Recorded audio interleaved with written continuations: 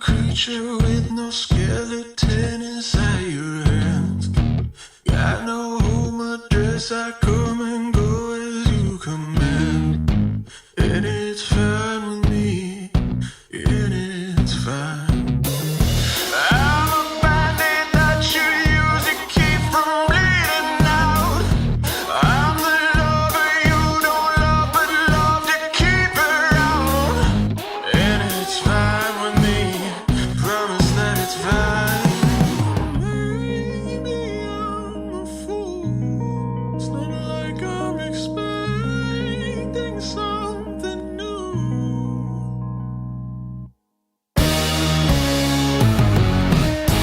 You need examination.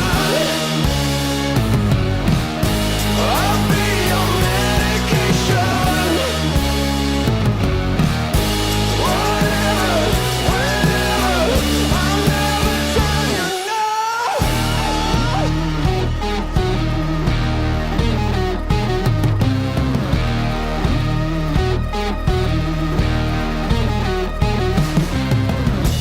I'm a picture on your shelf that some days makes you smile. Then I gather dust and watch you go about your life. And it's fine with me. I swear it's fine. I'd be offended if I still had any dignity. Instead of savoring the drink, it's slowly killing me. I said it's fine with me. Tell me that it's fine.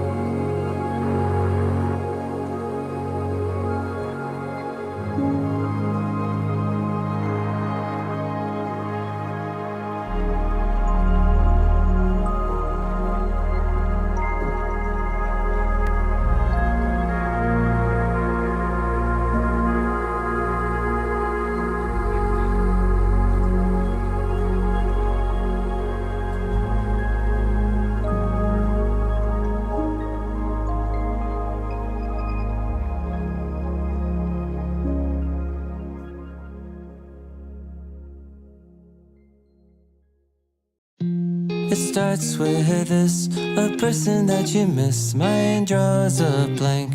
I wanna go back to the early days when life was an escape. Now I just wait for better days. I lost myself in your reality. Lost myself. I lost myself in your reality. Lost myself. I feel that life, according to a friend, we're all shrink wrapped in families and making ends meet. Stuck in jobs we'll never leave. I never wanna be like that, so I wanna go back to my reality.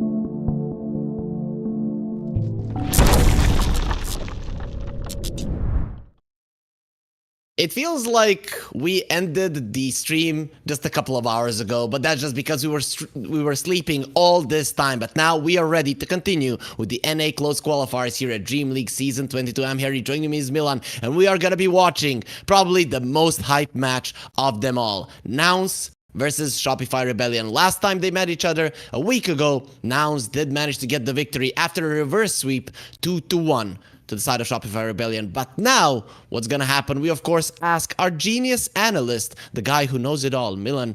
It's your job to predict for us, to tell us if something has changed in these 7 days and if Shopify can maybe get the win.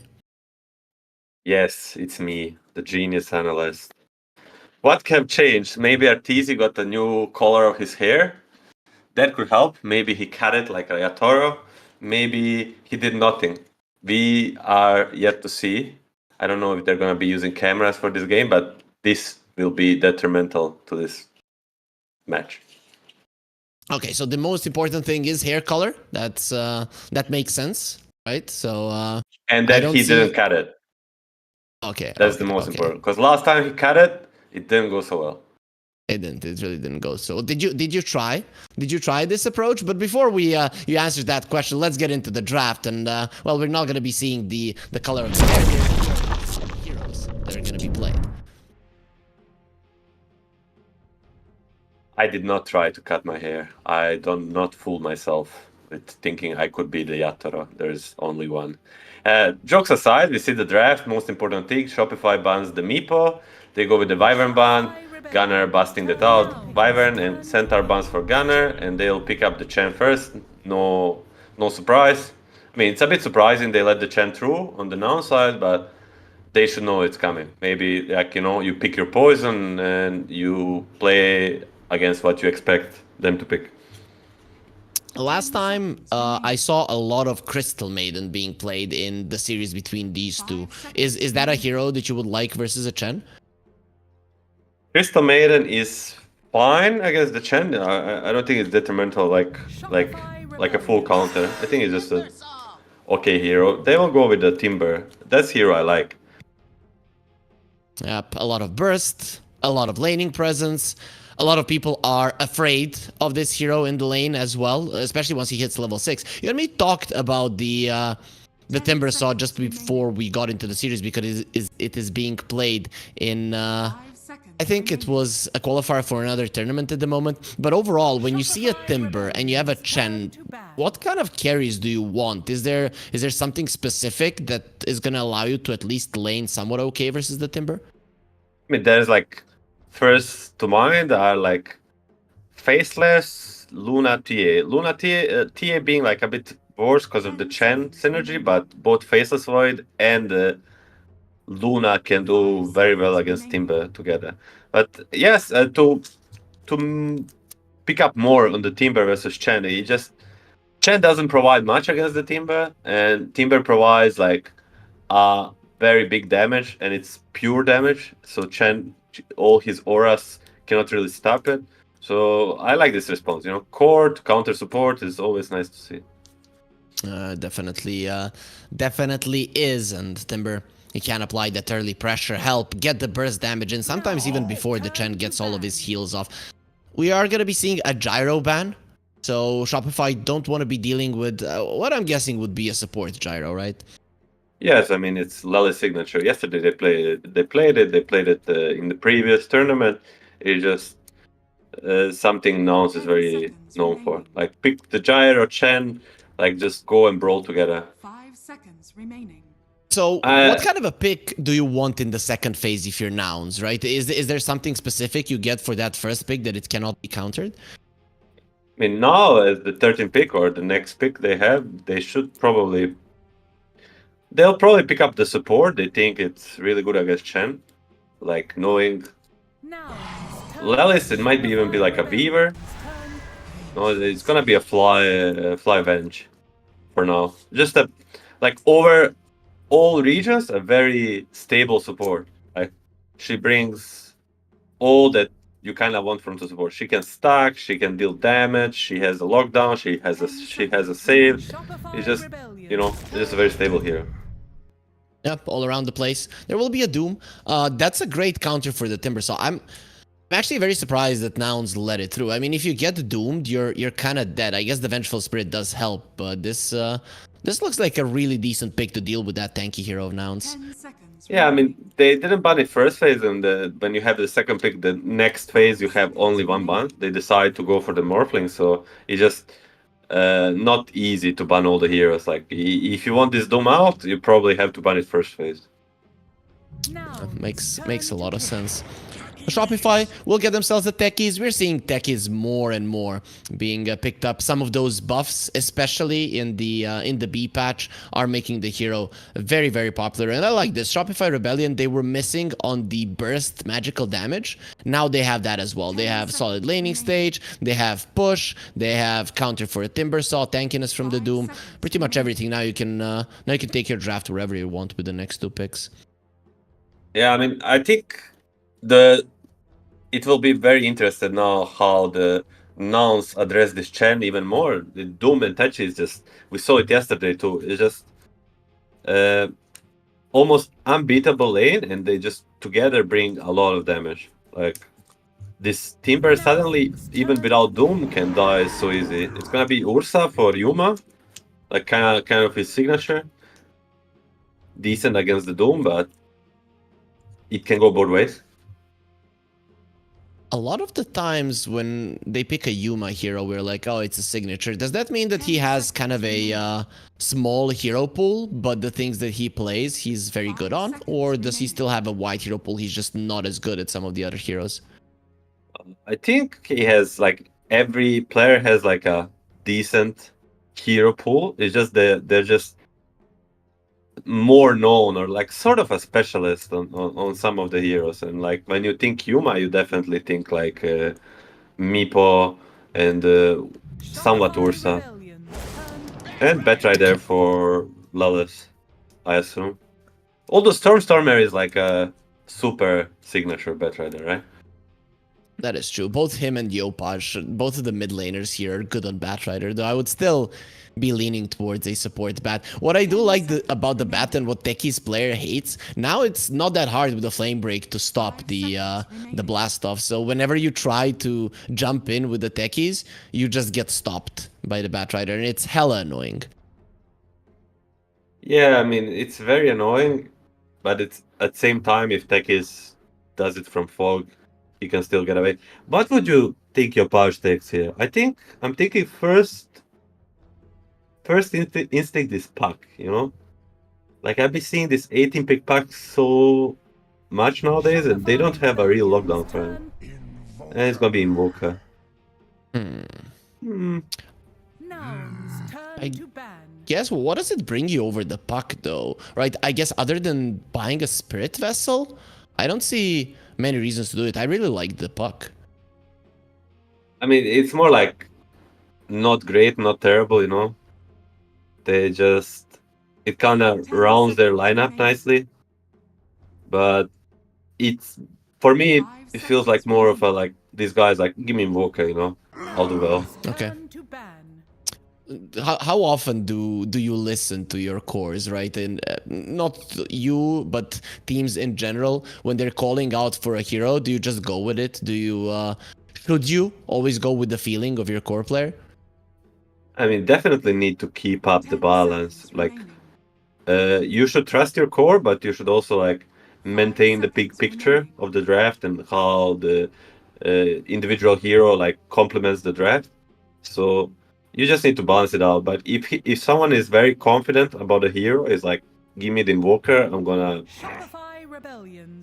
do super well this game, to not use some harder word, you know, then you probably just pick him. You know, you have to show the trust in your teammates. That makes a lot of sense. Faceless Void and the Terrorblade are gonna get banned out. Of course, that does leave the Arteezy Juggernaut that he played, but I would be very surprised if he plays a Jugger versus a Batrider Vengeful Spirit Ursa. Probably not gonna happen. But what is left for Arteezy in this game? Do you see a perfect pick? Are we gonna see maybe a Slark? Slark is a really good matchup against almost all the heroes on the known side, but I'm seeing he didn't play Slark recently. The most recent hero he played that's good against Ursa is 10 seconds remaining. the Troll Warlord. It's a bit weird versus Timber. Like, Timber limits a lot of carry picks, but from seeing what he plays usually, I would say he will go either Troll or Arc Warden. He goes Razor. That's an RTZ hero for sure. Something that we do see from time to time. It's a solid hero versus the Ursa. Very solid versus the Timber Saw in lane. Take away his damage, prevent him from last hitting, win the lane that way. I don't know if you can get the kill, but you can definitely be annoying. And nouns are missing on the burst potential. So I'm leaning Lina now when I see this Razor. Not really a lot of things to go into your face. Maybe Lina, maybe Kunkka. Yeah, looks pretty solid too. I highly doubt Stormer is gonna bust out the Lina. It's just not his cup of tea. I mean, he is the Invoker player, right? He has more than 3,000 Invoker games, so he should be very good at understanding what is good versus Invoker. And yeah, Puck. You may now select your heroes. Okay. I mean, that's a We lot of wanted lockdown. to see it for the Shopify, but Nouns end up picking it, and I think both teams kind of got what they wanted, right? Yeah, but I don't see an advantage in either of the drafts, and I guess that is fun. This could be going either way in my mind. The Shopify, if I look at their heroes, they do seem a little bit harder to make work. Their lineup in general needs to be very cleanly played, if that makes sense. So I'm not sure if they can do it just as well, especially when nouns are constantly applying pressure. I don't know how you feel about this one. I mean, it's just very balanced in the way both teams have their strengths and weaknesses. But just from the draft perspective, if I imagine both teams are equally skilled, let's say, I would think that Shopify has a slightly better heroes, but that doesn't need to mean anything, you know? Doesn't always have to translate into a victory, though. This is probably a final before the final, and of course, whoever does drop to the lower bracket will have a chance to fight their way to play versus the other one in the upper bracket. Once again, they're meeting pretty early. It's not the upper bracket final. It is just the second round of the upper bracket here between Nouns and Shopify Rebellion. Nouns have already eliminated Shopify out of one qualifier. Thus far, they won 2-1 versus them. Then in the finals, Shopify didn't manage to get there. But here, maybe it is time for revenge. These guys, they're great players still. And I'm looking forward to see what they have in store for us. Early smokes, Milan. Any fights? Are fights gonna be happening? Give me a positive answer. Let's go. And nowadays, smokes are just to get the information early, so you don't. Main goal is not to screw up on the rune. Like, get this mid ward, get maybe another ward into the jungle. That's the main goal. Then after you get the info, you can maybe go for a fight. But we'll see. These nouns are doing the classic Chen smoke. Like, the point of the smoke is to go maybe find someone on the way, but just block the Chen camps and like try to get a very, very big wraparound. They are going pretty deep, but Ortiz is not going to be caught just yet. We saw their Stormer trying to wish his enemies good luck, whereas Arteezy said They're gonna get no. spotted 30 on the subs. seconds to battle. Yep. Just seeing Ursa, it means like probably there's 5. They're gonna expect a ward to be placed there, though. For now, nouns haven't done it, so Shopify Rebellion might waste a sentry there if it doesn't get planted.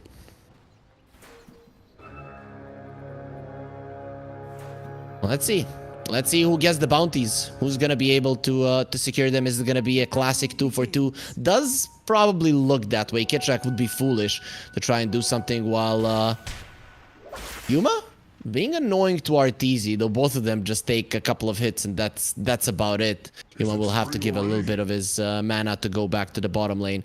Okay, so the laning stage will start with pretty equal footing between everybody. No wards getting dewarded. 2-for-2 in terms of runes. So laning stage is our first part of the game, and who takes it? Let's start with the mid lane here. Stormer versus Yopaj, Puck versus the Invoker. it's very skill-based matchup. It's someone around 50-50, but I think Stormer should have a slight edge, but maybe 50-50 to 45. But I'm expecting much more action on the side lanes. Both Doom and Tetris can do very well, like aggressive-wise, and on top lane, like interestingly, they swapped the supports around. Like they listened to our cast and they heard you, like do the Tetris versus Bet, and they put the Bet 5 and Bench 4. It makes sense. It makes sense. The amount of genius that we are bringing into this cast, it only makes sense that the players are going to be listening to us and just stealing all of the perfect ideas that we have. Stormer, he is playing around here versus the Southeast Asian beast of Yopar, so you have to be very, very careful. This guy is... he is definitely going to be gunning for your life as much as possible, but of course we are going to be looking at that side lanes for First Blood. It would be very, very weird to see either the Puck or the Invoker fall. Yopaj is known for like a very good laning. I always thought like he had like a very good period. Oh, top lane for the top. Yeah. Lelis is not fine, actually. This is going to be the plasma field that finishes him off. Razor, he still had enough mana to work with, and Arteezy gets himself the First Blood. How didn't we just think about it? Who's gonna get the First Blood? It's always the best player, and it's obviously Arteezy is the best player. It was so easy. It was in front of us the whole time. We just didn't think it through. I'm a big fan of the Arteezy stream here, or two big fans. I can see that you are you're a huge fan as well. It's one of the most fun streams to watch in terms of there's gonna be a billion highlights where he did something cool. Unfortunately, he hasn't been doing all too well in the competitive department in the last couple of years, but that might change in 2024. Milan, is it gonna change in 2024? I don't want to be bearer of the bad news, but it's not looking good so far. Failed to qualify for the first tournament, but at this game it can be the turning point. Okay, sure. So let's see if Arteezy will be able to do so. Meanwhile, only that one kill happened on the top lane. Everything is kind of slow, and the only real pressure that is being applied is there in the top lane. And actually, Timber gonna be caught. Penitence being used, something that the Razor always lacks. Actually, it is gonna be Arteezy that is in trouble. Gunner coming in with a couple of more hits, and there's the Whirling Death to bring exactly that to him. Also kills the neutral creep while running away. That's gonna be quite nice. One thing I wanted to say is Penitence and Razor actually quite nice, because Razor does not have attack speed. You get attack damage, you have attack speed, but in the end, it's still not enough. He goes down. Is the power of the stick and the Lotus together. We see this often at the 3-minute fight on the silence, just one team overextending and other team with whoever gets the Lotus just wins this small engagement.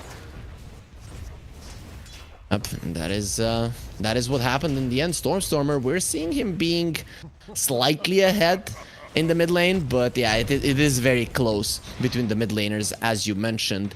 The Vengeful Spirit, however, has 8 CS. Is that like Chen creeps? Is that contesting the camps, or do you think maybe he stole some of the creeps in the lane, or took it just because the Timbersaw couldn't get there? They probably just bought half securing Lassie, but top more action. Venge is again in trouble. He's just gonna die. 2 creeps on Chen. This is the Chen power spike. And he has both of the ice creeps there to be slowing down Fly. And to be slowed down by the sticky bomb. Will survive, however, but loses a solid amount of HP. It will be Yuma that gets the healing salve, so the Ursa can continue to fight here. We all know for an Ursa, you need a ton of regen, but immediately, as soon as he steps back into the lane, he starts getting smacked in the face. This is what I was talking about. There's just so much damage in between Doom and Tetris, and that's without even using all of their abilities. Just press ability each and you lose like half of your HP. That's extremely strong. It is keeping Nouns on their toes as Gunner. And I'm using the Timber Chain to the side. It's only level 1. Dropping a lot of HP. Nice stun from Lelis from the side, and he'll get himself to the high ground there, Gunner. Making him survive, juking around the trees. Kitrak will get juked out, and it's time for Gunner to go back to the lane. But still very unhealthy for him there. Doesn't have that much HP. Stormer? He's fine. It's just the power of the Ogre creep. Like whenever you're playing as the Chen and then it's minute 2 and he brings the ogre creep in the lane, you're like, I hate my life. Even with the timber? Even with the timber. You just way too early into the game. You want to right click your enemies and like harass them, but suddenly it hurts you more than it hurts the enemy. Oh, career. Let's get taken down, fly. Getting something in the lane, Stormstormer, Cold Snap isn't enough to keep the puck in play, so he'll get himself away with Lelis rotating as well. This is the first power runes that you want to go for, and it is the haste on Kitrak going for Lelis. There is also this Ogre Bruiser, so you can't really TP out. He will be able to stun you up. Gets the stun onto Kitrak. This is gonna be a long and fruitful chase, most likely, with the Blood Grenade connecting. This should be a dead Lelis, taking a little bit longer time with the Penitence. He wants to deny, and the creeps will get it, so they have just as many kills as Nouns. Quick thinking there by Lelis. I mean, unfortunate for him to Chen gets the haste rune, but still not too big of a deal. Meanwhile, Fly dies, and more importantly, Saberlight dies. That's Yuma huge. finds him. Ursa with Look phase at Chen boots. top. He's making a very big move for the. Yeah, for Gunner. He got the Timber Chain there, trying to get himself away. Artesia level 6, and oh, No. he put the tree down, so even if that would have connected, but it was still off the mark, Gunner still will survive, especially with the Fly, coming with the rotation, but you are He's deep on the road. between two very strong enemy heroes. Is just trying to zone them out. They secured the Wisdom Rune for Gunner, as Saberlight secured it on the other side of the map. Is under attack. Both of laners getting the wisdom, so we'll see a bit slower game for the supports. But this might mean some suicide from the fog into a doom. It can guarantee a kill bottom. Look at it. Yeah, they're going, but he doesn't have a Doom, and the Enrage from Yuma, come at me, bro, if you dare. Doesn't care, the Enrage is gonna be expiring. Saberlight is very fast, but doesn't want to go into the tier 1 tower. Ursa still ready for battle. Still good enough. Forcing out the enrage, it means Yuma has to play much more careful now. He will try to take these 2 creeps, and then... But top lane, Artesia again in trouble. One more health. 1 HP. Oh, he's gonna be fine. Okay. Oh, that was so close. My inner voice is telling me, just stop doubting the Artesia, you know? I'm sorry, Mr. Artesia. Of course he's gonna live. Of course, he is going to live there. 8 minute rune. Right, Yuma is going for Saberlight. He is gonna try to get himself away, and look at the movement speed of that Doom. Though this Course Earth is gonna be expiring very soon, but Yuma, he is burning and doesn't want to continue the chase. Yopa's He will rotation. escape, but... Oh, Yopaj might see the Five. Ursa too. As the Urn charges, if he sees the Ursa could easily die. Enrage is at the ready, and Yopash is chasing. Ghost Walk gonna be used. He wants to make a ghost out of this. Ursa has spotted him, hiding in the trees. We all know that bears, you can find them in the woods. They're quite dangerous, but it doesn't matter to them. Immediately uses the Enrage. Is it enough to deter your enemies? And the blast off misses Yuma. Very nice footwork coming from him. Blood Grenade connects, but it is time to bail. Yuma, great play on the edge. I just wanted to, like, I remember playing with Yuma a couple of months ago in like a team environment, and he's so good at baiting things out. Like, he would chase this Doom knowing that he cannot kill him, that he wants like Invoker to TP. Or he would go to a Wisdom Rune just knowing he won't get it, but just wanting to force things. Meanwhile, Puck, so aggressive mid. Oh, that was so cool with the tornado. Not enough in the end, though. Stormstormer will live barely, however, but he finds 2 bounty runes, so we'll be able to heal up back to almost full and continue fighting. And is rotating towards the top lane where there are no cores, but the Chen to be picked up.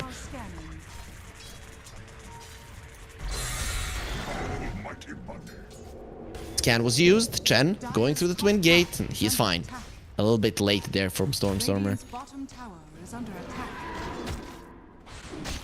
Both teams playing super aggressive.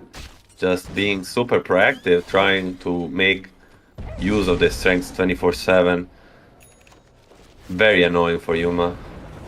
Dire's top tower is under Very, very annoying for Yuma. They have the Doom, however, so Ursa has to be very, very careful about what he does. But finally, we are seeing the a little bit of a power of the Chen, of course.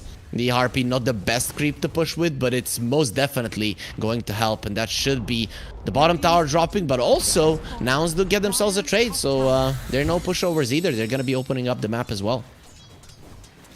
Yeah, classic safe lane, offlane for offlane tower. I think both teams are gonna be fairly happy with it. Now it's up to Invoker or Puck how they wanna progress the map. So, Timbersaw is targeted. Gunner looks very much dead, especially with the Doom coming. It is gonna connect. If maybe would be able to TP out, but he doesn't even have it. So it's just a matter of time before he falls, and it's not even gonna take that long. Tries to get a creep, an extra one, not even able to secure that. First Doom for Shopify, it is successful. Middle tower is under attack. It is successful, but if you are ever going to feed, it's at least good to feed into enemy territory. So they get the Timber kill, but they use Doom and they have to go very far back on the map. That's a lot of space for the other two cores.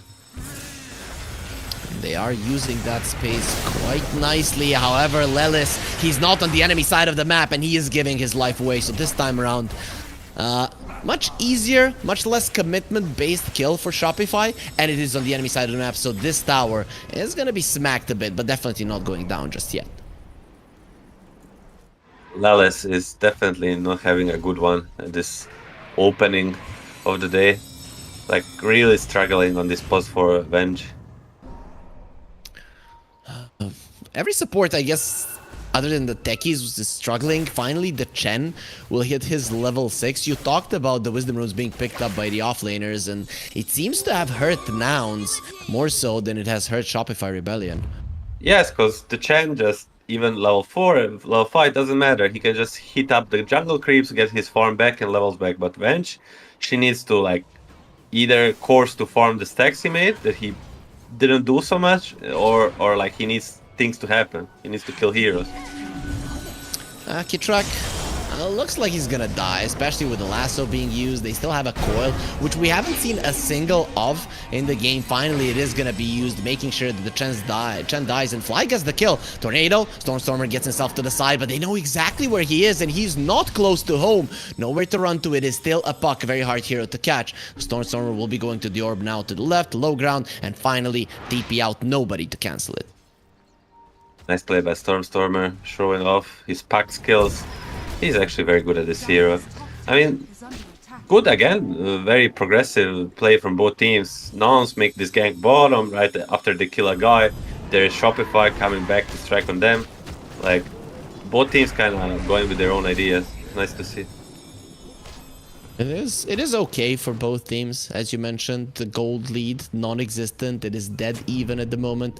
Ursa approaching his Battle Fury. Razor. What does the Razor want in terms of items, right? It is gonna be Yasha being delivered. Do you go full Manta? I mean, Yasha, you either can go obviously Manta or SMY. I think this game he might actually go for Manta. That's a Batrider that will survive the blast off. Fiolic Core. Not enough damage. Another Doom on the Gunner, and well, this time around he is close to his own tower, so there will be a swap from the Venge. Is it enough to prevent the kill? It should be. For sure. Sunstrike? But oh, Sunstrike. Sunstrike hit maybe not, because it is a pure damage, a lot of pure damage, but this time they're ready to save him. Nicely done by Lelis. This time around, Shopify Rebellion, they made a deeper move. And Nouns, or Lelis in general, was ready. We were talking that he was struggling on his Venge, but finally finds some impact. So that's quite nice. Invoker, however, is starting to fall behind. Going for the Orchid, though. This should be a problem for a Puck, for sure. Yes, it's like a how you say, it's not two-way sword, but you know what I mean. It's like you have a chance to pressure this Puck early, but also by not going Midas, you might fall off really hard. See if it does work out. Two-sided sword or something. You have been a guy who really liked Midas, right? I remember the Western European DPC Division 2, where the previous one, when you qualified to Division 1 and then it got cancelled. They're like, hey, if these noobs are getting to Division 1, just cancel it already. That's how it felt. But you bought Midas quite a lot, right? Every game? Yes, we had like, it was a better Midas patch, sort of, and it also, we pulled the thought that he's gonna get going on. Lasso. Does he die? Chen ulti is not ready or already used. He's gonna die, but No, he's not. Again, you're not trusting in Mr. Arteezy. Sorry, Mr. Arteezy. I apologize sincerely. I will never doubt Arteezy again. Just buy the Midas, right? And let Buy the let the god of Dota play. He will not die. He actually just broke the coil. Not a single moment of hesitation there from the Razor's Nouns. Look at this move. If the courier scouts them, they're gonna be so mad, and it did. It did see Lelis there for a second. They're gonna walk up into the washer, but Kitrak fast on TP. It's gonna turn into nothing. I mean, next point of contention should be the rush. Nice, Kitrak actually TPs the tier 2 tower. Very, very cool, you know, no panic. Keeping his cool. The smoke is coming. They know that Yuma wants to go for Roach. Also, they have decent vision on the top lane. It is gonna be Gunner, the first Doom is one that ready. they get on top of all, and they do have the Doom. Stun is there. Doom follow up immediately. Lelis is TPing to the tier 1 tower, but there will be no swap this time around. Just the wave of terror that accomplishes absolutely nothing, and it is time for Nouns to bail from the top lane. Yes, they know they want to go for rush on Ursa, of course, but the problem is they cannot take the rush on their own so easy yet. They have the Chen, but they'll need a bit of more time. So right now they just want to prevent Ursa from taking it. And they did exactly that. Ursa, very low on mana. That's gonna hinder his farming ability. Going for a blink dagger after the battle fury. As the oh, actually no, it's gonna be a BKB that he's gonna focus on. That's fine, but I would like a blink because Razor is a problem for an Ursa without the blink. It still might get a blink. Oh, top. Oh, it is gonna be Lelis dead as Gunner is trying to equalize this. Will pull back the chakram and one more timber chain lands him a kill. A billion animals now What's that trying coming? to avenge the death, and actually Saberlight is dead with Yuma coming in. Bye-bye, so much burst damage from now as Gunner gets a double. Finally, some revenge for what they've been doing to him lately, and that's the reveal of the Orchid and a very, very dead puck. Nice Orchid reveal. I mean, they just got too ahead of themselves, you know. They killed this Timber so many times, but every time with a Doom. Now, Doom was cooldown, Gunner senses it and just goes and kills both of them, actually. And they try really for Rosh, liking- but this is not gonna work out, bro. Yeah, Sunstrike was used. The Opash is really fast on his fingers, right? He kills Puck, instant Sunstrike into the pit. He knows what the next Triple point of game, contest, as they you wanna mentioned, keep is. up the pressure. They really wanna go. They feel like they should. got the Orchid, they got everything they need to keep up the pressure. Where's the cold snap? There it is, and it is gonna be one dead Vengeful Spirit. A couple more hits, goes down. Yuma dies as well. Shopify Rebellion putting their foot on the gas. Arteezy, however, now he needs to run away. There will be a coil used and immediately broken there by the Flame Break. Instant lasso. He just can't move out of Doom a is stun. coming. There's so much damage done. Gunner will get silenced up. There will be a Sunstrike as well. Puck Stormstormer, he gets stuck twice. A disaster, and he's gonna get doomed in the end. Stormstormer first gets stuck into one set of trees, then Waning Rift to the other, and ends up going down, even though he should have easily gotten out of that one. Holy moly. Shopify playing with so much energy from one side of the map to another, just using the abilities to perfection. And they're gonna not stop. Fly is gonna get caught mid. Yep, Techi is gonna very, miss a very spell. dead. Actually got an easy kill. Almost a team vibe in like 45 seconds. Great stuff from Shopify. Yeah, they did kill 5 heroes in a row, though some of them did come back to the world of the living. Arteezy did die, however. How much is this a problem? Shopify Rebellion, if your Razor, let's say, gets shut down, though he is at the top of the network chart, but let's talk in as a potential thing that happens. Do you win if a Razor is a little bit weaker? Well, I mean, I will try to answer that, but it seems like there might be a kill every second of this game, so they're gonna go with the Tornado, but Rainbow TPs, they're gonna actually try to turn it around. Huh? Coil onto the Invoker. He breaks it immediately. No vision on the cores. They're waiting for the supports to come in with the sentries, with the dusts. Will not be there in time. And Yopaj just waves goodbye. TP's to a tier 1. He's ready to fight again. Yes, I mean, these... Oh, Chen? That's a solo kill on Lelis, as now they are going to be finding on Gunner. The War Stomp is there, but they have the lasso getting the Doom onto the cliff. No, Saberlight will be getting out of it immediately as the puck has been caught with a silence with the Orchid. It's going to be more than enough damage. Gunner, he needs to cut through the trees and get to the low ground. Beautifully done. Still, you've lost 3 heroes so fast. Shopify Rebellion, they are everywhere. They are literally everywhere. Like every moment of this game, they just want blood, blood, blood. So what's next? How do you slow it down if you're Nouns? Obviously, they don't want to fight, but they will have a BKB on the Ursa. They just stop Radiant's middle taking tower is under sort of random engagements. Like try to push the waves more and like go for some kind of objectives. We see Yuma gonna go for the Wisdom Rune plus Tormentor. Like these pickoffs are still probably gonna happen, like the Doom on top on Timber. You're just gonna have to live with it. But at least you're not gonna be losing 2-3 heroes per minute, you know? Yep. Timber, as you mentioned, is dead. No heals for him. No reactive armor will help you when the Doom has been used. People are still kind of getting used to this. It has been some time since the change, but it really does make a difference versus some of these high regen heroes. It is a 5k gold lead for Shopify, and they're gunning the Roche. Do they have the strength to kill it now, Milan? Of course. I mean, the Champ plus Alacrity, the Rush will actually melt. He has also the good creep. The Troll Warlord is like probably after the Alpha Wolf the best rush creep. Yep. Troll giving you the rally, and you rally around the Roche. It is really being killed super, super fast. Any big items that we're expecting? I mean, for now, I just want to comment on the items that this hyper aggression build, like the Orchid on Invoca and no Midas on the Razor 2, is just paying out, you know? They're not too much ahead. 5k is a pretty solid lead, but right now it's really paying out. I mean, for the next items, like just BKB on both cores and maybe actually 3 BKBs. I think that's their next time move. Doom doesn't want one though. He wants an Octarine. Classic Doom. Yeah, sometimes smokes from we now, hate our cores. they wanna strike back actually. They feel like they got BKB on Yuma, haste on News on Puck, it's their time in. I hate the stackies. They do find the Invoker, however, with the lasso. That should be an easy kill with the follow-up stuns. Nothing huge other than the lasso is going to be used, and that is a pretty low cooldown to expend. I mean, almost like a perfect lasso usage. It would only be better to kill Invoca Razor twice. Not because it's Razor, because it's Arteezy. Okay, but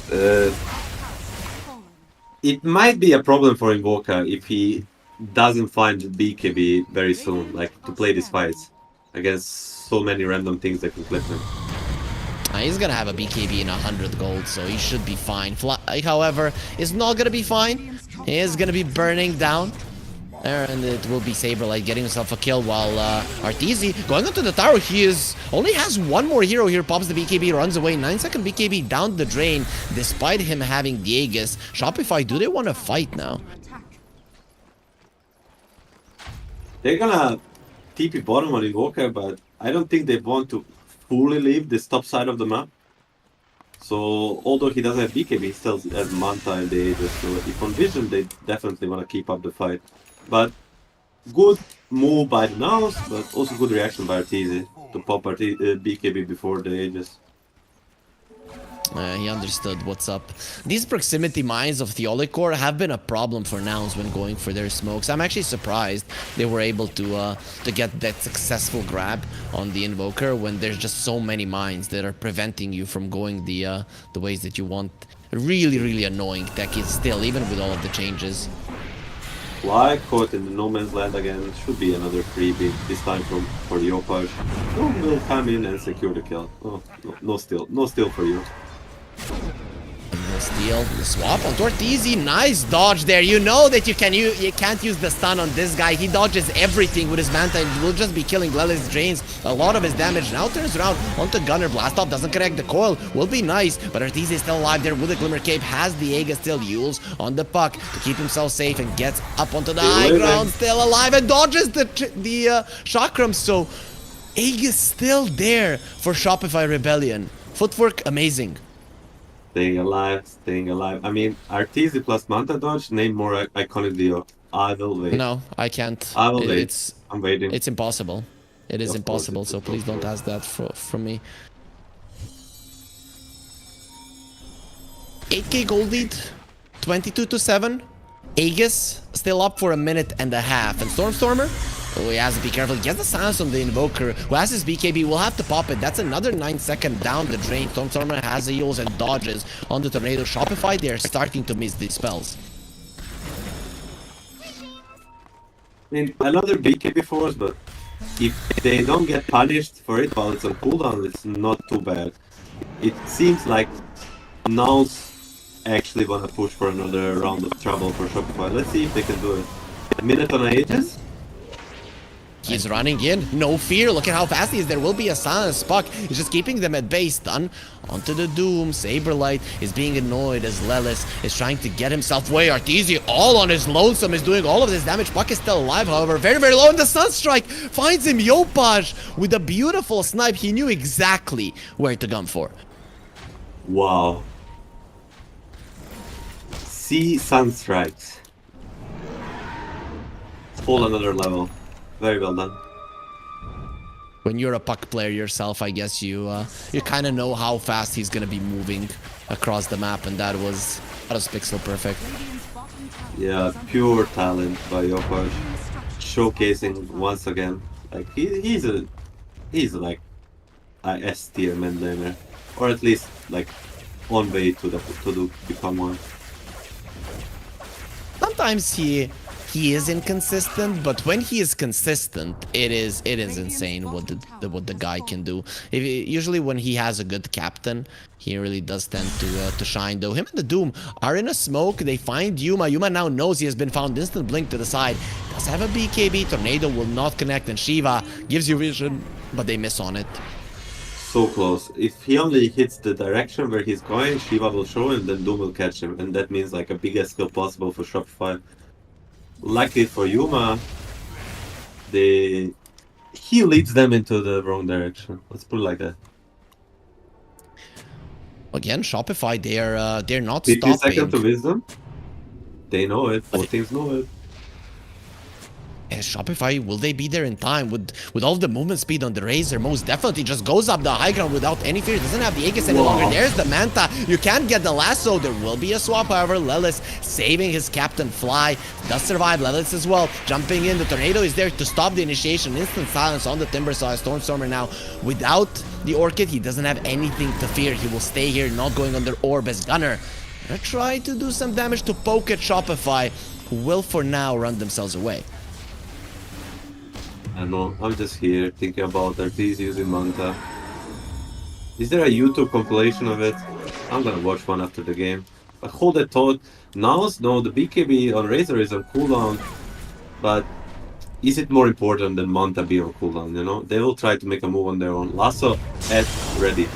Oh, Ursa just goes in onto Saber. Like there will be a hand of God making sure that the Ursa doesn't get the kill. Now running away, he has been doomed. Has the Lotus Orb to protect him. He's pretty speedy. Will get himself away. Blast off not connecting. And the Invoker is the only one that died. Lelis, of course, will be going down. He used his life to save the Ursa. Stun onto the Puck. He gets himself away. Still has Gunner. Goes in, makes sure that the Holy Course dies. It's going to be a 2-for-2, but still a core and the support on Shopify have died. While Nouns have only lost support so far. Gunner going to the other side now. Going for Kitrak, who's going to try to heal himself up with a Divine Favor. A lot of stuns onto Gunner, but he's still okay. Has the Lotus Orb, gonna be returning that static link, but in the end should still be going down the second that Arteezy joins the fray. He does way too much damage, and at the end of it, Shopify Rebellion again are ahead. Yes, I mean, before this last Timber kill, I would say Nouns were winning that engagement as they got one more core, but now 3-for-2, 1-for-1 in the core trade. Shopify will be happy with that. And that was the fight. They did use the Doom, but did not use Razor BKB. So, constantly having something to fight around.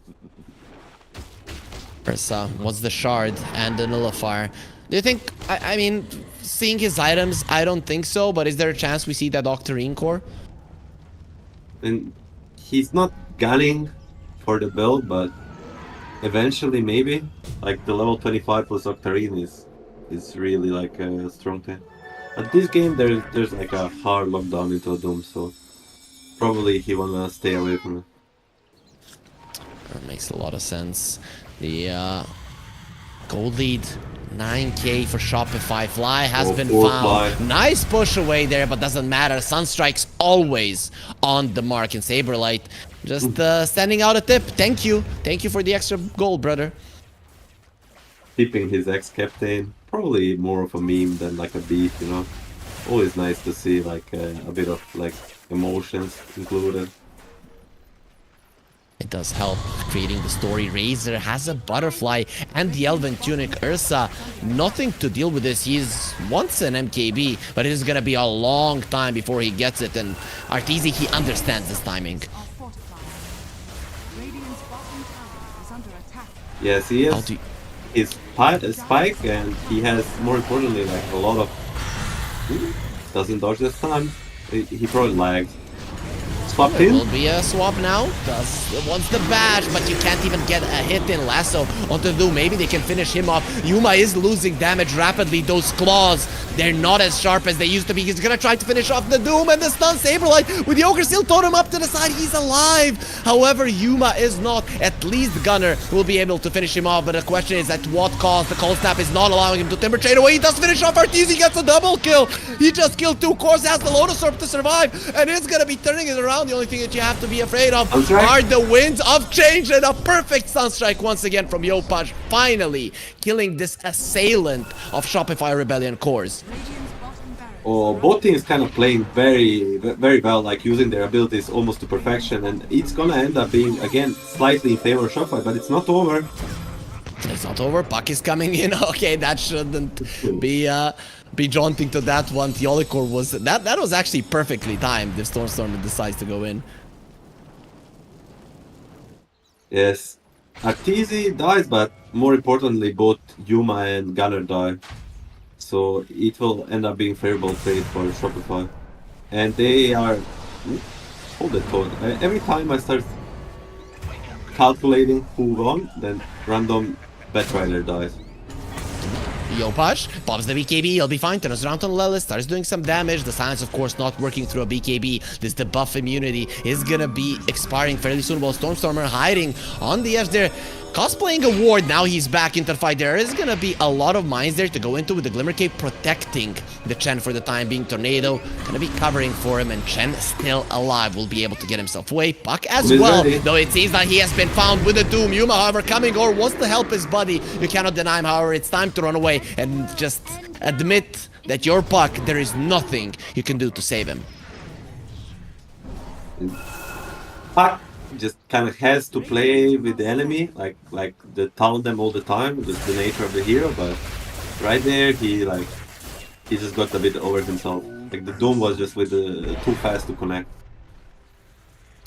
The Saberlight knows who he wants his main target to be, and he now has the 9-second BKB on top of that Octarine core that we were mentioning earlier, and will be jumping onto Gunner. Lotus Orb, however, will protect him. Cold Snap gonna be returned. A little bit annoying, but it does open up the space for Arteezy to go forward there. He's gonna try to get the first lane of Rax. Nice silence there, perfectly done. Lotus Orb removes it, immediately flies fine. Yuma goes in, the damage is being drained. He doesn't know what to do, left, right.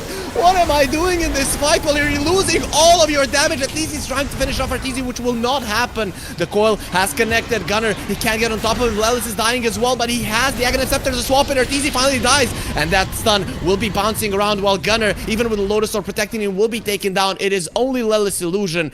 It goes down immediately as well. They don't have Arteezy, but more than enough damage to finish off the melee Rex. They get Arteezy, but at what cost? 3 of them dying. Venge Illusion also dies. Bottom Rack dies. If you're gonna kill Arteezy, it needs to be on a cheaper price. This is way too much. Dire are This scared. really is way too much. Yuma in that fight completely lost. Didn't know what to do.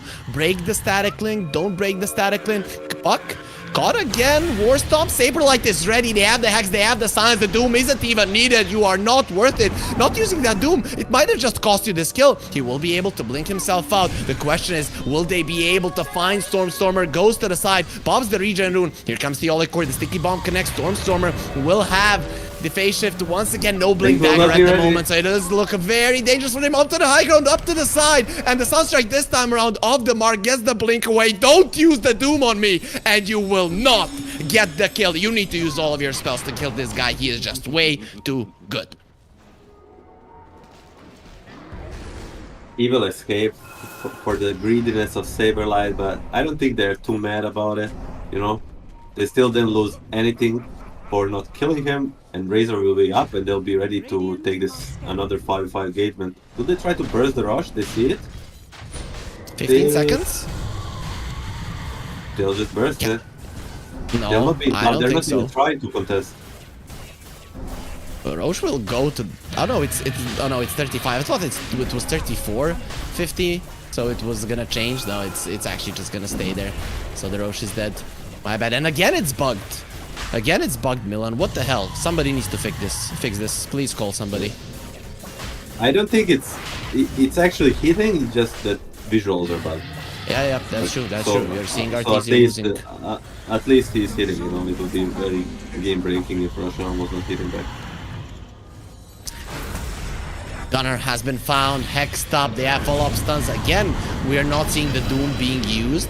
Now he doesn't want to do it over the Lotus Orb. Of course, this is not a puck, not as mobile for sure. And the Tornado, not enough, but almost enough damage. Saberlight in the end gets the kill, as there will be Yuma losing his damage, but it doesn't matter. The help is there, and Arteezy is gonna be the one needing help. No, he doesn't need help. Everybody else does. Call the ambulance, but not for him, as he's just murdering the entirety of the opposing team. He does finish off Lelis, who has the illusion. Arteezy 1 versus 4 gets a kill and is still chasing the enemies.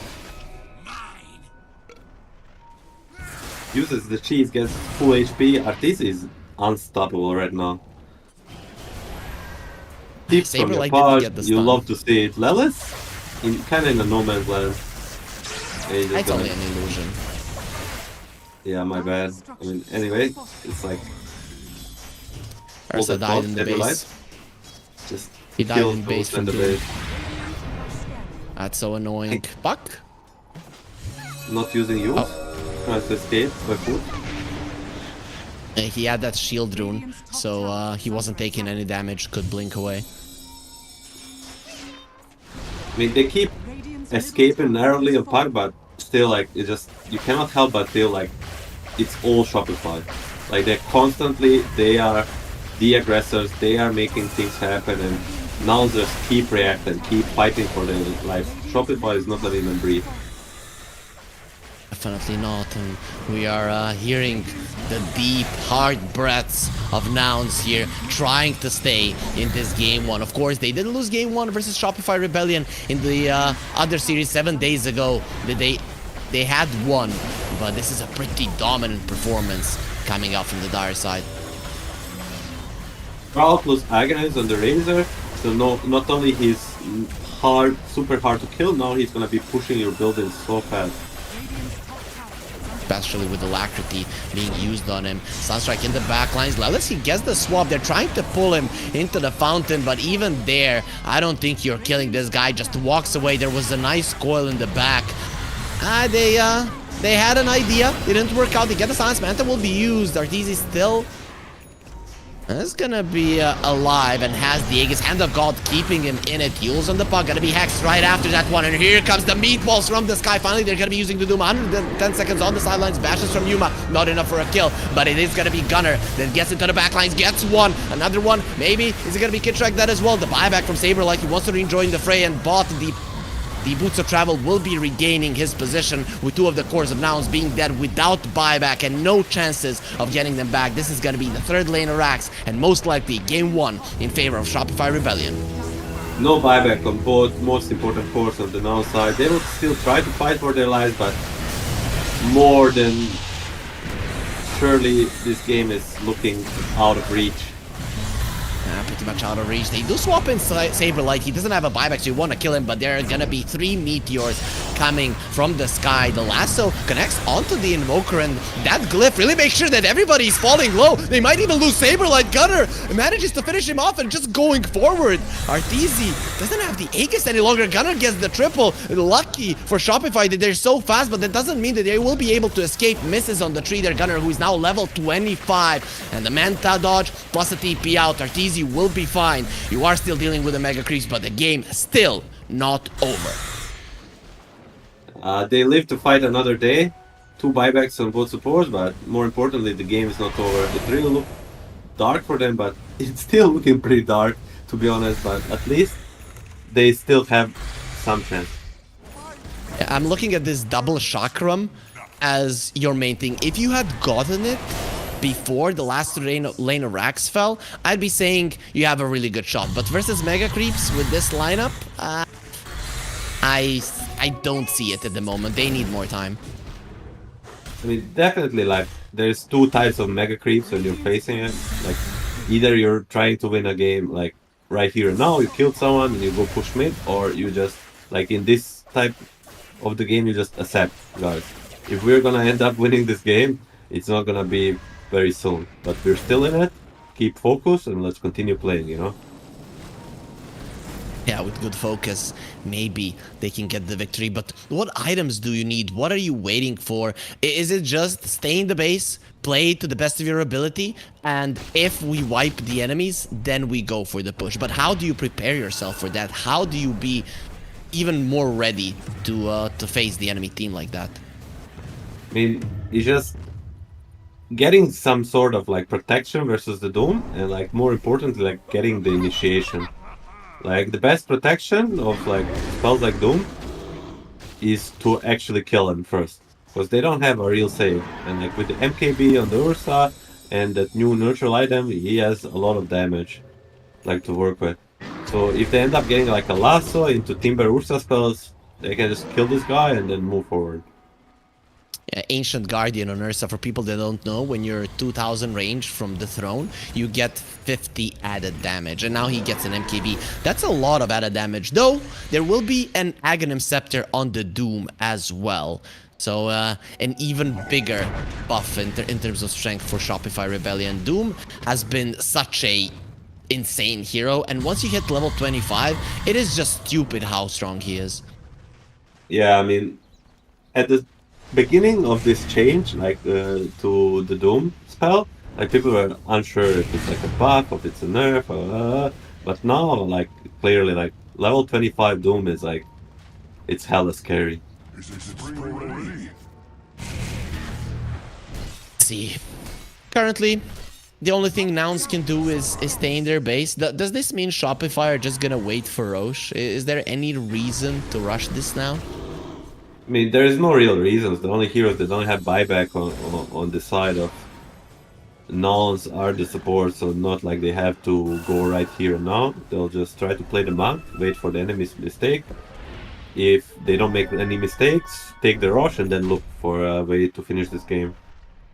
Radiant are scanning. Invoker is going for an Aghanim Scepter, so we're gonna be seeing a Cataclysm as well. Shopify Rebellion, they just want the victory. Doesn't matter if the world ends with it.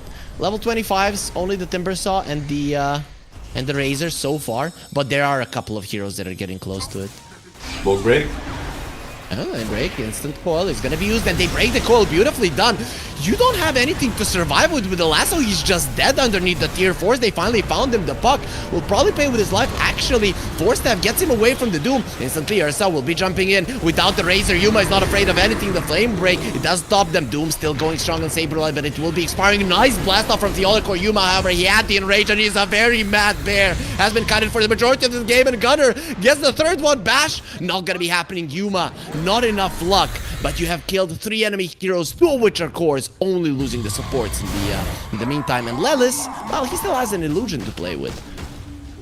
Wow, that was so ballsy by Shopify. They went for a smoke into the enemy base, like, just literally underestimating this swap into a lasso, and Razor didn't even get to pop any spells. He just dies. As we said, no saves on the Shopify Rebellion side, and if he gets caught deep into enemy territory, he will just die to this burst. If anything, Nouns has a lot of burst damage. That is very true. And once the puck gets his level 25, not even your BKB in that scenario saves you. You're gonna get swapped after the coil. The coil breaks, despite your BKB. Then the lasso, and it is gonna be the same thing. Also, Ursa hitting his level 25 gets the double Earth Shock charges. So this Ursa even scarier than before. Luckily for them, there is not gonna be a Roshan in this time.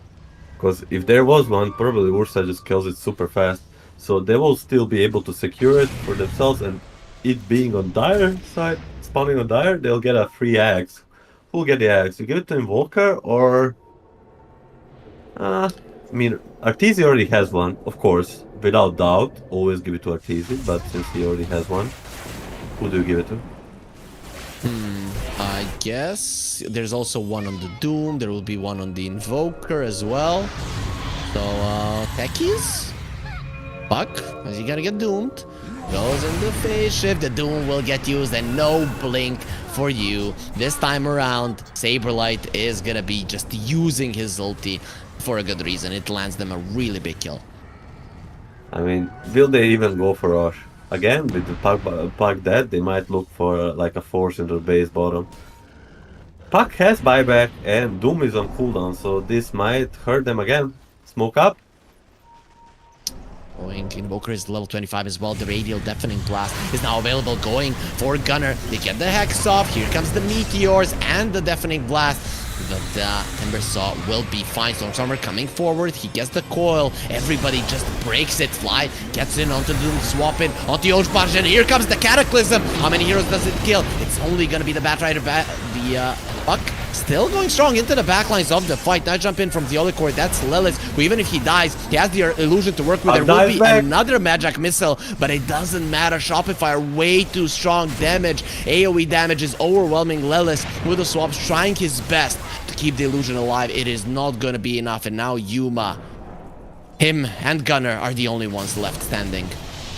Will they be able to defend? I don't think so. Timber goes in, burns the Invoker.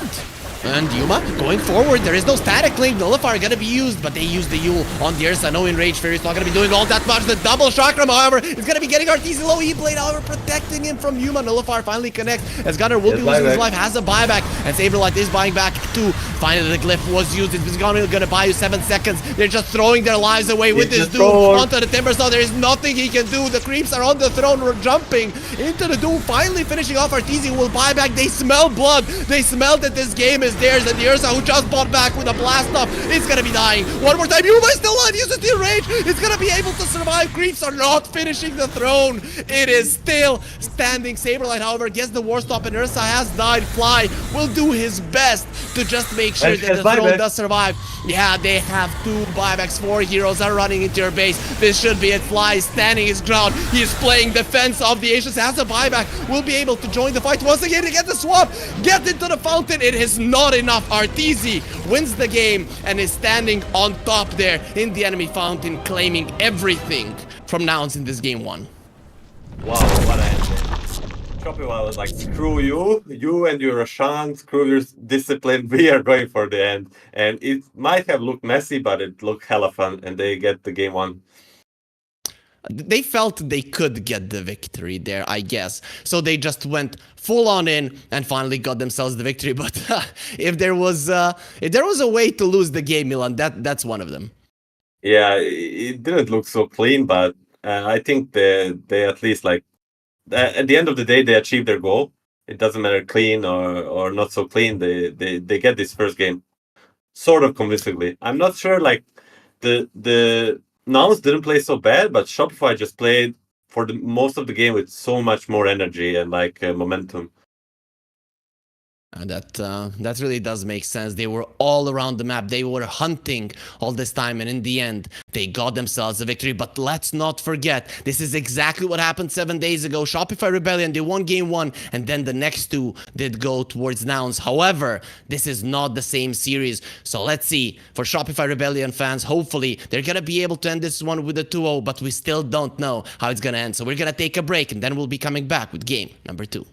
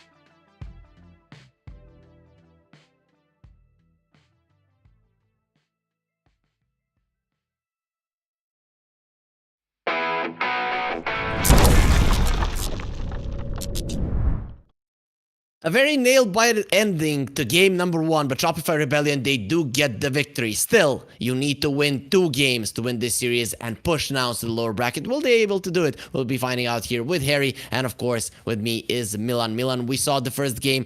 You, in the draft, you thought that it was close to 50-50. Is there a chance that one or the other team out-drafts the other one? How often does that happen? I mean, nowadays, less times than it had. Oh, sorry, it happens rarely nowadays that someone really gets like a full out draft, but you can always get a slight advantage from the draft. Last game it was mostly 50-50, and the game was kind of 50-50. There's a Shopify played a bit too fast. This game, it's gonna be actually other way around, where Nouns will have a first pick, and it will change the whole dynamic of the draft. Those things really can impact what's going on now. They did ask for first pick, and of course Shopify Rebellion, they got themselves the Radiant side, and we should be getting ourselves into the draft fairly soon to see what they have in store for us. But overall, Milan, what would you like to see in the draft? Is there a specific hero or maybe a player hero combination that you would want to see in this series? In this series, I mean, anything that buys Manta on Arteezy and Meepo on Yuma, but I think Meepo Yuma is not going to be seen. I mean, there's a slight chance. Still not banned. Yeah, let's get into the draft to see that. This is... Are they banning it? Come on. Nouns have first pick, and Shopify Rebellion is currently discussing their last ban. They definitely banned Chen. They don't want to be giving that to Fly. No Centaur or no Meepo for the Yuma. No Wyvern, no Centaur for the Gunner, no Chen for the Fly, and no Meepo for Yuma. Let's see what they... Do they want to ban something signature of your page, or they just gonna be content with the offlane bans? They're content with the offlane bans, it seems. And we'll open with the Magnus. Already very interesting thing is that like a 4 like premium offlaners are banned, and the 5th one is picked up. I would say like Mars, Timber, Doom, and Centaur are all like go-to offlaners, and they ban like 4 of them, and they pick up the 5th one, the Magnus. Very like a signature for Gunner nowadays. And Shopify will respond with the Lion, like can pre-hex the Magnus, can like it's just overall like maybe in top 3 supports of this patch. Yeah, for sure. It kind of works like what the Rubik used to do versus the Magnus, just that the Rubik is not as popular currently as the Lion is. We'll see if Shopify Rebellion are gonna be successful at stopping Gunner's initiation, stopping Gunner grabs. Lion is definitely a good hero to do so. You mentioned a lot of offlaners and like S tier offlaners currently, 5 of them. When is my boy Sand King coming back? Like, what needs to happen that we see him back in the meta? Like a rework of a hero, maybe? Complete. I mean, jokes aside, the Sand King has his strengths, but he's just too weak of a laner nowadays. Like, the point of all these heroes that are banned, you can pick them almost any position in the draft. They'll have a good game and they'll have a like impact. Where Sand King, he will more likely than not just give a full free farm to enemy carry, and that's like right now a very big issue. Definitely is. Though there's one offlaner that hasn't been banned out that might get into the category with all of these guys, and that's the Primal Beast. Is that going to be something that Saberlight would like to pick up for himself? Oh, for sure. I would be very surprised if they don't take it in the next phase, but still, Nouns can ban it. For now, they're banning the TA, Faceless Void. Obviously, two like very... I mean, Faceless Void is very popular carry right now. It buys Manta, obviously ban it versus Arteezy, and the TA is... Like, Yopar's TA is like... If you say to me, like, a TA mid, I think Yopar is one of the first guys I'll ever think of. Enchantress. Okay, there's gonna be an Enchantress picked up for Shopify. So they don't have the Chen, but they have an Enchantress. A pretty solid support duo. Enchantress gives a solid lane, scales really well. Lion, once he gets level 6, he does have that burst and provides a lot of lockdown. So I'm okay with this, even though sometimes picking 2 supports in the start can be a problem. I think this kind of rounds up every part of the game for Shopify. And I don't know if this Magnus can be support, but they just like they're just taking this draft phase like casually, you know. Just pick your two supports, wait for the enemy three heroes, then they'll show their two cores. But what do you expect from Nouns? Do they expect them to pick up the gyrocopter? Because Yeah, when it comes, because there it it's not is. banned. It's almost banned every game, and when it's not banned, they usually pick it up. And for the other hero, for the Fly versus Inch and Lion, will he go for the Phoenix? The Fly Phoenix. I would like it, right? Because already you have a decent lane with the Gyro Magnus. You have some rotation potential, a lot of magical damage, and you have solid ways to protect the egg. So I wouldn't mind the Phoenix, but they'll go for the techies. I guess it's better to have that burst potential to just get somebody down. Shopify Rebellion instant pick two heroes. They knew Wow. exactly what they want, and there's the Arteezy Arc Warden. That's gonna be a hard hero to beat. Instantly picking both of heroes. We don't care which supports you pick. We already made our mind. We're gonna pick Pango and Arc Warden, and you're gonna have to deal with it.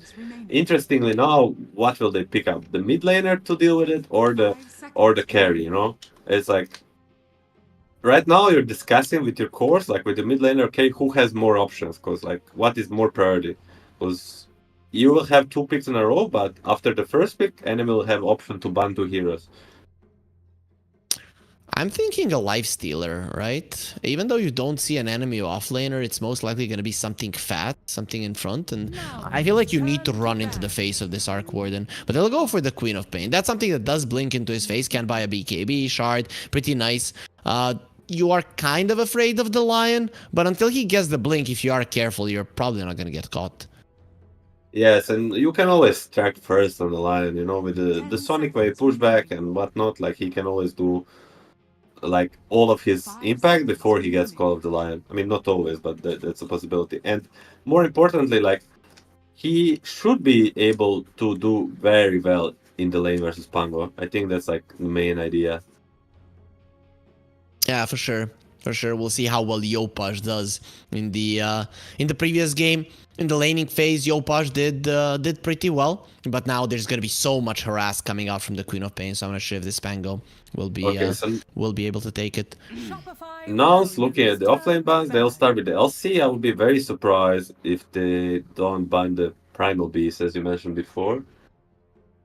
LC, obviously, like sort of Saberlight hero, pretty decent with all the damage 10 seconds on the Arc Ward and the subs. But what do Shopify want, you know? Besides the Primal. And more importantly, what do they want to ban? What's the carry matchup against Arc Warden that you don't want to face? So Slark, maybe. That Lifestealer comes to mind. I'm thinking maybe Bloodseeker, but it's just not that popular in the current meta. And Slark's good. Knowing Yuma, he might go like Slark Naga, something along the lines. Third hero, I mean, maybe even an anti-mage, you know? How do you feel about the anti-mage? It's gonna be a Jugger ban. That's a good ban. You don't really have good ways to deal with the healing ward here, other than sending the Arc Warden illusion, but it's just gonna die because of it. So I'm liking the Jug ban. Definitely a nice one with the Magnus. Yeah, super underrated hero. With Magnus, like it could be really strong. And the other one, there's just so many things to worry about, you know. The Shopify have like good heroes, but their synergy is a bit lacking, you know. I feel like there's a lot of holes in their draft, but at least they have the last pick, you know. So no matter which carry Nouns pick up, Saberlight will be able to punch in the lane. They decide to ban the Slark. So with the LC ban, there's like maybe a Naga, and if not Naga, I would say I already said something. We said Naga Slark, so if not Naga... 10 seconds remaining. Lifestealer? I still think Lifestealer is good. I'm not sure if Yuma wants to play it, though. Is it a Yuma hero? It's sort of a Yuma hero. I think anti-mage more than life later. So Naga or anti-mage? I'll be going with anti-mage first. Does look like a good one for sure. And Yeah, I but with can't. the last pick, there's a lot of potential to counter in a lane, you know? So we'll see. What are you gonna get, Slardard or something along those lines? Though I've seen lately Slardards not do so well in the laning phase. Not sure what the problem is, but they don't seem as strong as they used to be. Shopify Rebellion's turn. A battle. Okay. I like that. It gives you tower push, it gives you roach taking potential. You don't care about the flux of the Arc Warden. The overwhelming damage is not going to be an issue. You get on top of him, he can die. And you don't care if you get jumped by the lion. That's also quite big. Yeah, mana drain is a bit annoying, but with Empower, he should be able to like farm really fast this game. I think, like when I think of Saberlight, last pick, like for some reason Enigma always pops up. You know, Saberlight last pick, he doesn't have a melee for, but it's not fully necessary in the lane. If it's techie stop, they will not have an easy way of killing the Eidolons. Gyro could do it, but I think they'll go for the Enigma. Could be. I'm not opposed to it. There is still that primal beast in the pool if they just want to take it like easy and go with what is tried and true. Primal and Enigma sound like a good candidate. Primal might mesh up better with like 3 range heroes they already have, you know? Like putting another range heroes on top of 3 already picked, like might be too much, so. But it's cool, right? You get the Arc Warden in front, and then when they jump him, then you're going to be turning it around. They go for the Darks here. So it is yeah. something that's going to send you away from the Arc Warden there with the vacuum. I'm just not sure about this one, right? Yopaj is the only one that is really going to be making good use of the shell. It's more like a classic ABBA counter. Like you get the wall, you get the Aghanims, and like these illusions of the Abaddon just like they're really, really strong. Like it's so hard for Abaddon to deal with them. Because they get the passive and they get the speed and the shell that they just become even stronger than an actual Abaddon. So I would think that's the way, and Saberlight really likes the Darkseer. It doesn't necessarily need to be paired with the melee support. Maybe even better with the Lion, because more lockdown. We'll see. Usually Darkseer has the biggest Darkseer issue is the lane, and he's gonna be facing like a Tetris plus Magnus. Sorry, they switched it up. Magnus is the carry. Yeah. Magnus is the carry. Okay. Magnus does like to get a little close and personal, so that's good versus the Arc Warden if you get an early harpoon, I guess. So that's fine. But either way, when I'm looking at this Nouns lineup versus Shopify, I feel like if Shopify get to the later portions of the game and they haven't lost way too many towers, still have some map control to play with, that they're gonna win, right? For all of the reasons that you stated for the Darkseer versus the Abaddon, and of course Arc Warden, this hero is not to be underestimated. I think Arc Warden should be actually happy in this lane.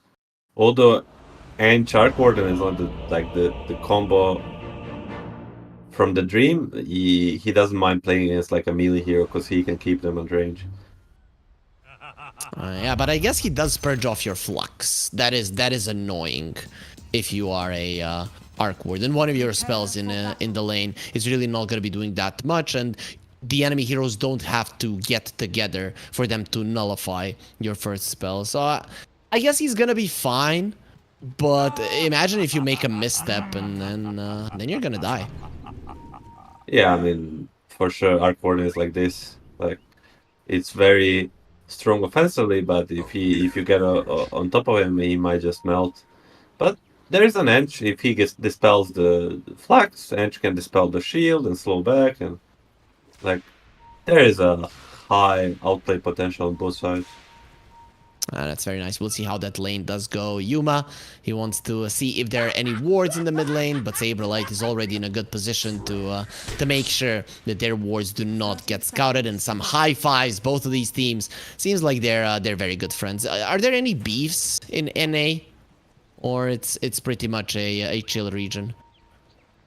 I mean, I think at the highest level, no. At the lower level, yes. Like some of the some of the tier 2 guys like to beef or whatever not, but at a very high level, like people are most like competitively friendly, you know. They're still like Okay, that's nice. it's a good fate beef, you know.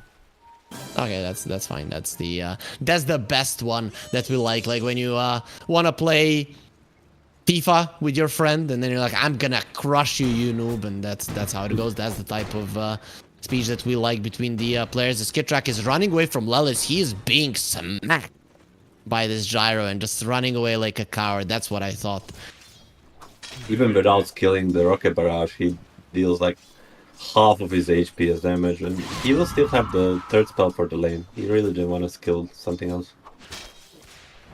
That harassment from the flak cannon is quite annoying. Meanwhile, mid lane, it is going to be a Pango versus a Queen of Pain. Yopaj versus Stormstormer. This time around, is it going to be definitely a win for a Queen? I think, considering how well he did in Pac versus Invoker, like I think in this matchup he should do even better. Like 65 to 35, I would say for co-op. Pango should still like get something. And look at the Olikor, how annoying he is to Yuma, who cannot farm under the tower because this line is annoying him so much. Of course, now he's going to be pushed back by Fly, but look at the Darkseer pulling the wave back. And this is something that you said, that the Darkseer should be okay in this lane, and it doesn't look to be so, especially with him pulling this wave back. There's going to be a full wave denied. Yeah, I mean, classic Darkseer lane shenanigans. You know, you just want to play for level 3 lane control and then start dominating. And for that, it's the best if you can get the soul XP.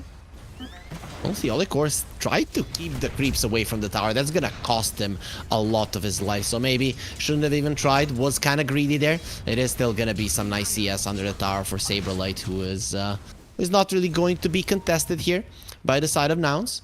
So far so good for pretty much everybody in the laning stage. The side lanes for Nouns, however, they are slightly behind, but all of that is pretty much fine. And right now, the happiest guy is probably the Stormstormer.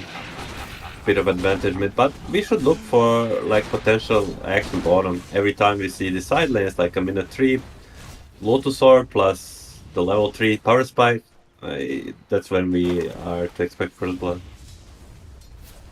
Enchantress gets the Hellbear. Couldn't get the Smasher just yet, only the small one, and that small one is just not that strong. It's immediately gonna get taken down. Extra 30 gold brought to Gunner there in the bottom lane, and we are looking at it, but currently nobody is falling below. I guess once level 3 does hit, that's when things might start getting interesting, but it is Arteezy who gets it first. Gonna be putting down some spark rates. Overall, it's only the creeps that tank them. There's gonna be a Lotus Orb for both offlaners, so pretty standard. Top lane, I think the level 3 can cause a lot of aggression actually. The Darkseer, they should try to get on top of the Yuma. If they can push in the lane and they have a glyph, they might even look to die there. It's one of those situations when you're telling your mid laner, don't use the glyph. Nice! Skewer onto the tower, and actually with the blast off, Saberlight is going to be taking a lot of damage. He turns around, wants to fight. You're not winning this fight. No way, it's not going to be a first blood, but because it is the creeps and the tower that secure it, while Yuma is being aggressive with the salve, but the Olikor, he cannot take it down. I said dive, but with the creeps and the glyph, not solo. Yuma outplays him there and has a saw like a perfect execution. Beautifully done. This is the thing, you always have to be afraid versus a Magnus. Beat the safe lane or an off lane Magnus. There is a chance he just skewers you into the tower, and if there's a follow-up stun, you're in trouble. Still, Saberlight now, he comes back with full HP, full mana, and dealing with a Darkseer like that, it's just not gonna be easy. Now, double shell, they might right now. Techie's in trouble. Not that much mana. Saberlight just doesn't want to attack him. The blood grenade connects as well, even more slow, overtime damage, a couple of more punches, and Saberlight gets himself a kill. So much overtime damage. Blood grenade, mana drain, and the double shell. Come get healed.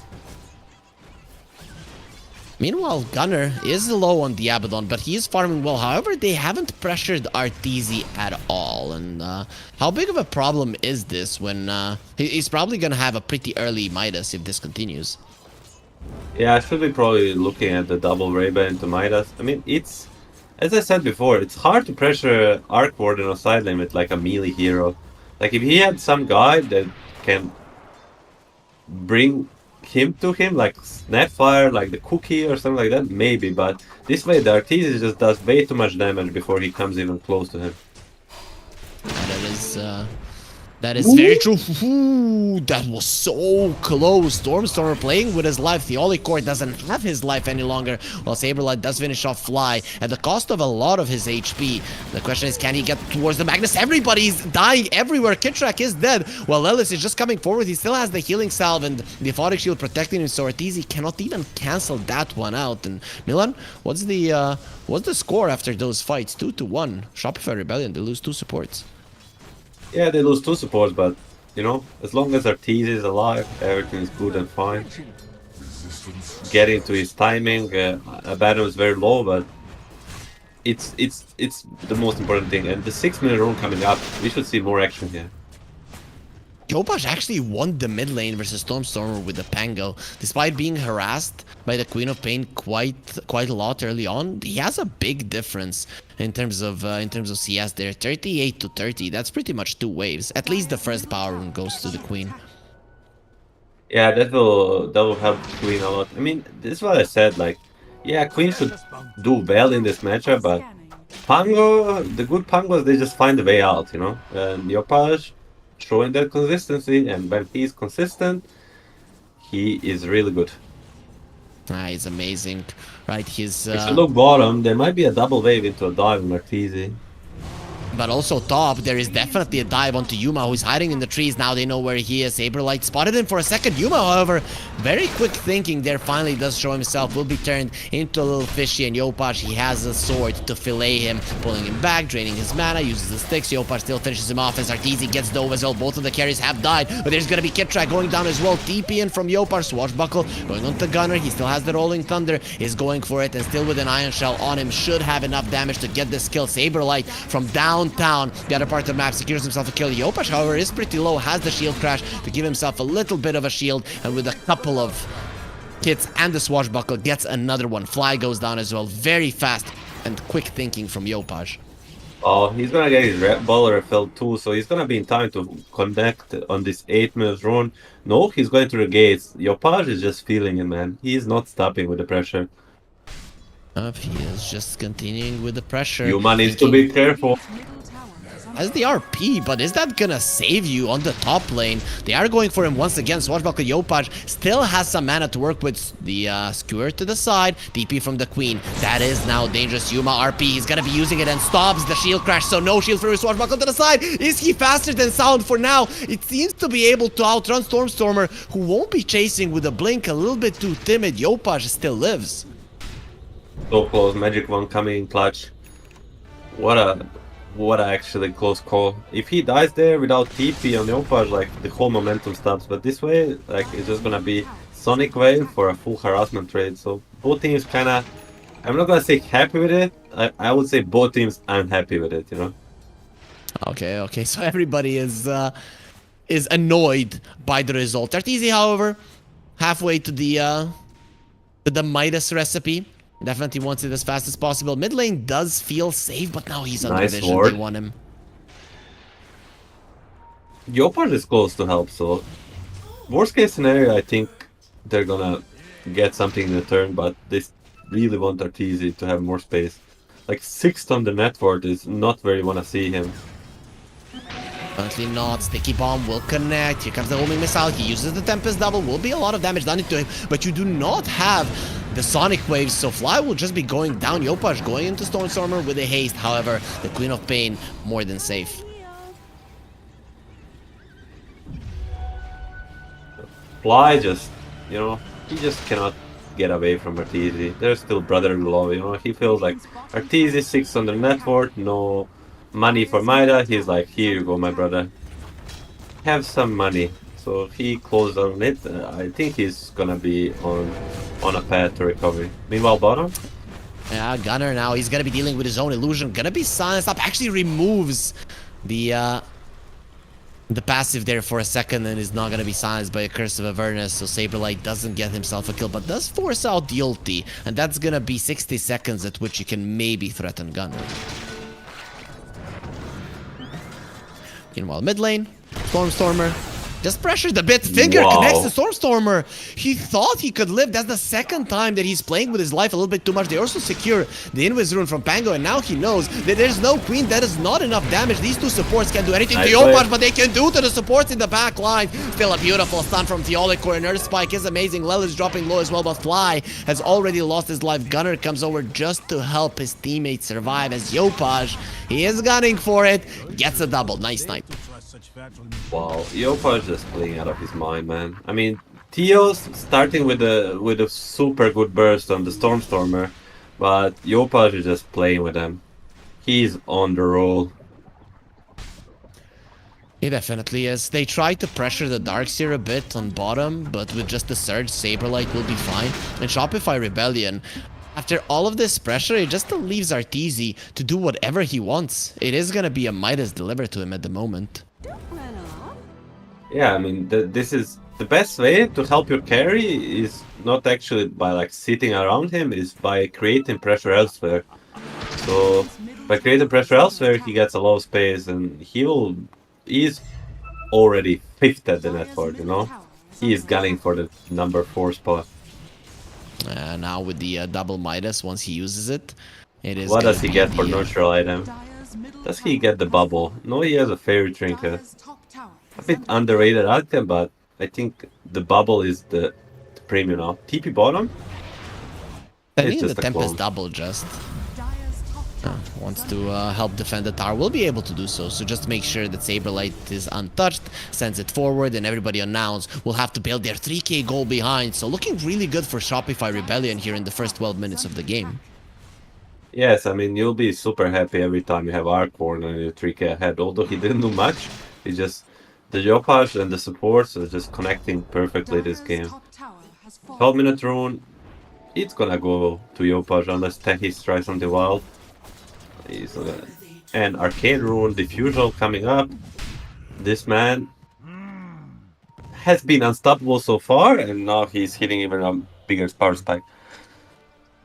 It's gonna be huge line, very close to the blink. If they kill the queen here, it's gonna be a disaster for Stormstormer. They know roughly where she is.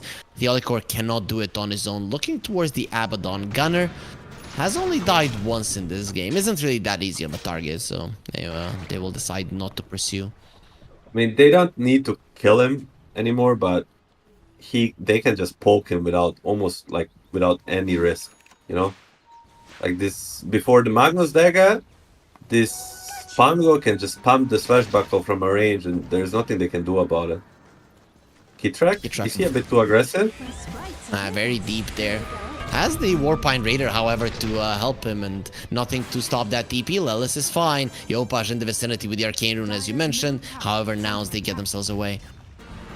The Olicor? Theo? That's a bit too early to dive the tier 1 with the Lion, but he knows what he's doing.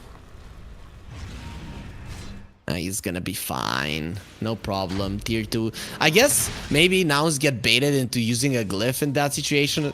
That could open up a lot of possibilities for you, but nope, they will not be doing such thing. And Yopaj is stealing their ancient stack. You really do need to address this. I mean, as I said just a moment ago, he needs to mess up for them to do something against him, you know? So, and he knows it, he's using it to perfection. Lion may be a bit too aggressive, but for now, Fly is gonna play with his life, and that's gonna be it, you know? Even Saberlight joins in on the fray. This Darkseer is also ultra farm. Veil of Discord gonna be going for a pipe next. Has the Arcane Boots too, so no mana problems are gonna be there. At least they get the Wisdom Rune quite easily, and Shopify are not gonna be contesting on that one. They're looking very clean, Milan. tower is under attack.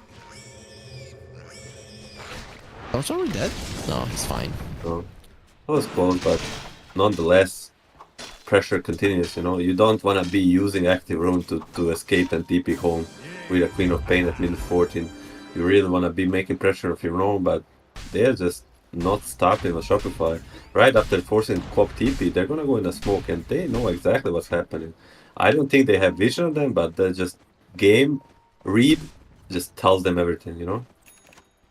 They are gonna be coming in with the smoke. Nouns, they get lucky for a second there. Yuma broke the smoke. He saw Yopaj, wasn't on the low ground, and will be fine because of it immediately. Gets into a safe position. This is just gonna be a bait if Shopify Rebellion continues, so for now they're just gonna get themselves away. Radiant's middle tower Nothing much is under happened. They attack. get the vision down and... Ooh, Yopaj gonna get caught. Yopaj has been caught, and he tries to get himself away. Swashbuckle to the side. The homing missile, however, connects. There's gonna be a nice stun from Theolicor, and you mentioned it. This guy's very hard to bring down. He's going through the mines, however, you have to be very, very careful. Swashbuckle to the high ground almost kills Fly, dead. but finally, he does die. Stormstormer finds him there. Will be able to blink on top of him and finish him off. As Saberlight bobs the wall. Gonna get the silence. Onto the Abaddon. Just trying to solo kill him. Not trying. He's succeeding. Punches him and cuts him down with his own illusion. This is what you mentioned in the draft. Lelis coming around. He wants to see if he can get the Saberlight. He gets the rocket on, but with the haste, he should be more than fine. No rocket following. pain. Stormstormer TP. He has the Sonic Wave, but he will not go for it. Pipe plus Ench heal, it's too much. Not enough damage. I mean, props to Yuma, man. That play top. He has no blink, he has no anything. He literally walks into a Pango, gets the RP and gets the kill. Like, there's no other way to die for him. Oh, hold up. The Fly has been caught. Swashbuckle. Damage is more than enough. The thing is, Nouns, they need to do everything perfect for a kill. And when you look at Shopify, they see a hero. Oh, let's kill this guy. Use their spells, and he's just dead. Yeah, exactly. It's just much more simple for them, and like with less risk. I guess it's just the power of the Darkseer now. Like, this hero is kind of being forgotten a bit, but if he has like a free lane like he did, like suddenly nobody on his team dies. And is going for Shiva's guard next. Magnus the TP to the bottom lane. Doesn't have the RP for 20 seconds. Kitrak has been found. A stun from Nice the stun. line. He wasn't expecting that on Magnus. Yopaj threatening with the Rolling Thunder. Won't be going for it just yet. Kitrak still healing up and just pokes the Queen with into the Saberlight. Still coming forward. Doesn't have the wall just yet. has And the pipe. will be an RP soon. Pipe Wall is protect him. ready. Sticky Bomb connects. Gets himself out. Oh. Everything. They just disperse.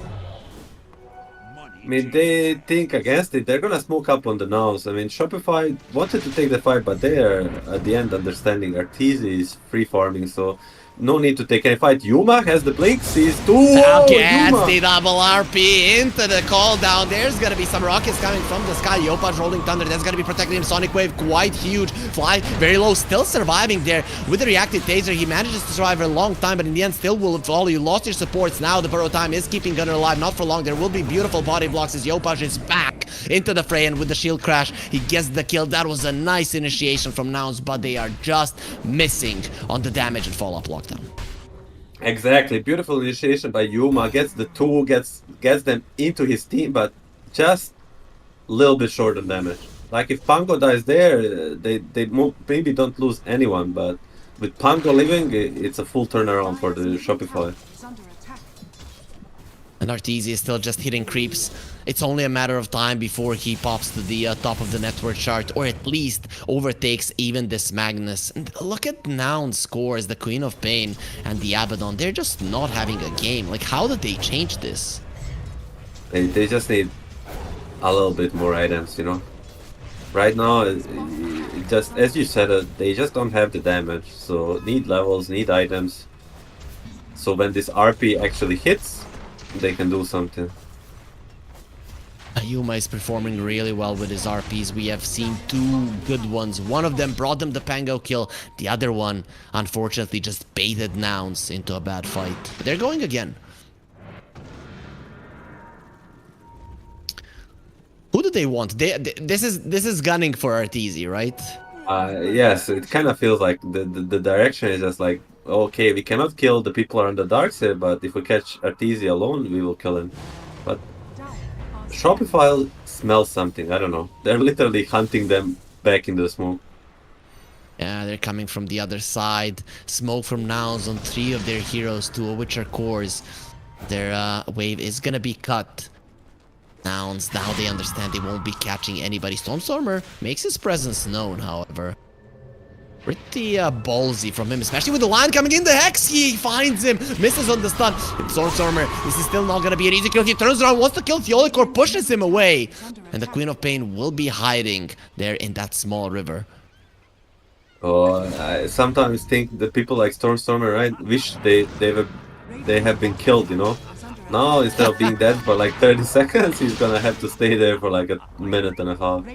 No, they're just gonna let him go. So Go and live. Yuma trying to get a kill on Kidtrack. It's not gonna be easy. He didn't get him into a mine. However, a couple of more hits not gonna be enough. Yuma is just dying here, especially with Yopaj being in. He's doing his best with the lucky shot and the untouchable. You literally you feel disarmed. And Theolicor, he finds Stormstormer. He might not have died earlier, but now he will die. So his wish to go down, it is gonna be made possible by Theolicor. wow, I mean Yuma gets a bit of ahead of himself, and like Stormstormer, I guess, tries to use the space to farm a bit more, but Shopify just punching left, right, and center. There, not stopping. Yeah, Gunner doesn't have his ulti any longer. They forced it out earlier, and he's just gonna be taking down the blast off to slow them down a little bit. Actually, Gunner does survive a little bit longer. Fly, however, will not be as lucky. And the question is, can this Abaddon runway doesn't have a TP for 40 seconds, and maybe even he is wishing for his own death, as immediately they use this opportunity to steal the enemy Tormentor and the rune as well. 3 kills, Tormentor, Rune from like 7k lead to 10k lead. I mean, this was a huge swing. And guess what? All this time, Arteezy, what he's doing is just flash farming. Yeah, but even with all of the Midas usages, he's not ahead of these two other cores. Just goes to show how farmed Shopify actually are. I mean, these guys, because the other 2 guys on his team are not only farming, they're also farming the enemy heroes. So it's hard to pick up. Arteezy needs to start killing people. He wants to get on top of them. Nah, just farm. We talked yesterday just how much carry players like playing Dota like this. Stormstormer will get the blink away. They can't catch him, however, the scan was is used. ready. They know exactly where he is. He doesn't know they're there. Actually miss on the stun. Stormstormer should be able to live. Theolicor immediately goes in. Stormstormer, he's gonna get hexed up in a couple of more hits. And his life, he gets the blink away just in time. There will be a sonic wave as well. Keeping Yopaj out of the map. Misses the swashbuckle. Even with the added width in the B patch, it's not enough to kill the queen. Ooh, that was close. I mean, if Tio doesn't mess it up this time, they get him for sure, but anyway, a lot of pressure. But they're just gonna use this info of Pop not being ready to fight to go into triangle. Still, homing missile, gonna be annoying, as well as the sticky bomb. I feel like it's the only thing that now supports have done in this game, be annoying, but as far as accomplishing, getting some big kills, not so much. Yes, I mean, this pipe on the Saberlight, right? He had like a 30-minute pipe or something. It's just hurting them so much. Both supports, the only thing they do is the magic damage. And with such an early pipe, it feels like all their impact is nullified. Their impact does feel completely nullified. They have some mines around the map there that is allowing Nouns to know from which angle the enemies are coming, but this is still not dealing with the main problem. Arteezy now at the top of the network chart. His teammates have been creating space for 23 minutes straight, and he will finally get to the top. Nobody on the enemy side as well will be threatening that. Coming out with a smoke Nouns, but looking at a good position from the line and from the Pango as well. This is a hard fight. Magnus Fly is ready. runs in. Immediately, they're gonna be trying to press down Fly. He's still alive. The vacuum, 1, 2, 3 of them making sure they go down. Yuma has the BKB. Gonna be using the skewer onto the bag, but that Darkseer is just so hard to kill. And we're just gonna be trying to get away. Theolicor draining the Queen of Pain, and Yopaj and Kidtrack bringing in the damage. Finally, Arteezy is gonna be sending his illusion, and with the extra attack speed from the Abaddon illusion as well, it is gonna be one dead gunner. Nouns, they're helpless in this series. But now with the Arteezy even connected to the fight, only with the clone though, it seems like they just don't have enough tools to deal with this Shopify aggression. I mean, they try to fight back, but Yopaj, like super quick killers, Yuma jumps for RP, Yopaj instantly presses the shard, and the full RP is like wasted. RP does almost nothing there. Nouns, what's the play here? So you are definitely not in a good position. I guess you have a Magnus for a high ground, but how do you even win this game? How do you go about it? I mean, basically just try to keep on map, like farming, don't take any fights outside of the base and hope they come and Magnus can do impact from a smoke. Bottom tower has fallen. Like, they can think like last game where they actually Shopify kind of forced the high ground. They can hope for it again, but they see the Magnus top, Darks with TP, does he have a dagger? He's gonna actually catch him.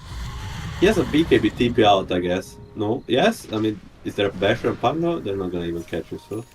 He's fine. I mean, this is the idea. Just try to keep up on farm and then fight on a favorable place like the high ground. Yuma is still pretty speedy with the skewer and the blink. A hard hero to catch for sure, especially until the Darkseer gets a blink of his own, which is not all that far away. Well, Saberlight will have it in like 200 gold, even less than that. That's gonna be probably when they decide to go rush, and after that they'll probably just try to siege a high ground. So how do you siege high ground? Do you just send the Tempest double? Do you even need to do it with your real hero? You do Tempest double with the Lion close behind. Like you make sure it's a nighttime. Oh, Stormstormer. He just dies. Good job, Lion. Tio has just been at the right place at the right time this whole game. Gunner gonna be losing his ulti. Is gonna be silenced. Actually, no, there. Kills his own illusion pretty fast, but he's not gonna be moving for a very long time. He's even being pushed into the wall once again. Yep. All you need is imagination, as SpongeBob would say. No, this time around, that's not gonna be working out too well for Gunner. Tower is under It does work well for Kitrak, and he's gonna be going high ground with the 2 cores that they don't need rush. Like, who cares rush? Just go. Only thing they need to worry about is this Magnus skewer back. But even if he does it at this point, like, who's actually gonna deal the damage? Kitrak, the real pushing carry. If they silence on the gyro, he's just dead. Arteezy has that Orchid already, doing way too much damage. And if they would get an Aegis, I guess Kitrak takes it, because he's the one that's pushing. Yes, I mean, he doesn't care. He knows, like, with the Magnus from the top and 2 heroes dead, there's just nothing they can do to him. If anything, if they go on him, they'll die, like Gyro just did. Keo tipping top, searching for this Magnus. He's gonna miss. are scanning. Yeah, I have to say, even with the game being so good for Shopify, they have missed some of the key kills on a Queen of Pain, on a Magnus. They usually guess strong. So Shopify Rebellion, they were even unlucky in this game, and still they're crushing it this much. Oh, Kitrak found. That could be a kill, but we already seen once what happened when they tried to kill the Enchantress, and the Clever came just in time, as well as the pipe. Sonic Wave, the damage isn't gonna be enough. Kitrak lives, and now the rainbows are gonna start coming, as well as the finger in the backside. The Queen of Pain, she can't take it, will be going down. Once again, 2 heroes dead. RP onto the Pango, skewer back. Maybe they can kill him. He has the roll up, however. Yopaj lives a little bit longer, in the end still dies, but they will be wanting revenge for their fallen comrade. Arteezy finally in the fray with so much attack speed. Kitrak, however, is the one bringing in the pain, and he is unstoppable with the double kill, while Yuma running away towards his base. Man, they just really want the Bambi dead, but Bambi, she's not going anywhere. Full HP already hitting in that bubble. Like, she's turning into a real carry this game. With all these rainbows, like, she's not going anywhere. They didn't watch the cartoon. It's the mother that died, not Bambi. This hero does not go down. 6-2 and 13 on Kitrak. He has the Dragon Lance. He's bringing in so much pain, especially when he stands in the magnetic field. Like, it's insane how much attack speed you get. Yeah, I mean, it's just a cool combination. But Magnus, he's gonna go again. Didn't get the harpoon off though. Got scared there not to get silenced. He did get silenced in the end. Still doesn't catch him. Vacuum gonna be quite huge, and a follow-up stun beautifully done. This is how you ravage people. They're being drained. Gunner has the Manta, however. Magnus very low, survives the sparks rate in the backlines, while Kitrak is just continuing with the damage. Lel is trying to run away from the rainbows. At the end of the rainbow here, there's not gonna be a pot of gold. There is gonna be death and destruction and pain and Gunner. Bye-bye. Also, Yuma is gonna be in a lot of trouble. They found Arteezy, but he's not real carry. Kitrak is. However, he's gonna be getting low in terms of mana. Glimmer Cape not gonna help you in that situation. And he is a monster for sure. Poor Bambi turning into a monster. Kitrak just has no chill. No chill whatsoever. So it's pushing time. 3 heroes dead on Nouns. Is this it? Are Nouns going to the lower bracket and Shopify Rebellion finally regaining their spot as the top N18? I would say for sure, if we check the Gaben percentage, he will probably give like 3 to 4% to Nouns to not go lower bracket. Oh, he gives them 1. You're So- very wrong. I would trust the Gaben on that, so answer is yes. Vacuum into a stun. This time around, it's only going to be Gunner. Actually connects onto Lelis in the back lines. The Glimmer Cape not going to help you when there's a sentry right there in your base. Gunner is standing his ground, trying to finish off the line. They will be successful at doing it with a Scream of Pain, but at least now Gunner dies with Kitrak being the main damage dealer on Shopify Rebellion. Arteezy will come back to the world of the living, but see that he is pretty much not needed. Only hero we need is the Kitrak. He can solo them. I mean, Nouns not giving up yet, but I don't think they'll be the one to decide their destiny here. Normal punch on Yuma. His illusion is running forward. It will, however, expire very low duration. Arteezy, however, he does send in the Tempest double, so there, with the magnetic field, there's going to be so much attack speed that you need to deal with. A 30,000 gold deficit. This is a type of thing you do not come back from. And Arteezy calling Roche. Guys, let's get Roche. Nobody's listening to him this game. No, I mean, it's just unfair. Probably Kitrak is just like, bro, can you look at the score? Just open the scoreboard and let's listen to the best player in this game. And that's not Arteezy this time. Although Yopaj and Saberlight, they're 10-2 and 10-1, so if Kitrak is saying something like that, then Yopaj and Saberlight are gonna have a say. And Arteezy, well, if nobody's I'll do gonna it help him, myself. he's gonna do it alone. Yeah, well played. Rush into straight up high ground. I mean, one thing they need to care is like, do not get like 6-man RP. I think even 5-man will not do it, just don't put the corner. And Kong can do it alone. Let's see if that's gonna be enough. They don't have the glyph Gunner. He might just lose his burrow time. Kitrak standing his ground, and there's the Hurricane Nice. Bike, and again a vacuum into a stun. They're just doing it so perfectly every single time. Who needs a Tidehunter when you have a Darkseer plus a Lion? That's gonna be a very dead Abaddon as well. Kitrak is beyond godlike with a double kill. Call GG. That's what we thought. Shopify Rebellion, easy 2 wins here. We'll keep them in the upper bracket, and they are going to the upper bracket final. GG, wonderfully done by the Shopify. Arteezy, quick disconnect. I mean, they're showing like they're not going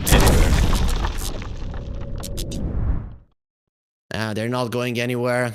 They are going to be sending Nouns to the lower bracket, however, where, I mean, Milan, let's be real. There is a good chance that they do come back and face off versus Shopify Rebellion later on in the tournament, right? Oh, for sure. I would be more than like surprised that if we don't see these 2 teams in the grand finals, but anything can happen. And I'll be looking forward to like seeing like if Nouns can actually punch back. You know, this might be like a whole year, like duel of these 2 teams. Whoever goes to a LAN, you know. We already mentioned it a couple of times, but just 7 days ago, Nouns, they did manage to beat Shopify Rebellion. Is it just that some days you're playing better Dota, some days a little bit worse? Or do you think Shopify did manage to elevate their gameplay in just 7 days? I think Shopify definitely elevated their game, and that's how it goes. You know, every game is a learning experience, and this time they just showed a better form today. But it doesn't mean that the next time they meet, it will not be different.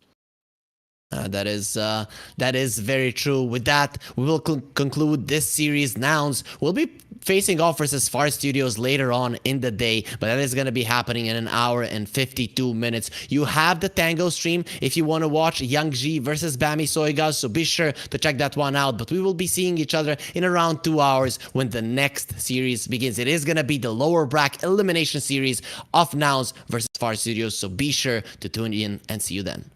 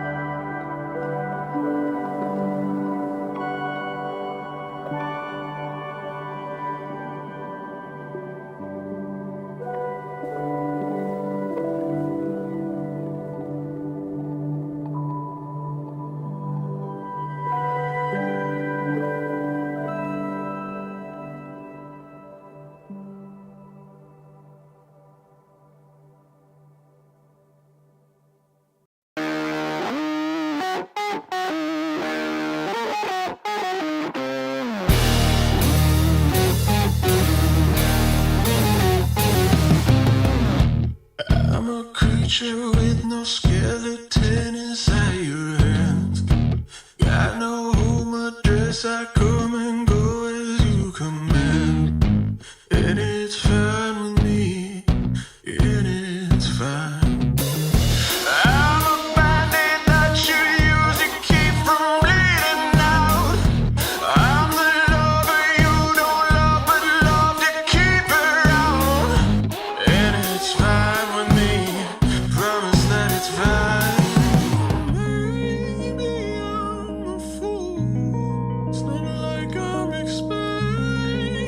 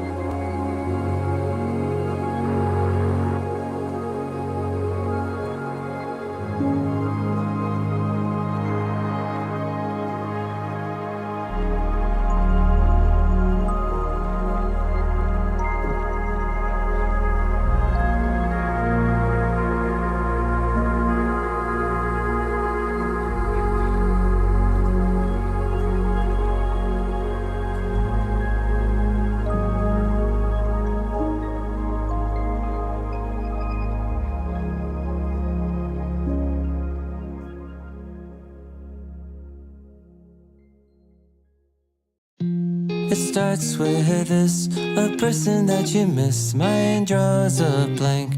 I wanna go back to the early days when life was an escape. Now I just wait for better days.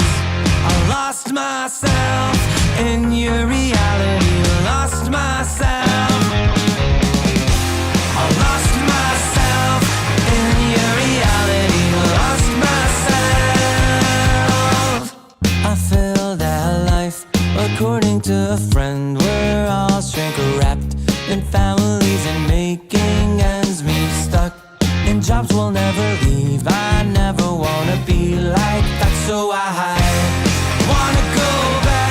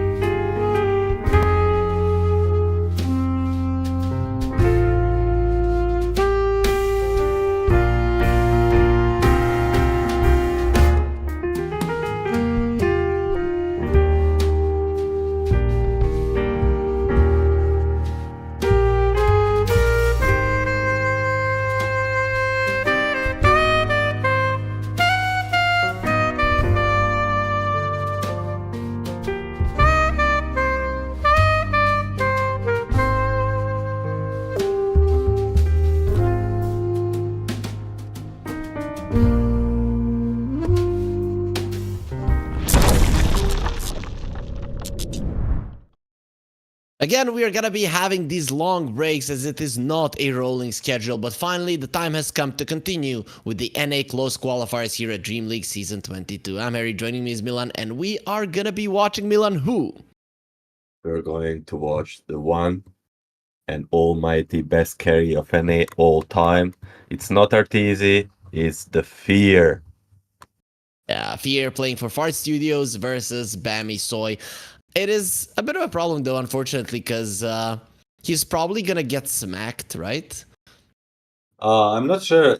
I'm just kind of thinking he's gonna play the support and not the carry. That's what makes me Yep. sad. But if he was gonna play carry, I think he could still keep up. He just, you might not be up with all the best, but Sammy Boy team, it's not the tier 1 team, so I think he could definitely keep up with them. Yeah, probably could. We'll see how it works out overall, though.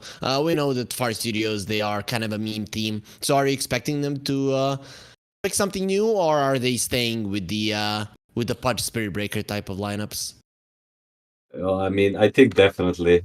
Like Part Spirit Breaker, Connell, these are their 3 main heroes, and I expect them to keep with it. And I saw on Twitter actually Skyward, the carry player of Bemi Soy, they actually got coached by Jared. So no wonder he was the best player last night in the game versus Tilted Boys. Fear says, who knows? Draft dependent. Maybe I'm offlane. Maybe I'm mid. Maybe I'm carry. Who knows? We'll see. Oh, okay. That's fun. That's fun when you're saying that Milan is getting us some inside info. Sure. You mentioned Jarek's coaching Skyward, so would you say that it would mean a lot if a TI winner would be helping a Wish player, even though they're not the same position? Oh, I think it means immensely to him. Like it just the knowledge he brings, the concepts of just thinking processes he brings is just a whole another level. When you hear this guy talk about the Dota and how he sees it, like you start thinking like, are we playing the same game? So for a new player, doesn't matter which role, just seeing Dota through his eyes is, I think it's so helpful. It definitely is. As we are waiting for the game to start, the lobby should start fairly soon. So we saw, depending on the draft, that Fear is going to be playing different heroes. So what do you think? Which heroes can he still play on the carry role right now, if they would pick it? And is there something in general that you think he would literally want? Okay, that's my hero. Something like Gyro, maybe Jugger. When I think Fear, I think Sven. I think partly due to the free-to-play movie, right? Have you watched it? Yeah. That's the one that got out like 10 years ago, right? Yes, about him, Dandy, and HY. And Dandy was the Pudge, HY was, I think, Shadowfiend, and the Fear was the Sven. Like they were paired, like they Yep. had their signature heroes. So that's the hero I combine him with whenever I like, oh, Fear, it's the Sven. On the mid lane or off lane, I would say Viper or Lycan. That's what I remember him for. And on the position 4, like it was the Earth Spirit, if I remember correctly. So these 4 Oh, heroes, really? I think I play one of them. Yeah. That's cool. But That's Earth cool. Spirit is So so trash right now. So no, please don't go Earth Spirit. that's because you can't play it. I think that's the Oh, problem. brother. But you played a lot of Pudge in your pubs. I remember it a long time ago though. How many Pudge games do you actually have? Do you have more than Jenkins? Definitely not more than Jenkins, but I do have a fair amount. I cannot say it on a stream, but a long time ago I used to have multiple accounts, and so combined, who knows? But that's But you have changed your well, ways. You have learned, right? well, You don't have my multiple accounts. that's my past. Okay, I mean, it's in Pudge the is past. a very unique hero. I think in the right hands it can be so strong, and we saw Jenkins do it well, and we saw Sonic not so well, but I think they will pick that hero whenever they can.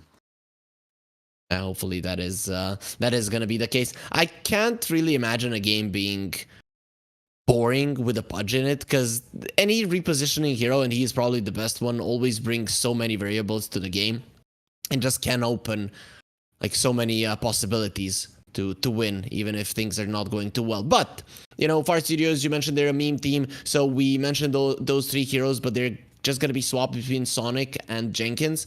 Any meme heroes on the other heroes, on the other players that we might actually see? Something fun, something out of the ordinary, something that they're good at, like you gave us that info for the Coddle. Anything else? I mean, I think they're like half of a meme team. I feel like Jenkins and Sonic are like the memers, and the other three guys are actually playing serious. So if it's anything memey, it will be like Sonic. Because Jenkins, yeah, he's a king of memes and he just plays super fun, but he has his hero pool, and you know what he's gonna play. It's either like Magnus, Spirit Breaker, or Pudge, right? Like, and God forbid they ban all three of them, then they're in a trouble. But for the Sonic, we might see him like Alk post 5 or Punch post 5, Quaddle, Magnus post 5. I think these are the possibilities for him. Tiny post 5, like just boots, grenade, toss, We can expect this. Makes sense. Makes sense. So I don't know if you have put a little bit more thought into this Fart Studios logo. Did you look at it? It has a broccoli, a milk, a cheese, and a burrito. Then a guy kind of not having good things come out of him just because of those four. Do those four irritate you? Would you be then a good player to join Fart Studios? I do not like or hate any of them, I mean, Okay. I just don't mind them, but I could imagine Jenkins does really hate broccoli or anything healthy. You don't like cheese? Like, I've never heard of anybody disliking cheese. Cheese is fine. I have a bad stomach, so sometimes I have troubles after eating cheese. But I see Jenkins has been eating healthy recently. Okay. How do you get to that idea? I don't know. I saw the pictures of him. He looks healthy. The new pictures of him look healthy, So he probably eats healthy food. That's what I think. Okay, that makes sense. So he's prettier than usual. That's fine. That makes a lot of sense. Overall, though, let's talk about Bamisoy, though. You mentioned that they are not a tier 1 team, but they're bringing in some Europeans, Mobay and BNC. These guys, BNC especially, have been on the scene for quite some time. So how do you feel about them as players? Is there a nice career ahead of Mobay, I guess, because he's newer?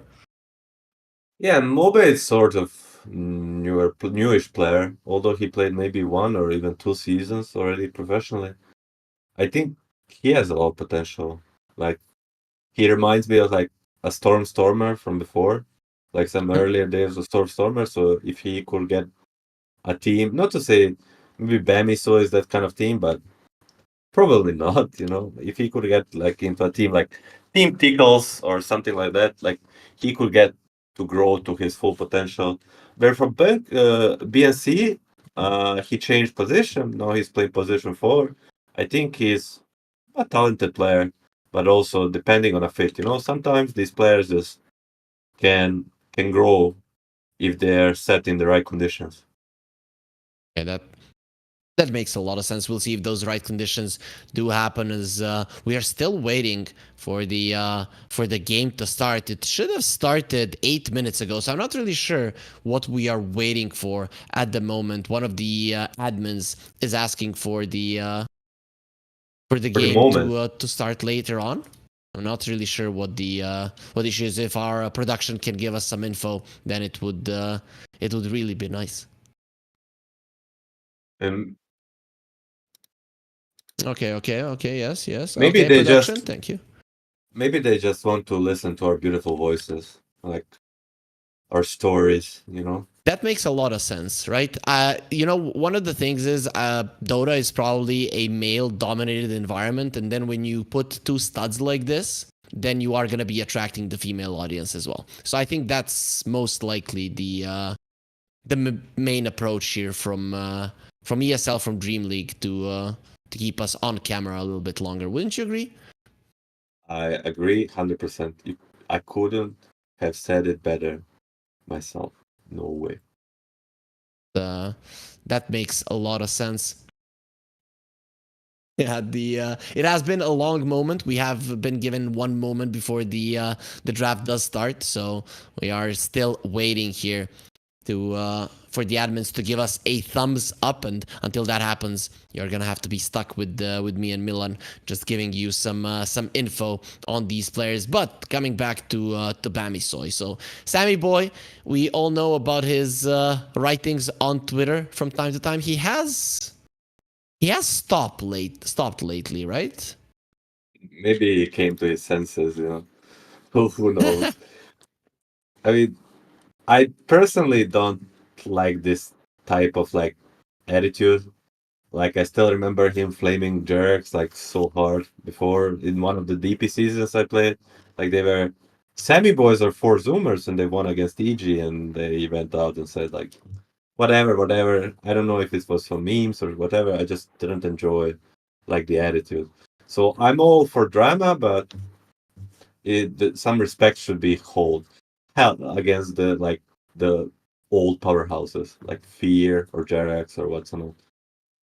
That makes a lot of sense, right? You should really respect for what they have done in the community. Though you know, back in that times, Conor McGregor was popular in UFC, so maybe that was a publicity stunt. You know, the same type, just talk smack about everybody, get some attention, and that's gonna be fine. But overall, in terms of how good of a player he is, how do you feel about Sammy Boy? I have mixed feelings, especially because he plays different positions, right? I'm not really sure what to expect from him from time to time.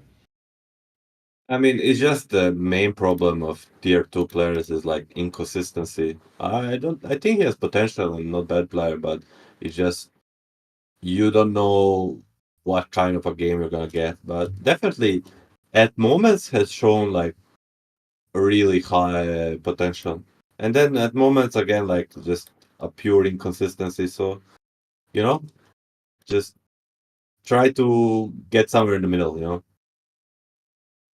So we are getting some info from production that there's some verification issues for one of the players, I think. Either way, we are going to be taking a small break. We will be coming back only when the draft starts. So bear with us a little bit and we'll be back very, very soon.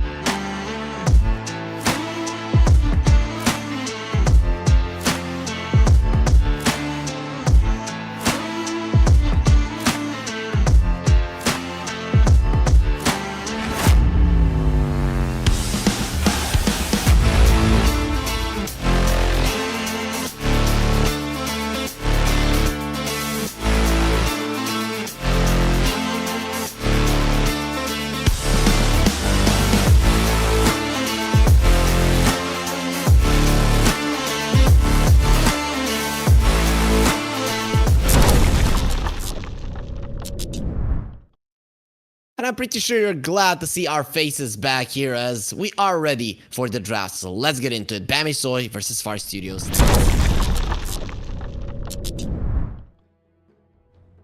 And here we are, Milan. We see Abaddon. First pick for Bammy Soy. They did lose their previous series, but they gave it their all. Fart Studios, we mentioned the meme team. What are their chances of winning this series? What are their chances of taking a game from Bammy Soy? Not so big, I would say. If I had to be put on the spot, and I would say 20 to 80. But nonetheless, they still have chance. And ABBA, they will respond with Tiny. And this might be the post 5 Tiny I was talking about. We'll see. Would be really cool to see. Whenever I see an Abaddon, I'm thinking take something to reposition him, or maybe an OD to counter his ulti completely, pretty much with the Astral Imprisonment. But Tiny is pretty good. You do reposition him, you're quite annoying to him in lane and later on in the game once you do get your Blink Dagger. So I'm okay with this pick. Or Arc Warden and Darkseer like Saberlight and Arteezy. Just don't care about him. Solo kill him with the Darkseer as Saberlight did. Yeah, I mean, the reposition against tanky guys we already spoke about it. It's very good. Punch still in the pool and Spirit Breaker still in the pool. Very, very interesting. Bammy Soil guys not really respecting either. They're like, we don't care about your Punch or Spirit Breaker, and we'll see. Dire team pick. I mean, we mentioned Sammy Boy's Twitter onslaught sometimes, so he is probably not gonna be showing any respect to Fart Studios, as there will be a lone druid ban, so Bammy Soy aren't gonna get to play that one. It was a hero they picked in the previous series, in the previous game actually, that they lost versus Young Jiganlu. Yeah, Lone Druid a very tough hero to deal with in the lane. If you're playing against the guy that knows what he's doing, and we're gonna see the Lina, so Tiny Lina, maybe even a lane against Abaddon. We will see like just heroes that combine very well together. And we saw Lina today earlier in the Western Europe qualifiers. Just Lina here and there still shows up and like shows the glimpse of the infamous Lina patch that we saw like how long ago it was? Lina Major, it was a year ago. Lina Around, Major, yeah. Lina, yeah, the one in Lee. Maybe a little bit less, but it wasn't too far off. There will be a Batrider. Either way, though, I love Tiny with the Lina. It doesn't matter if the Lina is mid or safe lane or whatever, because Tiny, in my mind, is one of the best heroes in terms of stopping heroes that run at you. Literally just go and run towards you. And Lina hates playing versus those types of heroes. So Tiny is, in that regard, one of the better heroes to protect her. Yes, as you say, they combo well both offensively and defensively, so it will be interesting to see how it works out. Bammy Soy picks up the Batrider. I mean, they just have a lot of flexibility in between their two heroes. Even Husky known for playing both of these heroes, so they could still put it as 5 and 4, 1 and 5, 3 and 4. Like possibilities are endless, but they'll have to take a direction in the next pick. And they will have to reveal something. They could go for just like position 5, so not to reveal much. And okay, it's gonna be an Arc Warden. So you mentioned Arc Warden and a Darkseer as a counter to an Abaddon. Well, sorry, Bammy Soy, they're gonna make sure that doesn't happen. Is this a Samson hero? Is it a Samsung hero? I think so. Like I saw him play it a couple of times, and how the NA scene works. If Arteezy is playing something, whoever is the carry in that region plays it too, you know? Like, it's been like that for last, I don't know how many years. I remember playing with Ritsu, and like 6-7 years ago, and he would just play everything Arteezy plays. I mean, I would do it myself like 8 years ago, you know? So, yeah, I'm pretty sure Samsung can play a good arc, and it will be interesting if Far... Can I make a bold prediction? Sure. Far You're Studio allowed. takes Spirit Breaker plus Spectre. Next 2 picks. That's actually pretty possible. I wouldn't mind it. Does put the Lina in the mid lane, and I'm hoping that they haven't already decided this is gonna be a Lina carry, though.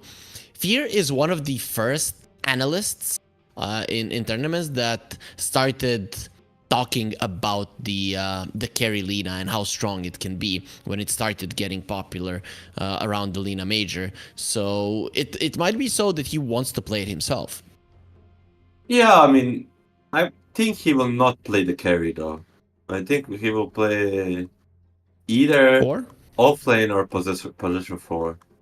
Because we saw Skyward, like, Skyward play a mid lane yesterday, and that didn't go so well. yeah, definitely Okay, did there goes my not. prediction, goes away. It was 2-way of a bold prediction. They picked the Downbreaker. I mean, it's We same as a haven't- Spectre, right? It's a global presence hero, pretty much the same. I don't think you're wrong. If there's a Spirit Breaker, then I'm fine.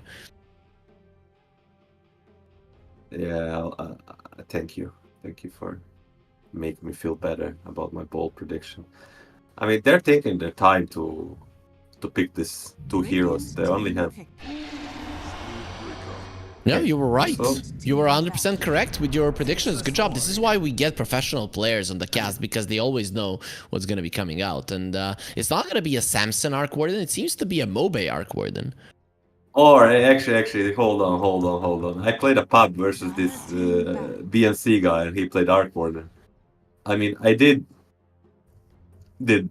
well against. I played against his Arc Warden, and they lost. It was actually Position 3 of 4? them. Like, yeah, Husky, Moo, and BNC. And BNC was playing Arc, and Moo was playing Abaddon. So I wouldn't be surprised if they do this lane again. They did very well in lane. They had some trouble in the game, but in the lane they did well. And Faceless Void for Samson, I would think that's his most signature hero. Yeah, probably. He does play it quite a lot. So, we're gonna be seeing a position for Arc Warden. That's cool. I can see it. Though, what happens in this lane with an Abaddon Arc Warden if you're playing versus something like an Oracle? Do you just cry, or like he's just gonna be purging off everything that you use? I mean, it's not their like it's not their biggest strength, you know. Their strength is not in the flux and the shield. It's like more in the pack and the curse of awareness. Is that how it's called? Or Yes. passive of a battle. So they'll just live through it, you know.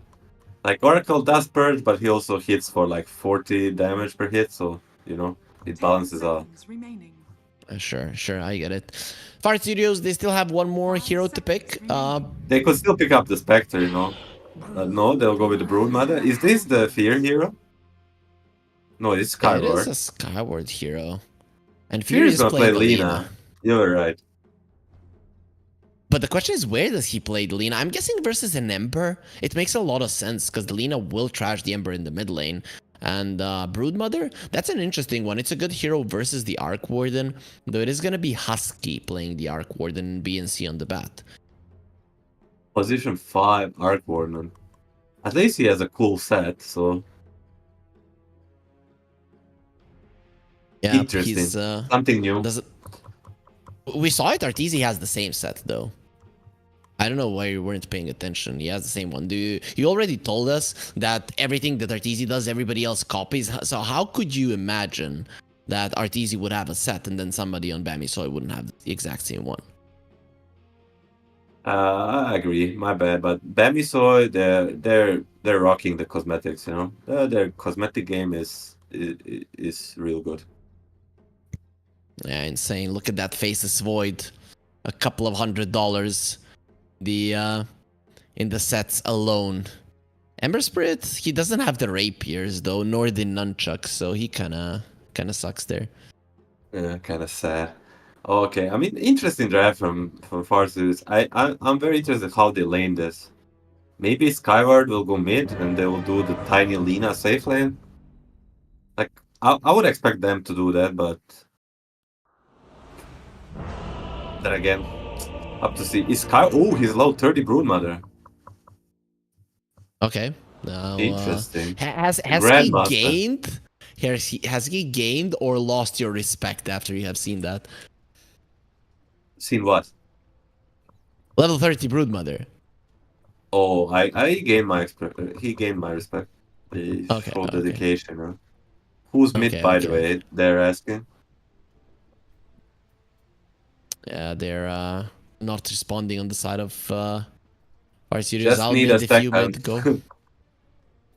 Do you think Moo will take him up on that one and go mid lane? What are they gonna do with the Ember? Like play him as a support with the Meteor Hammer? I don't. I think he's pretending he will get crashed by the old man. Okay, makes sense. It's one of those. You remember? Did you play Dota in Garena days? Yeah, I did.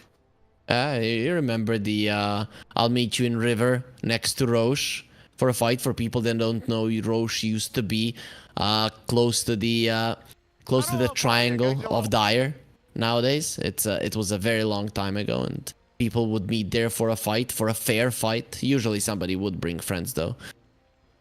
Yes, usually they will bring friends, and it will be very annoying. Like, or go 1v1 next to the river, and then the friends show up, and you lose all respect for the guy. Yeah, but you also maybe even lose the game. However, as there will be a smoke from both sides coming out of the base. Everybody just wants to get those wards down. Though this is Fart Studios, so they might actually go for Bammy Soy, as we're seeing a billion branches. So it seems like everybody's ready to plant some trees.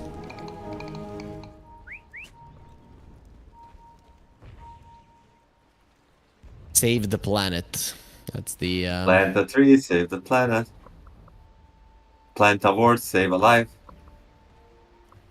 It seems that planting and saving is pretty much the same. I'm not so sure about planting bombs, you know, in Unless you're Counter-Strike. playing Counter-Strike, then planting is probably not saving. Probably. Sonic has a ward and a double sentry. I'm curious to see where he's going with 30 it. seconds. If there is 5 terrorists and 1 counter-terrorist and you plant a bomb, it probably means save. Get it? Okay, yeah, that's the that makes sense.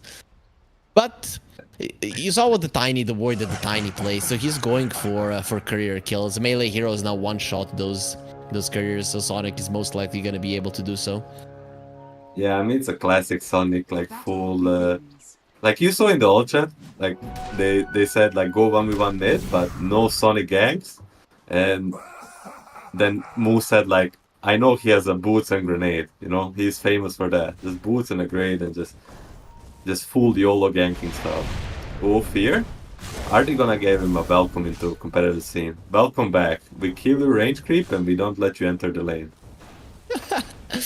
BNC though is playing with his life a little bit. Has to be careful. Fear? He's a bunny, right? So you just need a wolf to hunt him down, or even a fox might be enough. BNC. Yeah, Is he a plus 5 or plus 1? He Fear? looks to be a plus 5 actually. I think Spirit Breaker is farming this lane. Like, look at the quick buy of Fear. He's going for mana boost. No. Wait. Let's see who's He has a farming. grenade. Yeah, I know Yeah. he's gonna play the core Spirit Breaker. Yeah, I like this even more. You like this more than the Corlina? Yeah, I think they have better chances like this.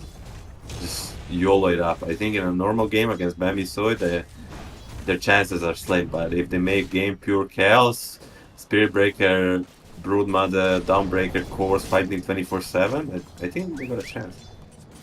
Oh, let's see if that does happen. Mid lane, a Broodmother versus an Ember. How does this one go? This is not a matchup that we see often. And it's okay for Ember for some time, but with the levels it actually goes into Broodmother favor. Because just melee heroes just suffer against the Silken Bola. Oh, perfect bash in time. It actually dies to the tower. There is not going to be a Easy. first blood, but a lot of golden experience for sure. Yeah, you try to kill the old man. That's not going to be happening. I mean, Fear took the move up on the offer. Go lane, one versus each other. Not in the mid lane, but safely. He gets the kill. I mean, Fear, throw it. He still got it. Yep. So how old is actually Fear? Why do they call him old man? And are we screwed? Are we close to that age? I mean, he just It's under attack. the oldest guy in this certain community, right? That's why they call him the old man. They call the Seb old man too, but he's like what 31 or something. That's not old. But just in the certain community, you're old, and they call you the old man. Same with the fear. I would say he's like 34, maybe 35. Which, you know, just fine. Okay, so yeah, pretty young for sure. Although not an old man at all. Yeah, though whenever I hear old man, I'm imagining a guy with a grandpa. white beard. Yeah, literally. Jenkins runs away barely there. Doesn't really do all that much damage. So how is this Arc Warden gonna work? You saw it. Which items does he go for? What does he do? What is his purpose? I saw him on position 4, not post 5, but I would imagine just like something like Earn into Vessel, like type of maybe even Crest, like just full support item. Skyward is dead. Mid lane. And That Sammy Boy dies with the Fear rotation. Fear is just on fire. I mean, that's why I said don't Google Skyward mid lane. He's a good carry, but at the mid lane he still needs practice. Yep. You talked about Jarex helping him. Maybe he might need some help in terms of laning. There will be a silence from the Spirit Breaker. No charge. He could be hoping maybe for a bash there, but doesn't even attempt to do so. So BNC will be able to finish him off. That's gonna be a well done cow. So we'll give them a solid amount of gold. Mobe waiting for the rune. There's Sonic the is water rune. rotating actually. He's right behind Mobe. But the charge is coming in as well, so Mobe is in a very uncomfortable position. Sonic will get pushed back. Mobe doesn't know where to go. He's actually standing his ground. Might actually get the kill. He'll finish him off. And Sonic, he's doing his best to get towards December. They're gonna go through the Flame Guard and finish him off. But it's still not too bad, considering that you killed Skyward, who does not have a TP now. Sonic, next on the menu, BNC stacking him up. But the creeps, the neutral creeps, will they get the kill? Nope, BNC just packs too much of a punch. Fear dies on the bottom lane. Samson finishes him off. And everybody just keeps on dying. So Far Studios, they are making this game clowny for sure. Yeah, I mean they're just trying their best to make a full chaos, because we're seeing 1-on-1 even on a, I would say, favorable matches versus Emperor with a Broodmother. He doesn't really stand a chance. Doesn't really. Actually, there will be a stun onto Husky. He just got back to the lane and he's gonna get smashed into the ground. Jenkins makes sure of it, leaving Samson all alone here on this level 4 Faceless Void as I Annihilate dies in the top lane to a solo Abaddon. And I feel like this lane is gonna be the biggest problem. The Abaddon is gonna have way too much. Yes, he already has Corrosion, 2 levels, and Curse of Awareness. I mean, this is the problem with Abaddon having like a good lane. Like, if you have to abandon the lane, it's not like against the other heroes, your tower will fall. Not even siege included. But they're gonna put the fear back top and try to delay it. Now let's see. Moo, he should understand that he's being charged. His fear attacked him there behind the tree line, while Jenkins on the bottom lane, he is tanky, but he's not gonna be tanky enough to survive all of his damage from BNC, who gets the kill. Annihilate coming in, he wants the bash, not gonna be getting it, so diving the tower, definitely not advised. Husky rotating to the mid lane, Flux onto Skyward, who's staying next to his siege creep. Nice juke, but in the end, he'll just be going down. There is just too big of a strength difference between the Ember and the Brood at the moment. Yeah, another kill for the Ember, 3 for him, plus the shield rune. I mean, we already watched this. He's on the road to dominate this game.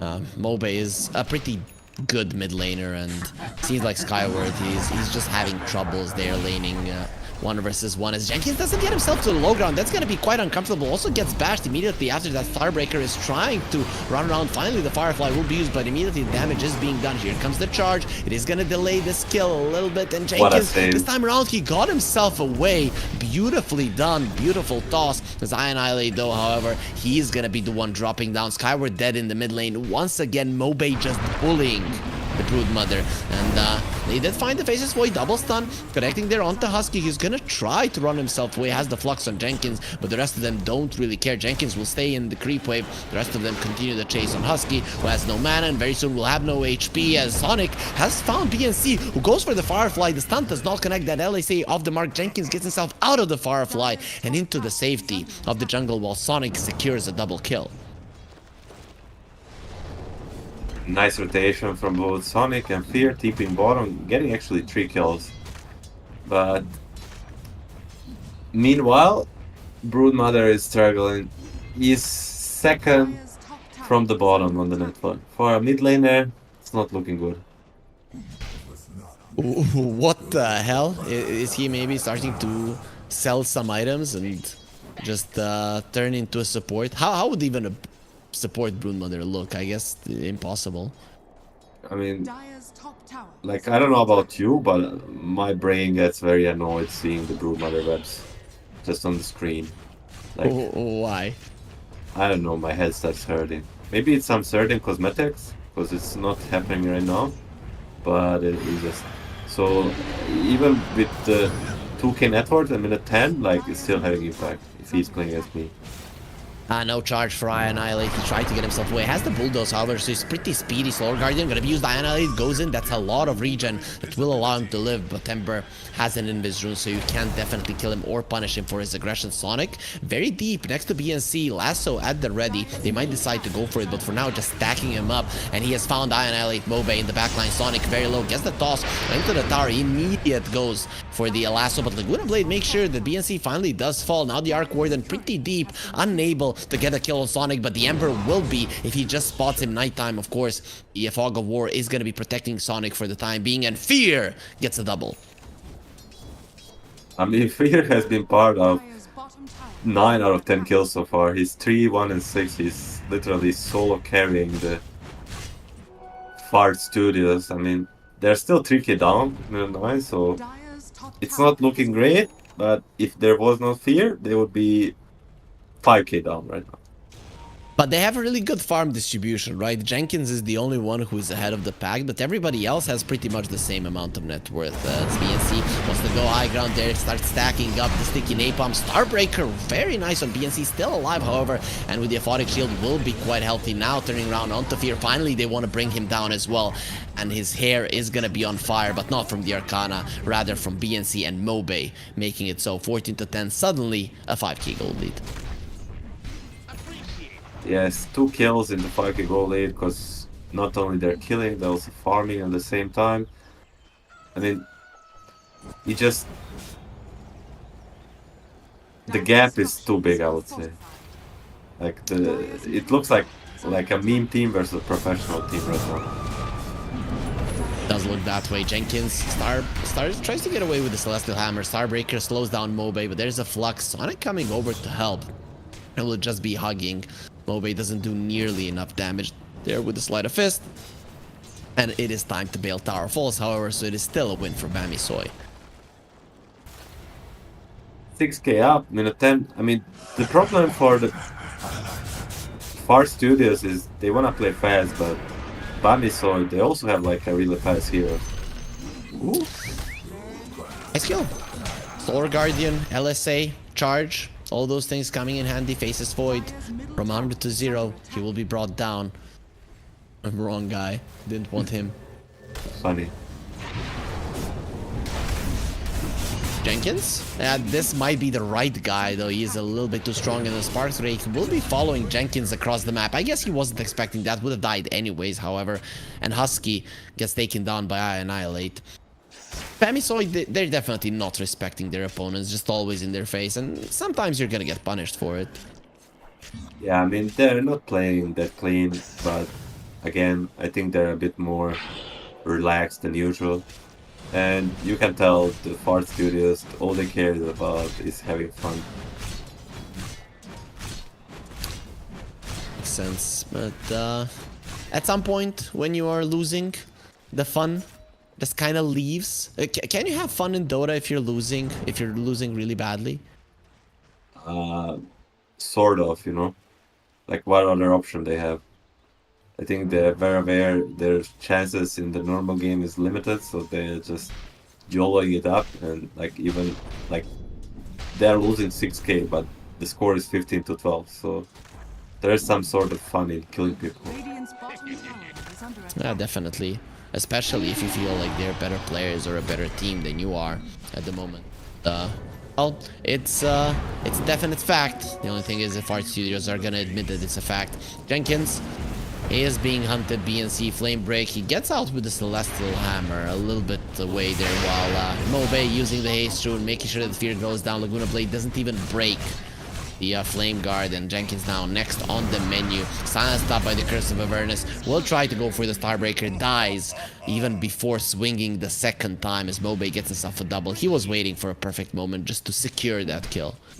Yeah, kill secured, says Mobe. Dire's bottom Like he tower was even is high-fiving, just waiting for the perfect moment. I mean, this game might not last long. I don't think Far Studios will give up, but with a bad one going for Manta, the Bammy Soul might just have enough push to end this fast. Might just have it.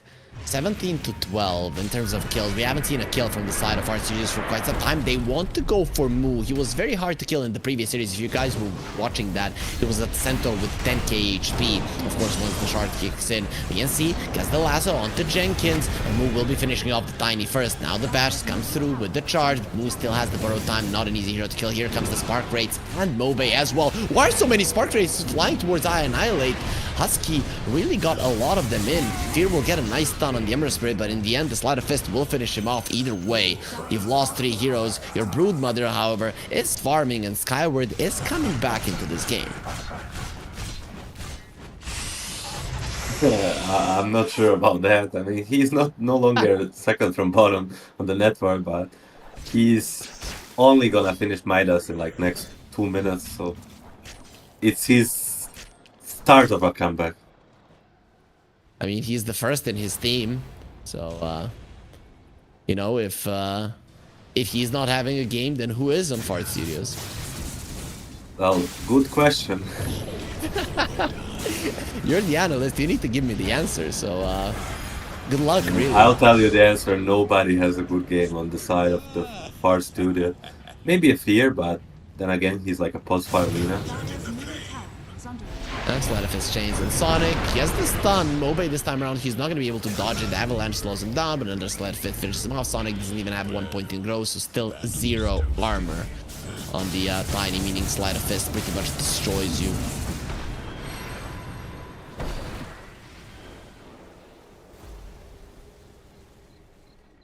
Yeah, okay. Milan doesn't know what to say, and I understand it, Milan. I'm lost with my you on word. that one. Lost your words, but But let's go what? with some of the predictions. Let's go with some predictions. No, not the one that Fart Studios are gonna be letting their How many gases kills? out from. how many No, kills? until the end exactly of how game? long the game. No. How long is the game going to last? That is the question. 23 minutes and 55 seconds. Okay, is that when they call GG or when the throne explodes? Trickster's rule of illusion. When they call the GG. Okay, it makes sense. 22-13, Mobe coming forward. He knows that he cannot die. And then you look at how much procs of the Maelstrom there will be. Skyward, however, he's not going to be taking all that much damage. He'll be fine. And the Ember will need to run away. But on the other side of the map, he sees Fear, who will run away as well. This time around, Far Studios, they're keeping themselves away. But all of them are on the same part of the map. Something that we don't see too often in the current patch with the current size of the map. And they're just sticking together, so they die faster, you know? At least if they're gonna die, they wanna die together. That's what friends do. Nice dodge on the Starbreaker there from Mobe. Just way too many spiders. He's definitely not gonna be taking down Jenkins. Dying so much, and the Tiny came in for a save. He's not gonna be saving anybody. Mobe gets a double kill either way. The chain's connected there mid-flight. And in the end, they will be the damage that finishes off Jenkins. In the end, no chance for a Dawnbreaker. But there might be a chance to finish off BNC. Has a lasso, might need to use it immediately if he wants to stop this one. Has the flame break, but in the end, still dies. Magnetic Field not going to be there in time to protect him, but Mobe will be in time to avenge him. Annihilate, trying to run himself away. There will be a Spark Rate, and it will, forms a little bit late on. Annihilate gets the charge off in the end. Here comes Samson. We are yet to see a Chronosphere. Eats a Laguna Blade. He will use it just to get a kill on the Tiny underneath the tower. No extra armor will help you. Jenkins coming in, wants to fight versus them all. And the Void turns back time, so Samson will be able to survive. And Mobe gets himself an Ultra. Without that Chrono, probably would have been in a Rampage. But Samson says no. Easy peasy team wipe for the Demi-Soul with 50k up, minute 17. They're hitting the 1k GPM advantage per minute. You know, that's the moment when you really know you're in trouble. That's the moment at which there is pretty much no return into the game. I think the statistic is still the same in a competitive game with the 1k gold lead per minute. Pre-minute 30, there was never a comeback that happened, and this game does look like one of those where no comebacks really happening so much attacks. Yeah, I think that is Really yeah. It should be. I'm not 100% sure that that's the case. There was a time a couple of years ago where the statistic was stated in the big tournament.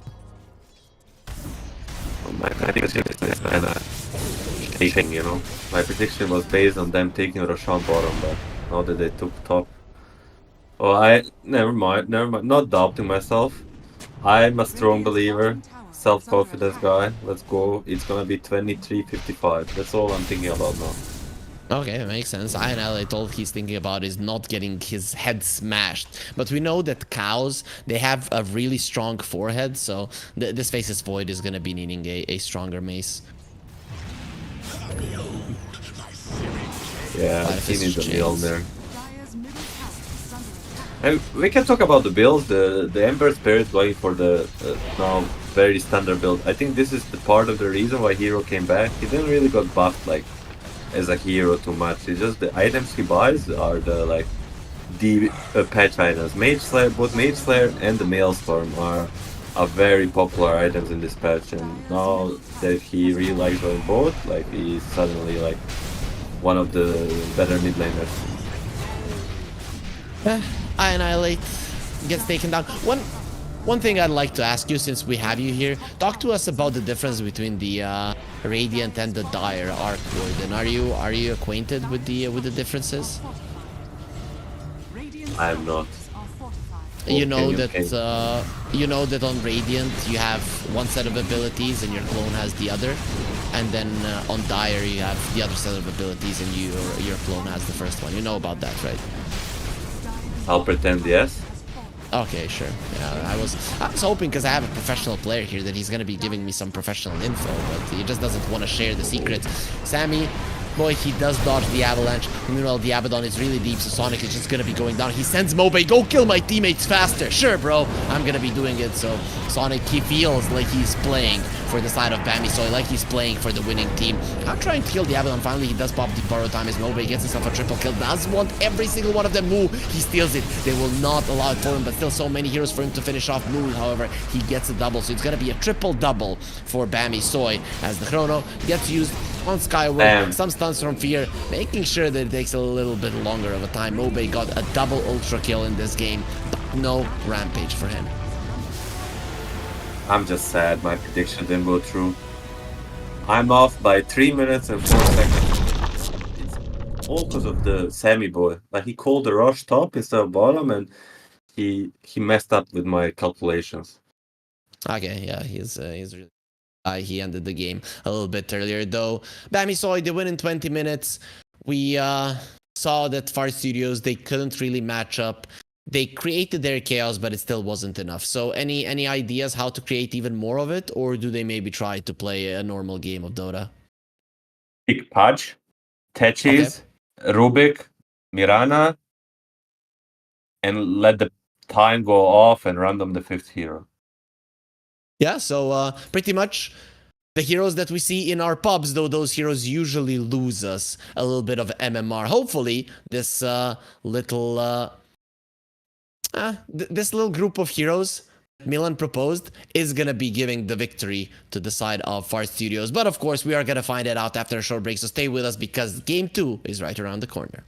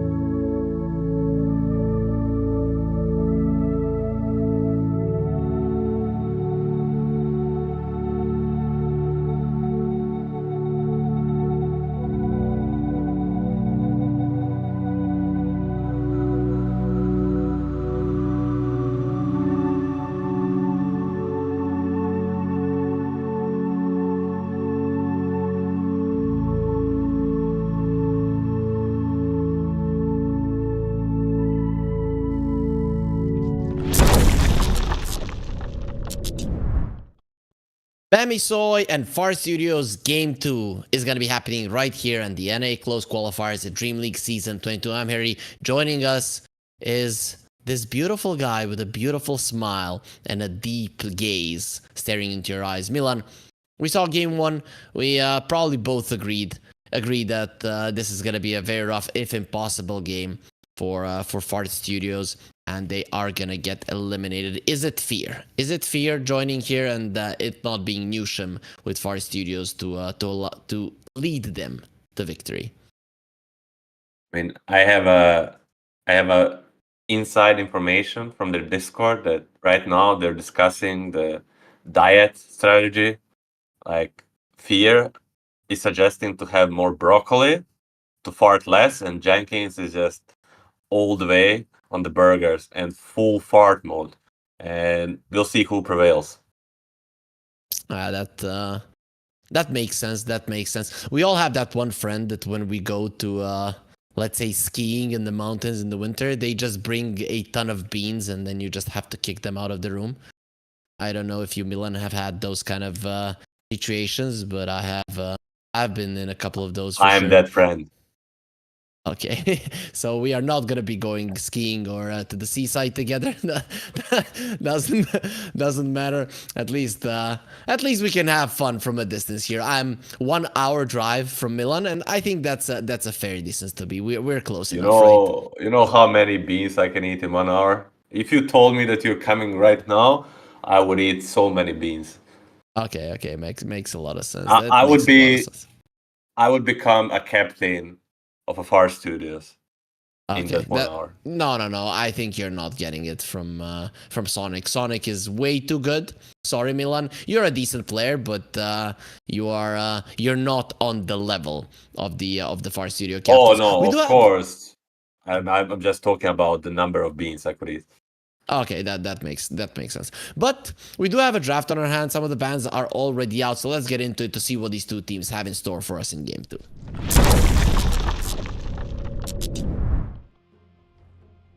And we are in Milan.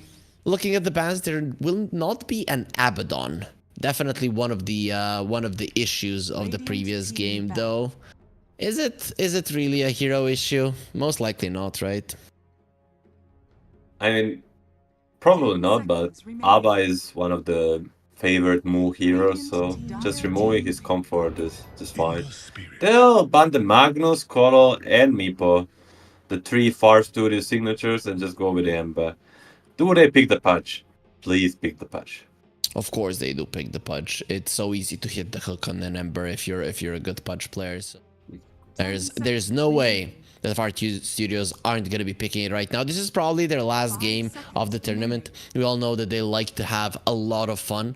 So going out with a bang is probably a best way to do it.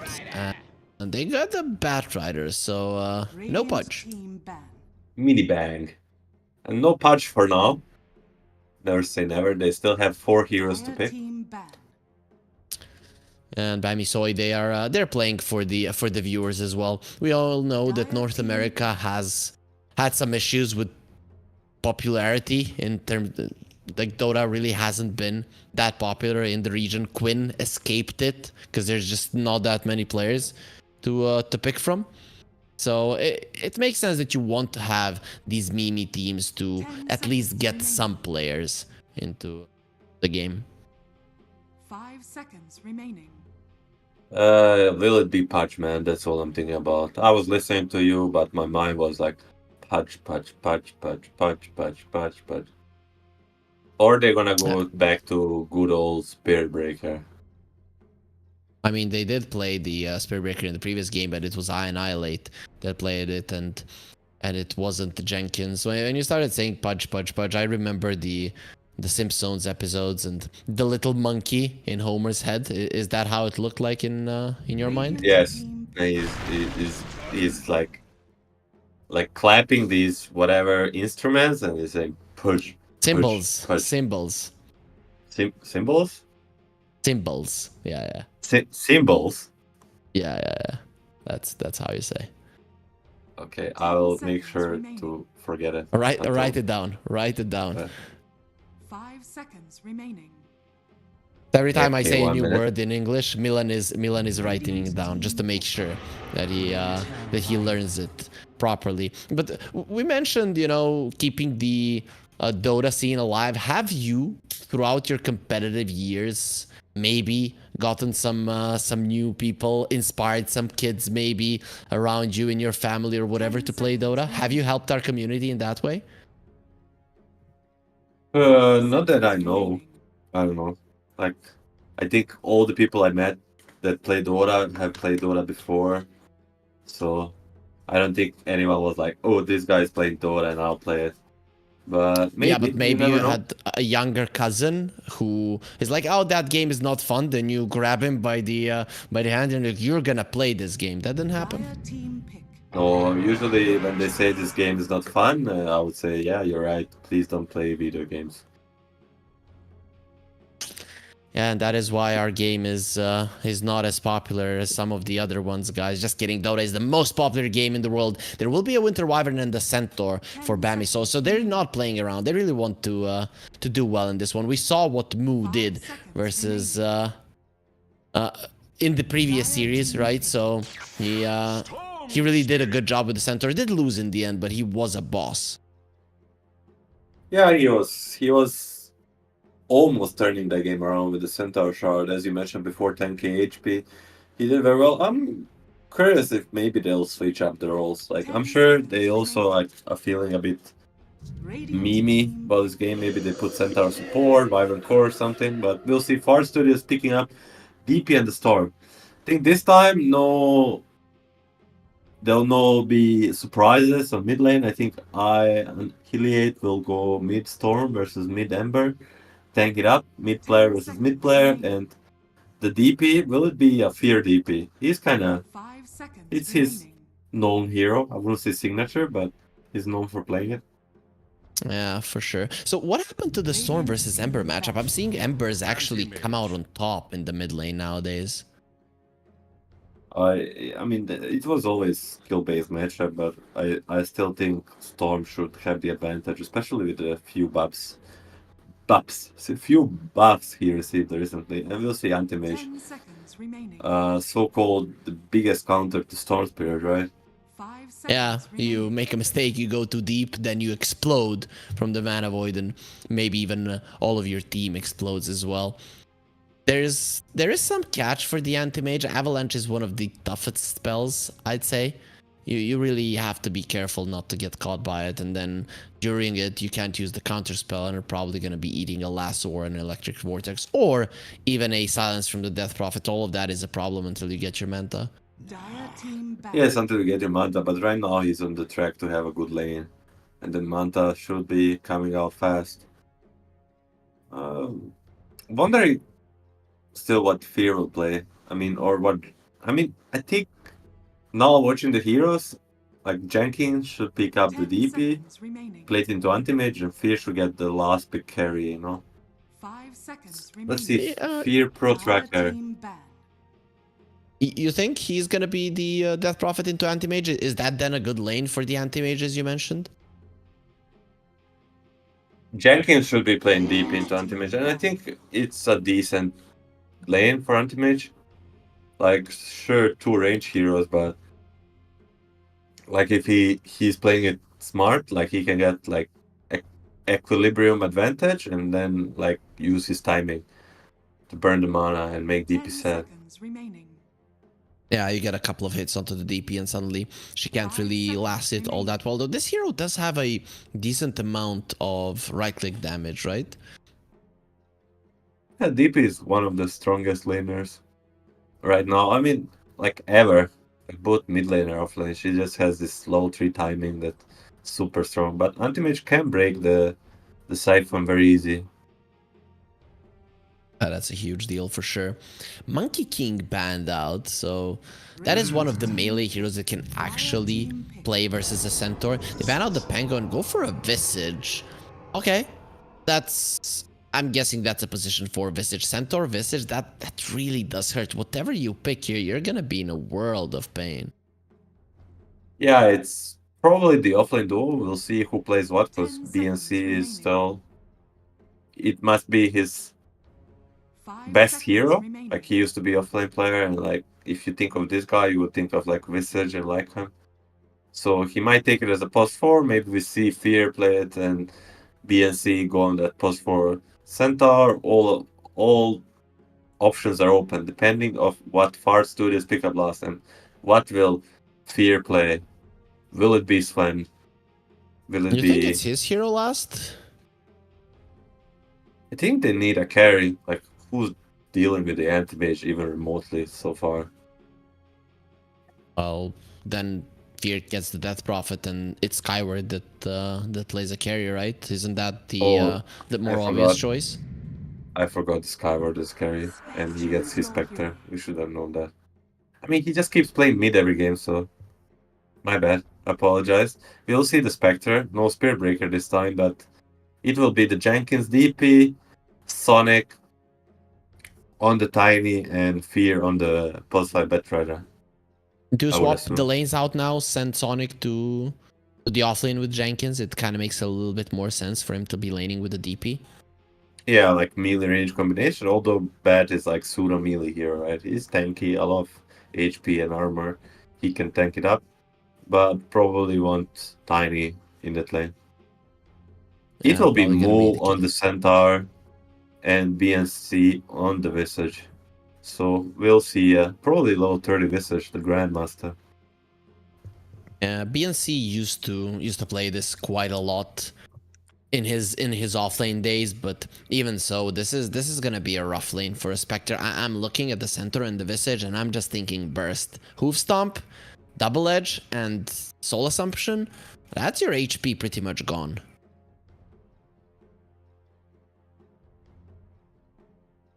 Yeah, We'll see if Skyward can deal with it. I guess he does have this shredder set still.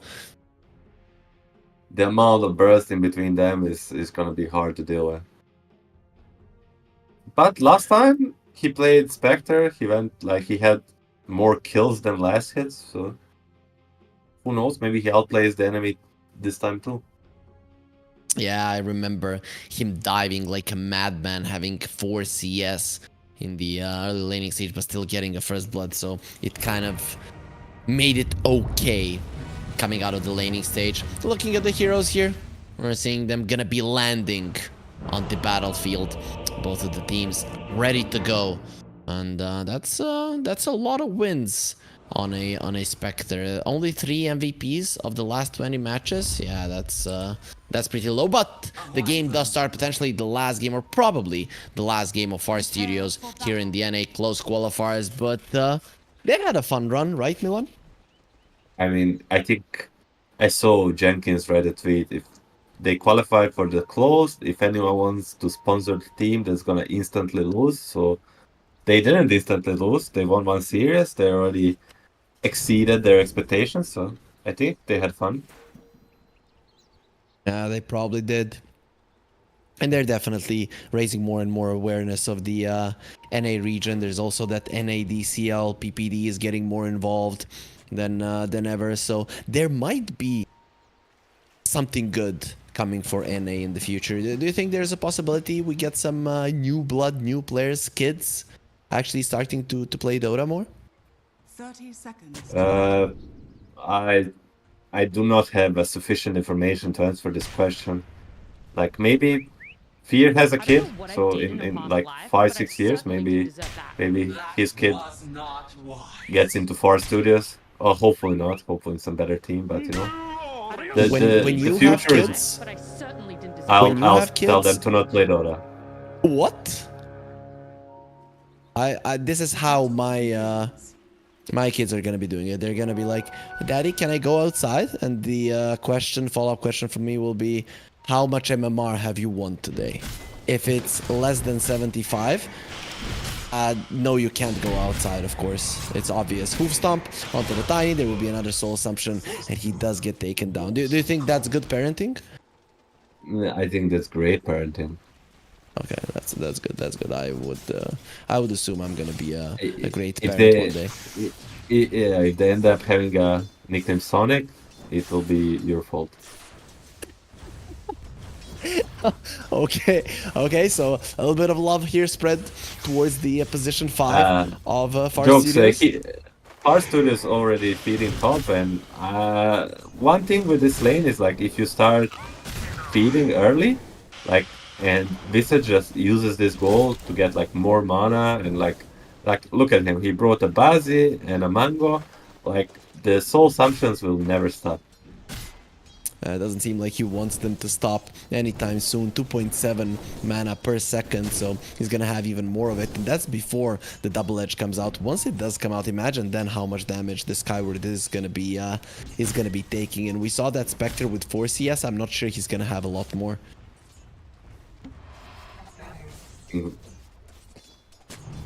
Oh, there's a Cobble camp on a small, so he might double his CS right now. Yeah, but get like 25 gold in the process as Fear. Speaking of 25 gold, he is going to be giving exactly that much to Husky and to every single hero on the side of Bambi Soy, as Husky does finish it off. Use the Arctic Burn just to make sure that the courier does fall. And again, we're seeing those couriers die as Sonic dies once again. That's his second death of the game. And second death of the game overall, so only he has been dying thus far. At least he's tanking for his Spectre. But the big problem right now is they got the control of that small camp, so people the lane equilibrium will not be easy for the Skyward and Sonic. He's gonna go for an insta D-ward. Let's see if they commit to reblocking it. Yeah, maybe the Visage just goes there and body blocks it if it does come to it, because Centaur is keeping the lane in a pretty decent position. But bottom lane, talk to me about this one. It is going to be the Anti-Mage versus a Death Prophet, but how much of a difference are the supports going to be making? I mean, the Winter Wyvern isn't the strongest of laners. Yes, Winter Wyvern is like one of the weakest post-5s in the meta, but that's like normal because he's a super strong team fighter and a hero overall in the game, so it's only balance that make him weak in a lane. So it should be a good lane for Bat and DP, but not that Anti-Mage will suffer too much. But again, the Sammy boy will... Oh, hold that thought. Actually, they're killing Husky. He is burning. He's gonna use the Cold Embrace and keeping himself alive. They're still taking a lot of magical damage. Gets into the tower. You need one more hit. Oh, he doesn't get it off. Jenkins running in. Gonna have the He's crit going in 5 for it. seconds. Joking in the trees. However, Husky made his presence known. Nice tango eating there. Jenkins will die because it, even with the Fairy Fire, not enough to survive. He dies to the dire side. So overall, I'd say a win for Bambi Soy, because free experience for the Anti-Mage. Yeah, Jenkins was not stopping. Meanwhile, top Moo is gonna dive on the tower. They have the glyph. Will they pop it? They most They might certainly not. will. Not now. At some point in the game, they'll pop the glyph, but for now they will be saving it. The creeps do die. Skyward, however, survives barely. Next time, though, with a hoof stomp, they're going for him yet again, so that Spectre is going to be in trouble. And also Husky using the Arctic Burn, and we're doing some nice damage. Skyward plants a tree, save a life, and he's going to be doing exactly that. BNC, however, if he sees him, he's dead, but both of them are very, very low, so this lane is not getting easier. 2 levels is Soul Samson. I mean, this is some insane damage coming on top. It's very hard to deal with. So do you buy the raindrops? You kind of have to, right? I mean, they have the raindrops on the Spectre, and probably you just have to. If there's one hero on that thought, they're gonna go on the Visage. He has stick. No mana for another Soul Samson, so Spectre will live for sure. Sonic will not be as lucky. So is this just a deny for a Spectre? Yeah, Skyward is just gonna run into the tower.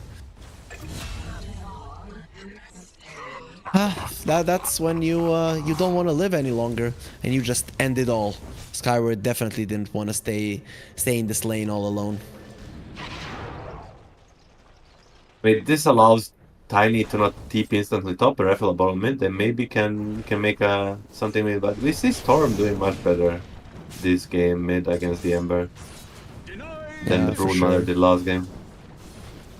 For sure. And I Annihilate, he is a mid lane player, so Mobay didn't have that easy of a time. Slide of his chains there onto the Storm and the Siege Creep. And it's 20 seconds before the Power Rune does spawn. Mobay doesn't have his level 6. Structures are fortified.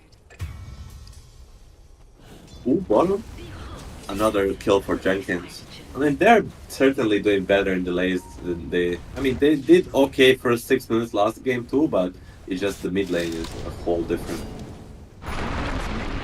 Sonic gets the avalanche onto Mobay, who will be going forward. Sonic just gives his life away once again. He's 0-3, will be 0-4 fairly soon. Maybe he can get the eye on the Ancients. Mobay will not allow it. Slaughter Fist onto a 0 armor target to make sure that he gets himself another one.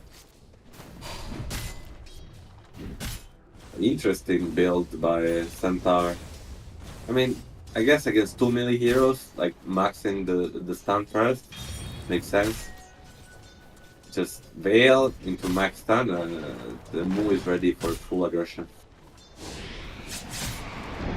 Sonic back to the top lane. They will be going for the Grave Chill, looking to send skyward. Exactly there. Avalanche will stop the center, who has the Stampede if they want to go forward, but he's just running in. There will be a Blood Grenade. Skyward trying to get himself away. He is marked by the Veil, but none of the spells will be flying towards him, at least not for now. They're trying to save the Siege Creep, and they'll manage to do it. So Skyward, he will try to tank that for the Siege. Though this is gonna hurt. This is gonna hurt quite a lot. He uses the Stampede, and even with the dagger, you're not escaping the slow and the damage of these two heroes. Moo gets himself a kill. Costs him a lot of his HP, but a kill's a kill. And Spectre is definitely not having a game. 2.3k net worth. It's a disaster once again. Yeah, but at least he achieved his small goal. The Siege dies, the tower will stay alive for at least a little bit longer.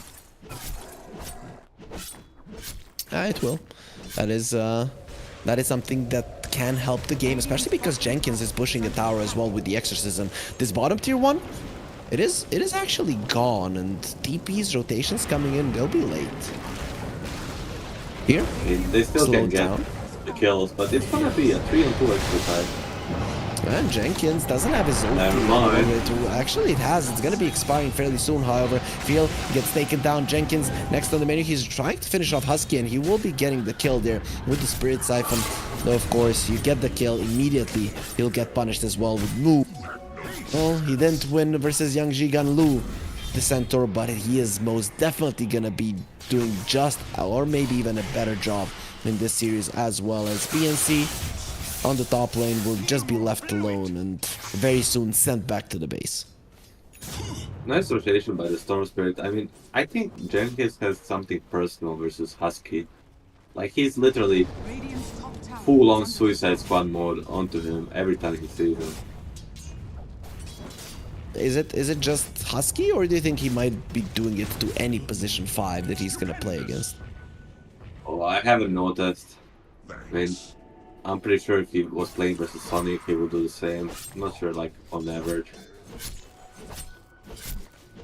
Okay, so might not be a personal beef, might be just Jenkins trying to annoy the enemy supports as much as possible, and, well, it doesn't seem to be working all that well, but Samson did lose his tower early on, just as Skyward, so it might not be the fastest Battle Fury because of it. Bottom lane is just not as safe any longer. Yeah, it's still only 1k lead at minute 9. Very surprising. Art Studios are keeping up this game. Dire's top Yeah, tower definitely is are. under Playing a attack. good laning phase, making sure that they're in it still. Of course, they are weaker, but not by that much, actually. 10-minute rune coming up. This will be a bit of a turning point for transitioning to the mid game. Dire's top Let's see tower who gets is under it. attack. It is gonna be an arcane rune on the bottom lane, so... or on the bottom part of the river, so definitely a little bit of luck there for Mobay. Only 2 points in Sleight of Fist, so it is not really gonna be that big of a problem. And these safety bubbles are such a good counter to the Ember. Fear, however, gonna be caught, a couple of hits, it's gonna be enough for a kill. BNC gets it. They don't leave it for Samson. Usually anti-mages really want these early kills. Yeah, like Stampede? the good old days. Anti-mage and Spectre, please give me last hit. I need my Battle Fury, I need my Radiance. He's gonna Poor cancel his Moo. TP. He's being hella annoying there on Sonic, so you really have to be careful. If the center decides that he maybe wants to kill you, he could actually do it. So Sonic, just ultra annoying to Moo, will now if he wants his mana back, we'll have to walk into the base, though for now, just staying and waiting for another creep wave to come over. The top tier one is still standing, actually, Milan, so Bami Soy unable to secure a single tower just yet. They have put so many resources in their bottom lane that they couldn't actually open this top tower. And if you remember, like the Spectre Death actually defended the tower for like another 5 minutes. Tower has Oh. 6 HP on the top lane, actually. If we could see it Kill it. on the top Sonic, lane. kill it's- it. Yeah, you can just poke it and it dies. Creeps are coming. Oh, Bye-bye, tower. One hit. Dire's top tower They is had a under glyph, they didn't use it. Unlucky. Could have bought 7 seconds for sure. Moo now, gonna get gone on. Here comes the Shadow Step. Another dagger will be flying through as he gets the blink away with the after the hoof stomp. Storm TP'd in as well, so they definitely wanted this kill. Aren't gonna be getting it in the end, however. Both Storm and DP rotated top and still didn't get a kill. I think they thought it's good time to gank him because no stampede, but a little bit of the mark. I mean, Yeah, we just a haven't little bit. we haven't talked about this Jenkins DP set. Have you seen this before? Can we see the DP set? Yeah, reflection cross. This is actually I pretty have cool, seen not it gonna before. lie. Does look decent though. I'm the biggest fan of that rock over her legs. Sonic is gonna get caught taking a lot of damage. Storm trying to finish off Husky won't be able to do so. They get the silence onto move, but a Nice. beautiful Winter's Curse. They're just fighting between each other, guys. You have 5 enemies on the other side. Don't make any more. Storm gets into a stun. They do finish off Moo in the end. He's very tanky, but not tanky enough. Iron Alley just enough mana to get himself away, as there will be an Exorcism doing a lot of damage to BSC. He's draining his spirit there with Spirit Siphon. Now they find the Ember. Obey. Can he get himself away? He has a remnant back. Gets out of it. Samson, however, pretty healthy here. Already used the mana void. Isn't really all that strong. Goes in on Sonic, trying to slow him down. Not gonna be happening. Sans only connects on the Ember, but another Sleight of Fist should be getting the kill here. Even with the Grow armor, it will not be enough. And Mobe, with a double kill, puts an end to that team fight. Direct for Tiny, 3 kills for the, or 4 kills for the Bammy Sword. For a moment it looked like they might turn it on the far studio Dire's side. bottom tower is under attack.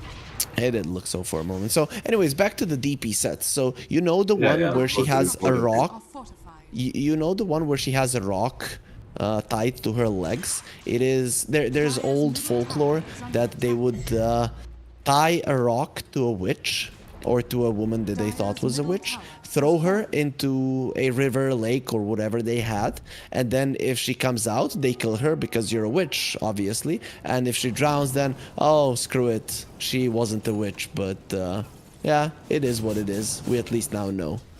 So that's the Interesting strategy. yeah. I would very say interesting. very interesting strategy.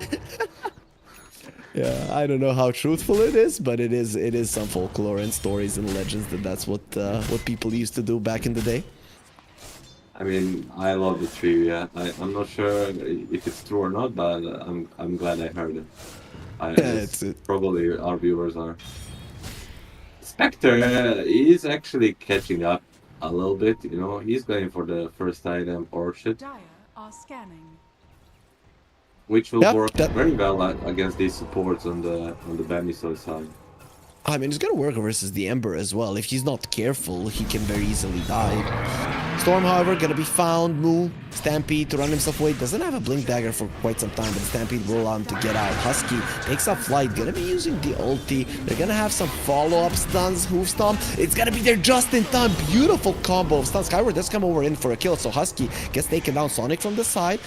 Veil of Discord does connect on him as well as BNC is coming over. He is gonna have the stone form on the birds. Another soul assumption not close enough, and here comes Jenkins. He has been draining the spirit from this visage so much. The Gravekeeper's Cloak not gonna be doing anything versus a Death Prophet who just does so much overtime damage.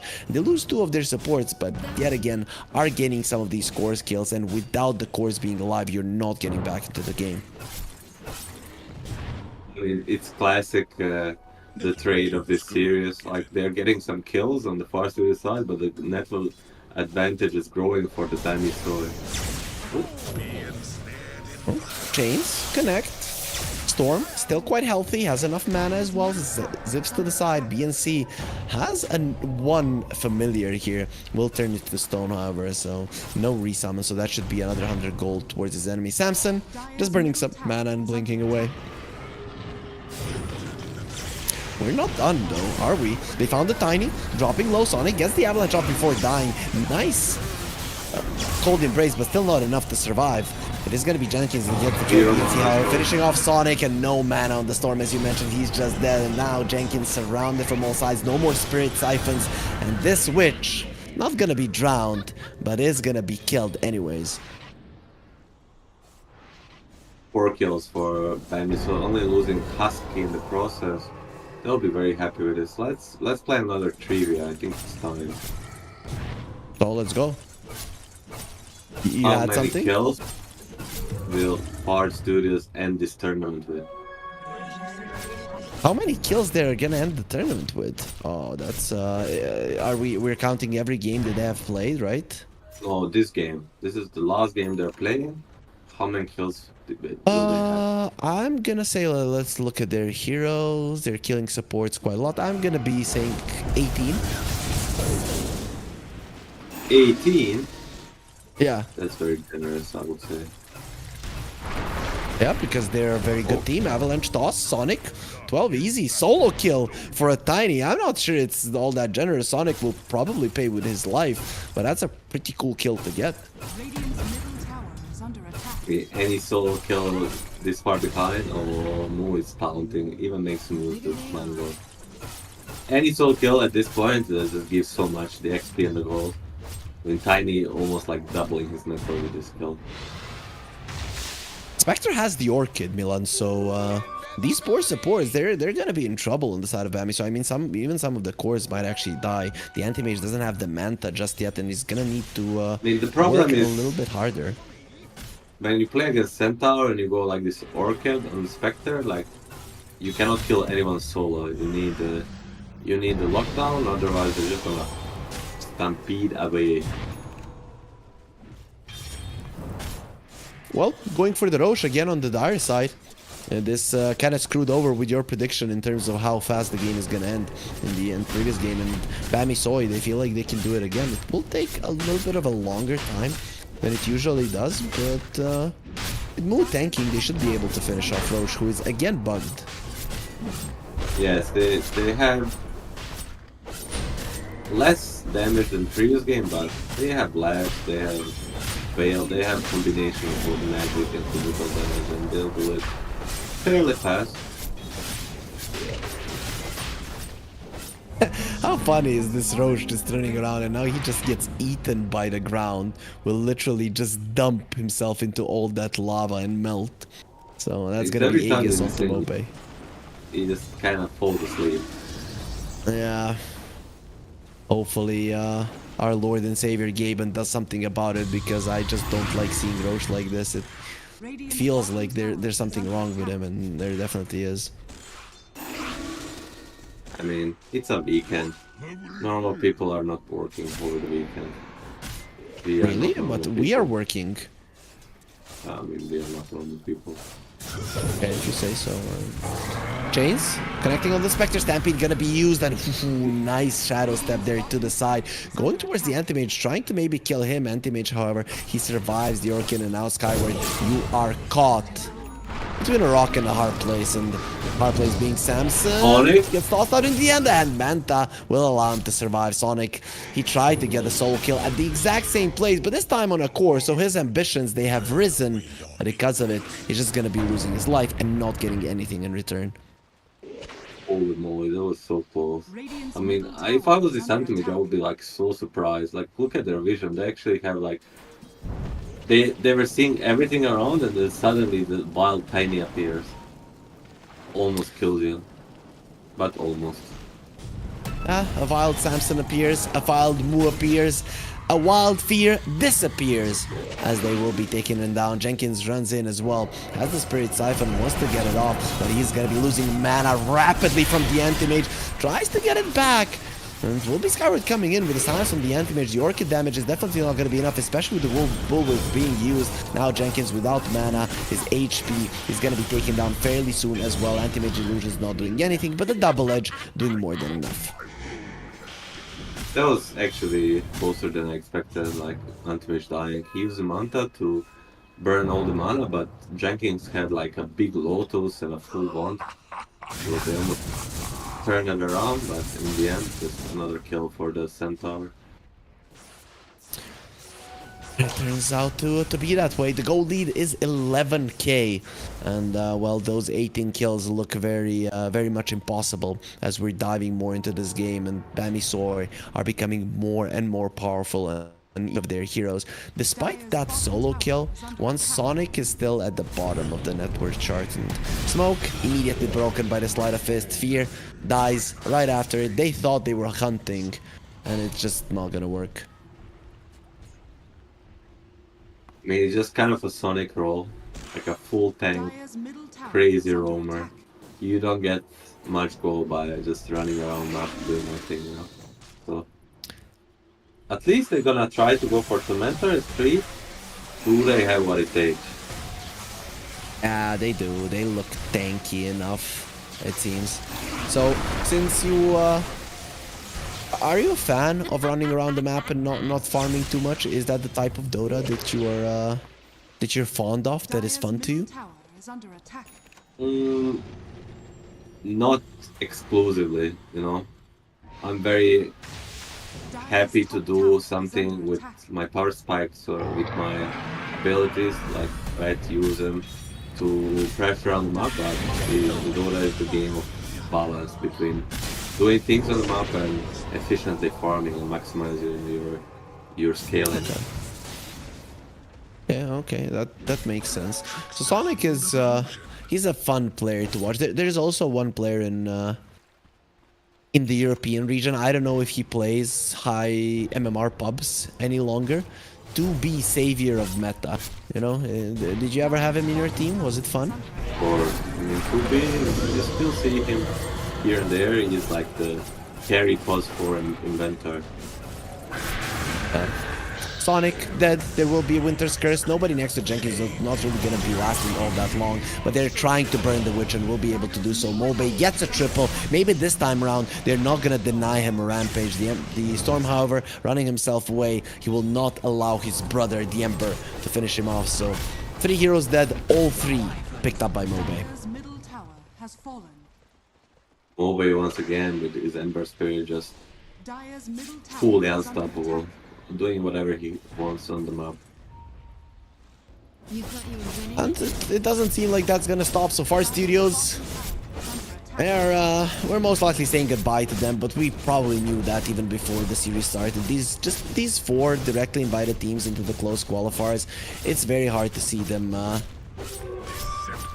losing versus any of the open qualifier teams. But Bamisoy are gonna be facing off versus Nouns next, and how do you feel about that matchup? Let's talk a bit about it even before it is official. Like, what are their chances to make the game somewhat competitive? I think they can do damage, you know. They've been practicing a lot for last month and a half. I actually played some scrims against them, and I know they play a lot and they try hard a lot. So, and they have decent players. So Nouns will be the clear favorites, but Dire's top tower they could is definitely under take a attack. game. Oh, okay. I'm hoping we see that. That would be really fun way to end the game with end the day with a 3-game series. Of course, Nouns have already beaten their opponents in the lower bracket. It was on the Tango stream. If you guys did catch it, write in the chat if those were fun games though. Nouns, other than playing versus Shopify Rebellion, weren't really challenged, and they did lose that game versus Shopify Rebellion. The Stampede gonna be used. There will be a lasso. This is what we talked about, of course. Saves from Husky coming in the form of the ulti as well, keeping Fear in place. The Spectre, however, did escape for the time being, going back to her illusion, so got out of there in time. It's just gonna be the 2 supports dead on the side of Art Studios. Will it be only 2 supports? They are smelling the blood. They're gonna find the Spectre. Very dead. No mana, no life. Samson makes sure of it with the mana void and is currently unstoppable. Pretty much Bammy Soy in all of them are at the moment unstoppable, while Jenkins farming on the enemy side of the map. Nobody's gonna figure out where he is.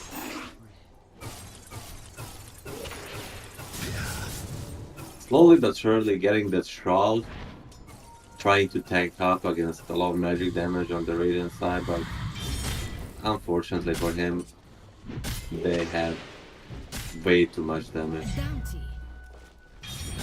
Bounty. Way too much at the moment. The difference in gold, the difference in levels, it is too huge. Turnaround potential was in their favor. Moo coming in, hoof stomps, light of fist chains, overtime damage, and the sole assumption to end it all, or to end Sonic for what, the 11th, 12th time? 12th time in this game.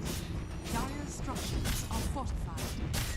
Average death ratio for the roaming Tiny. A Agnes plus Sange picked up on the Ember Spirit. This guy, like, it's so... Whenever this Ember picks up the egg, it's so hard to fight with him. Like, suddenly you can fly across the map in milliseconds. Speaking of flying across the map, the Spectre can do so as well. Doesn't mean that the life of the Spectre will be saved. I think Moo was attacking the tower there while BNC was killing the Spectre, as Mobe does find Fear. the Will old be another man. sleight of fist. Radiant's top tower is under Hitting attack. old men, that's not nice. Dire's I bottom tower That's is just under janking this beasting, you know. Will Radiant's he even top come tower back trying to send? Oh, we'll see. Fear, however, gets the Oh, lasso. TP That's right the now. tankiest hero. They missed on the toss back, only using it on the illusion. Sonic has the avalanche, at least to keep Samson away. But I mean, Stans does connect. He doesn't have the Manta, has the Stampede, however, to run himself out. The Orchid has been picked up by the Vicious Stitch as well. So this time around, Bammy Soy, they have a silence of their own.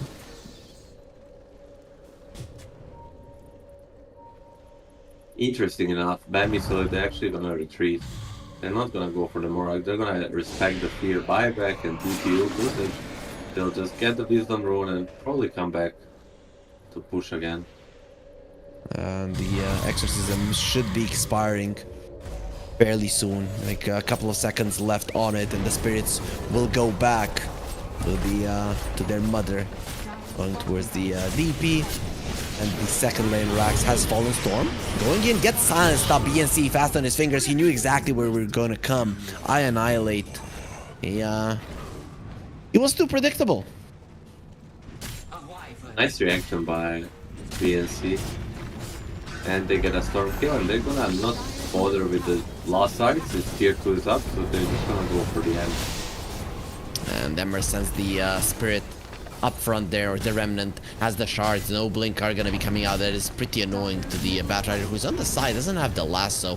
For another 3 seconds, TPing deep with the Spectre, trying to bait something out. There is still a glyph inside of Forest Studios. Their last glyph of the tournament. If you want to use light fish chains and the Spectre not moving, there's the glyph finally being used.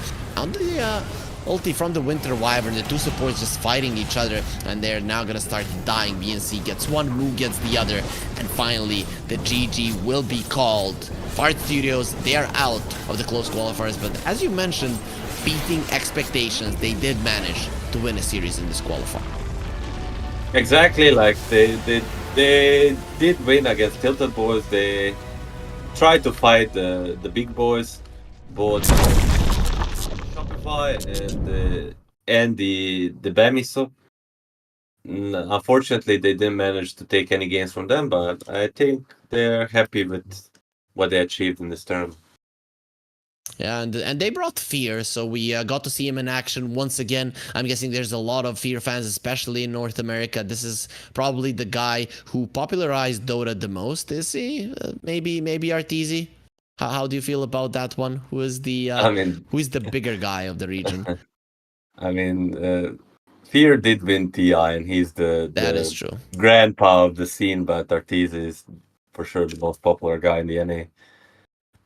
Numbers don't lie. Like, yeah, numbers really do not lie, and we know how many people watch the RTZ stream every day. So Milan, we have one more series waiting for us. You mentioned Bami Soy are gonna be a good matchup versus Nouns that they might actually take a game. But before we go on to this long 2-hour break that you and me are already used to, you're gonna give me the exact prediction for that series. Is it a 2-0 Nouns, 2-1 Nouns, or maybe even Bami Soy getting the victory?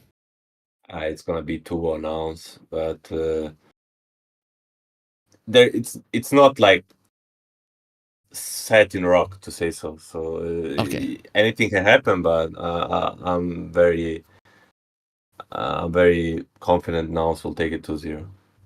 Okay, so that's a fair assessment. Everybody, we are going to be taking a long break once again. In an hour and 53 minutes, we will be back, both me and Milan, to give you the action of the lower bracket semi-final. So if you want to follow that series, and it is going to be fun, you should be here. But until then, we'll see you in a couple of hours.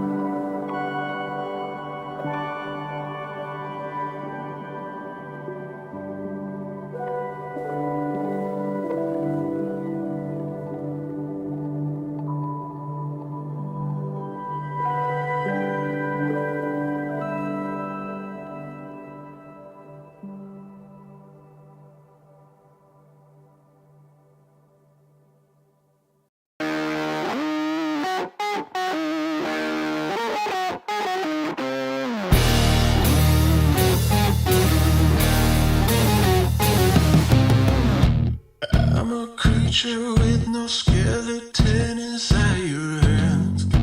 Got no home address, I come and go as you command. And it's fine with me, and it's fine. I'm a bandit that you use to keep from bleeding out. I'm the lover you don't love, but love to keep around. And it's fine with me, promise that it's fine. Maybe I'm a fool, it's not like I'm expecting something new.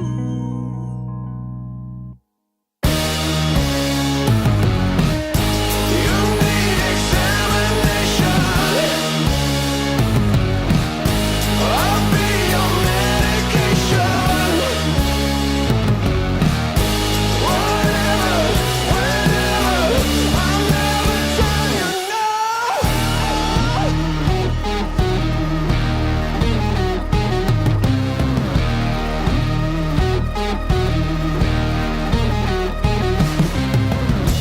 I'm a picture on your shelf that some days makes you smile. Then I gather dust and watch you go about your life. And it's fine with me. I swear it's fine. I'd be offended if I still had any dignity. Instead of savoring the drink, you're slowly killing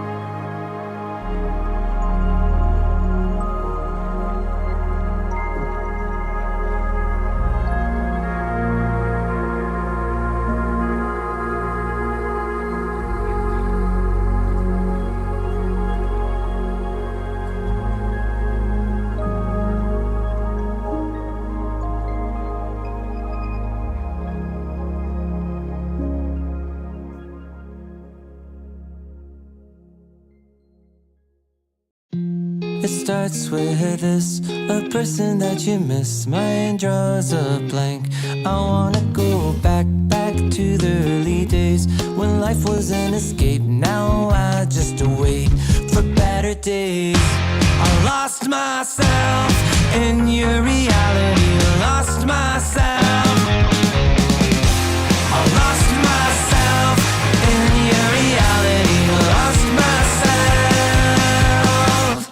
I feel that life, according to a friend, we're all shrink wrapped in families and making ends meet. Stuck in jobs we'll never leave. I never wanna be like that, so I wanna go back to my reality.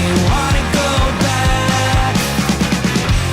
I wanna go back to my reality. Wanna go back. Didn't mean to sound so concerning. Am I alone in the hurt? I never followed anyone. It's so absurd.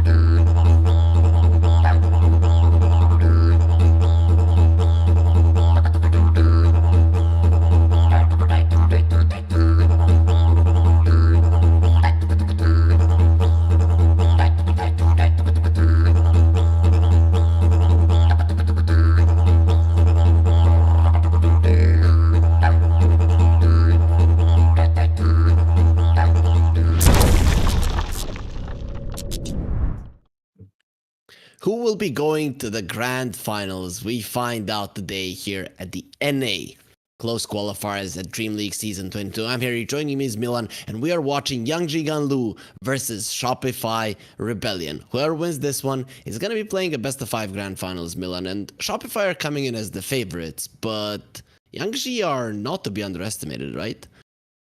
Young Jigan Low, definitely not to be underestimated. I mean, these players have been playing against each other for a long time now. Like excluding like Yopash, who is coming from another region, but even then, Dubu is from the same region. They used to play against each other before. It will be very interesting to see who comes out on top. Obviously, Shopify, Spotify, however you like it, heavy favorites, but I'll be keeping an eye to the mid lane. You know, RCY has shown that he's not to be underestimated, to say so. Yeah, hopefully they can show the real power of USA Yangji Ganlu, because they have 4 players from there, whether as Shopify Rebellion, only Kitrak, of course, Arteezy being Canadian, maybe he can count as a real North American as well, but the rest of them, they are from different countries. Overall, this is gonna be a fun series for sure. Shopify Rebellion earlier in the day, they did beat Nouns. Well, quite convincingly with the 2-0, but let's see what they're gonna be doing here. We do have a draft ready, so let's not speculate with their pick and see. Look at the draft. The first phase bans are actually by the storm. Like Yangji, Ganlu banning 4 heroes in matters of like 5 seconds. And Shopify banned 2, and now they took a bit of time to ban the last one. They see what's in the pool. They see Mars is left. Ban Void, pick Mars. Usually how it goes is that the last ban of the first phase goes for the first pick guys, and they ban according to what they're gonna pick. So they want the Mars, and they think the Faceless Void is the best hero versus the Mars. Now, what will Yang Jiganlu go for? What do you think? They played Gyro, they played Techies. Those could be their openings. I feel like maybe a Nature's Prophet opening. It could be an approach for them. I'm seeing the heroes they played versus Bami Soy, and I don't think they're gonna be changing too much. I'm thinking what's left of the big boy offlanes for them, you know? There's only sort of Primal right now, because there's Centaur left too, but you don't really feel good picking Centaur into Mars. So, like, they banned 2 big offlaners, Timber and Magnus on the Shopify, and they pick up the third one with the Doom being banned by the Yangji. So, interesting enough, if they go for a core themselves, or they just go with some chill support like Gyro or Techis, as you said. Shopify Rebellion. I think that's gonna be the approach. Actually, they go for a Kunkka. Okay, that's something that they play quite a lot. I just didn't see it as a first phase pick. Yes, I mean, it's not part of the big boy offline club, but I think Speed it's one of his more known heroes. Yeah, I guess. Do you know if RCY can play it? Like, is this a flex pick, or is this like 99.9% gonna be an offlaner? Oh, I don't know by heart, but I can check. Give me a moment. Oh, no problem, no problem. We're good. While we're waiting for it, the Morphling does get banned out. This is something that, Milan, you always repeat that when you have that one ban left, you just get rid 10 seconds of the hero that you don't want to get surprised with at the end of this drafting phase. And Yangji Ganlu, they are probably going to be banning a carry hero right now. Could be something like a Lifestealer, Slark. Some of those heroes do lane well versus the Kunkka. Yeah, the Lifestealer is like the most common one, but they end up banning Pack, so both Lifestealer and Arc Warden be left in the pool for TZ. Now they have a support pick. I would be surprised if they don't go for like a Gyro. Oh, it's a Techis. I mean, the bomb is bomb, you know. Yeah. Or a rocket.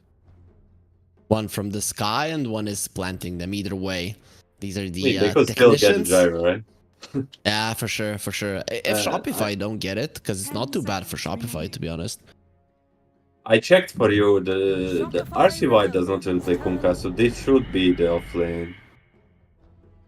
Okay, makes sense. Phoenix is gonna be picked up. Tekis has a lot of range, but when there's a Mars in the pool, Tekis isn't really a hero that you're gonna rely on to deal with the egg. So already Shopify Rebellion have secured themselves a really strong 10 seconds remaining. duo in terms of team fight. We'll see if these two do lane together, but we do see Phoenix more often than not on the safe lane. And there's the Hoodwink. We didn't see it in a series versus Nouns, but now we're gonna be seeing it finally.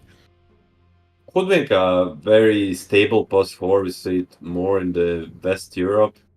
Like, especially on like Ari, he's showing the strengths of this hero, and I think it goes really well with the Mars and 5 Phoenix. seconds remaining. Just like these two heroes have like a very big ultimates, and it's nice to have a hero that can casually connect without like a big cooldown, and that's what Bushwhack does.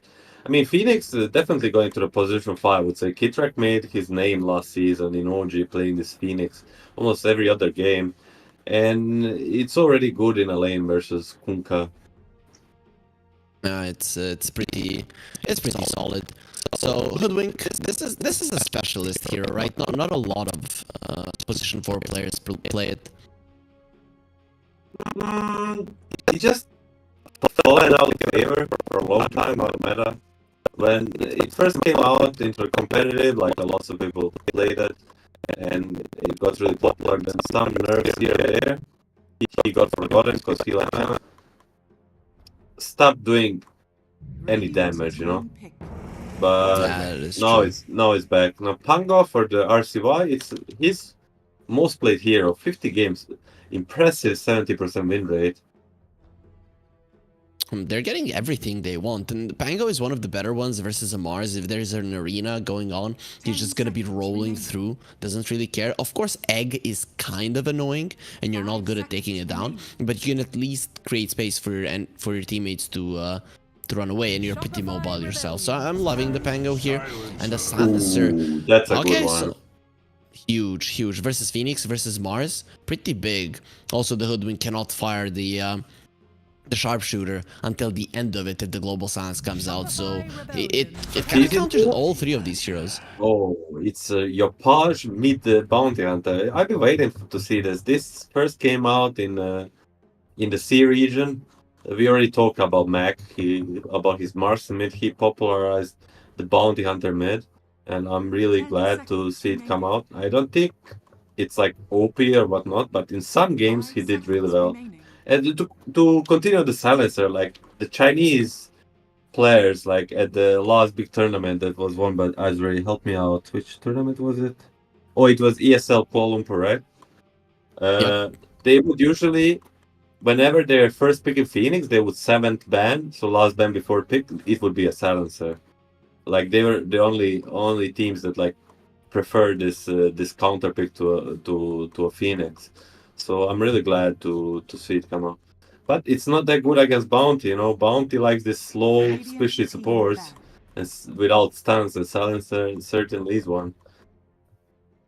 Tekis also doesn't have a reliable stun, definitely not against a hero that is just speedy like a bounty hunter. And I think I've seen a bounty hunter bully the Pango. I have been casting quite a lot of Southeast Asia in another tournament, and well, they do play bounty there quite a lot, and every single time there was a bounty versus a Pango, bounty versus an Ember, these melee heroes, they stood absolutely no chance. But they kind of he just punched the shuriken. That's what I saw. I watched it for like a minute on some live stream. Maybe you casted it, I don't remember. He just kept pressing the shuriken on the Pango or Ember. I don't remember who it was. There is no way I casted. If I casted, you would have remembered 100%. So yeah, it has to be somebody else. But yeah, you spam the shuriken, and if you get the gold, that's nice. Embers sometimes manage to push out the lane, but here's the thing: the trade-off is either you don't get many creeps, or you try to get more creeps and then you give more gold to the bounty, so he steals more. So I'm not sure what's worse, to be honest, to allow the bounty to have a really fast first item, or to not get anything yourself. It is a very tough call to make. Interesting, Lifestealer not being banned. Young 5 seconds G remaining. Ganlu deciding for the Bloodseeker and Troll. Obviously, Bloodseeker very good versus the Pangolier, the most common counter, but Troll Warlord or the Lifestealer with so much kiting power between Kunkka, Pango, and the Tetris, and possibly the last pick. Interesting. What do you think he definitely goes for Lifestealer? I think it's just way too good of a Lifestealer game. It is way too good. I'm thinking Shopify, they would like to defend that safe lane tower for a very long time so that they can get kills around it with the bounty.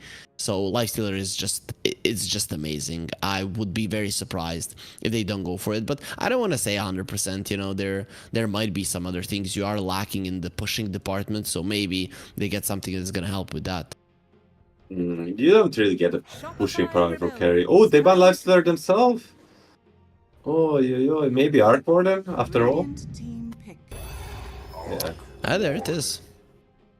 So Arteezy, he expects his team to just create a lot of space for him, and it is an objective taker later on in the game. Of course, it's not going to be pushing early on, but it can help a bit with the... What is the Arc with those Warden track carry kills. counter? Remaining. Carry to carry.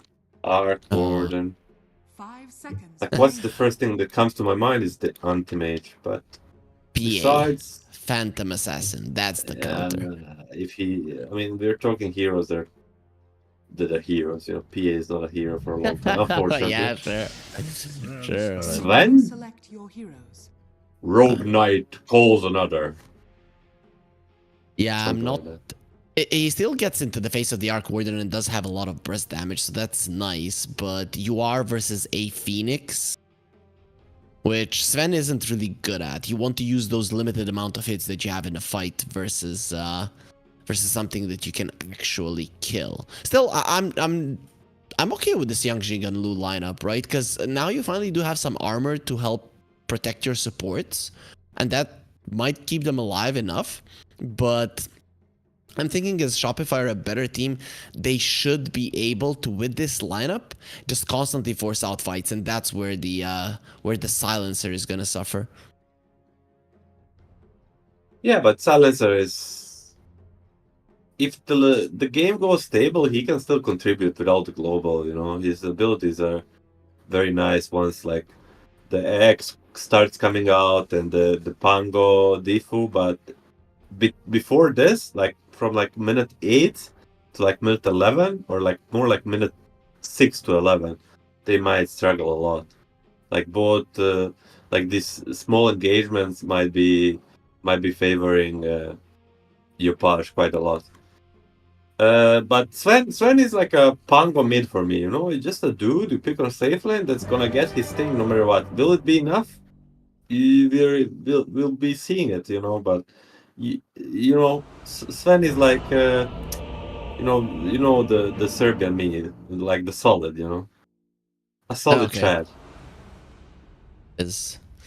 He definitely is. We'll see if it works out, though. I'm always kind of skeptical about the Sven, especially when he's not being played too much. Because if this hero starts falling behind, it is a problem. Or even if he's even with the opponent. So I'm looking forward to see what Yamsen can do with it, if he's gonna be able to make it work. And it seems like they're gunning for a fight early on, both of the teams maybe. 5v5 on the horizon. Shopify holding the high ground though.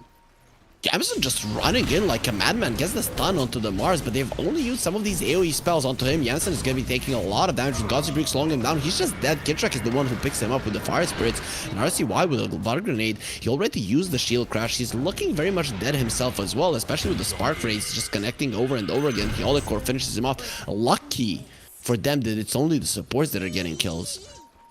30 Lucky or not lucky, it's like a silver lining in the complete disaster, you know? It's still 2 kills, it still means on side lanes they're gonna be getting level 2 faster, so hitting the power spike, and they... Gold! They just got gold. Supports can also use gold, like fast boots, fast magic wand, you know? It's a big advantage to have. For sure. Arteezy is going to be putting down some Spark Rates here, and MSS, does secure the rune. That nighttime spark rate, man, does it form faster during nighttime? Is that something like that, or?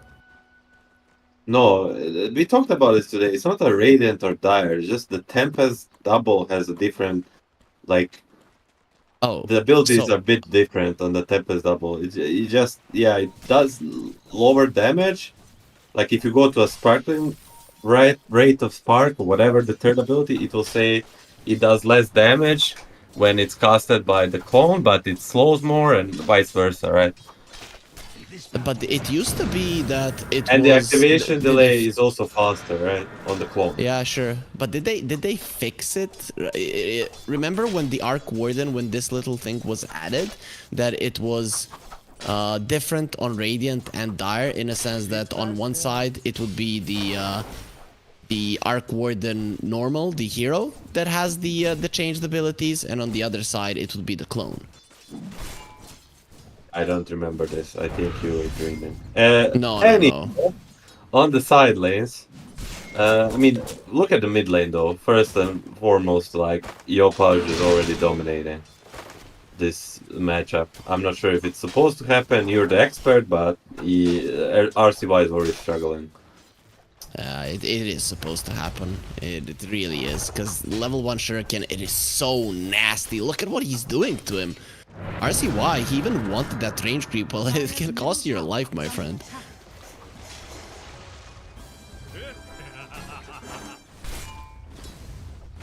Yopaj, bathing in gold. The name of the duck that bathes in gold. The Donald Duck's uncle, or whatever. Anyway, is doing exactly that. And? RCY is dead. Oh my god, that's 2 minutes into the game that you get a kill. 8-5 compared to 5-1. He's crushing it.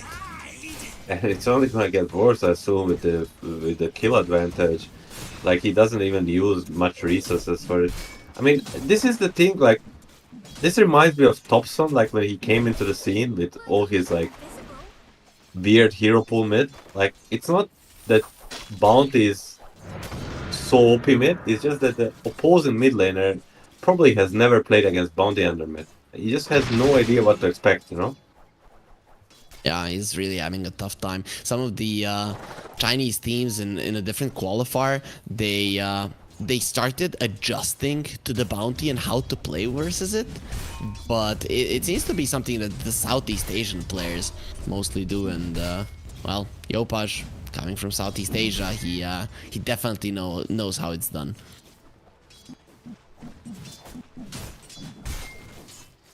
It's a rough start. So let's talk about the side lanes a bit, because the mid lane is a disaster, but the side lanes are going really well for Shopify overall. They are crushing the lanes. Is this supposed to happen? Not really, but I think the first bloods had a lot to take in.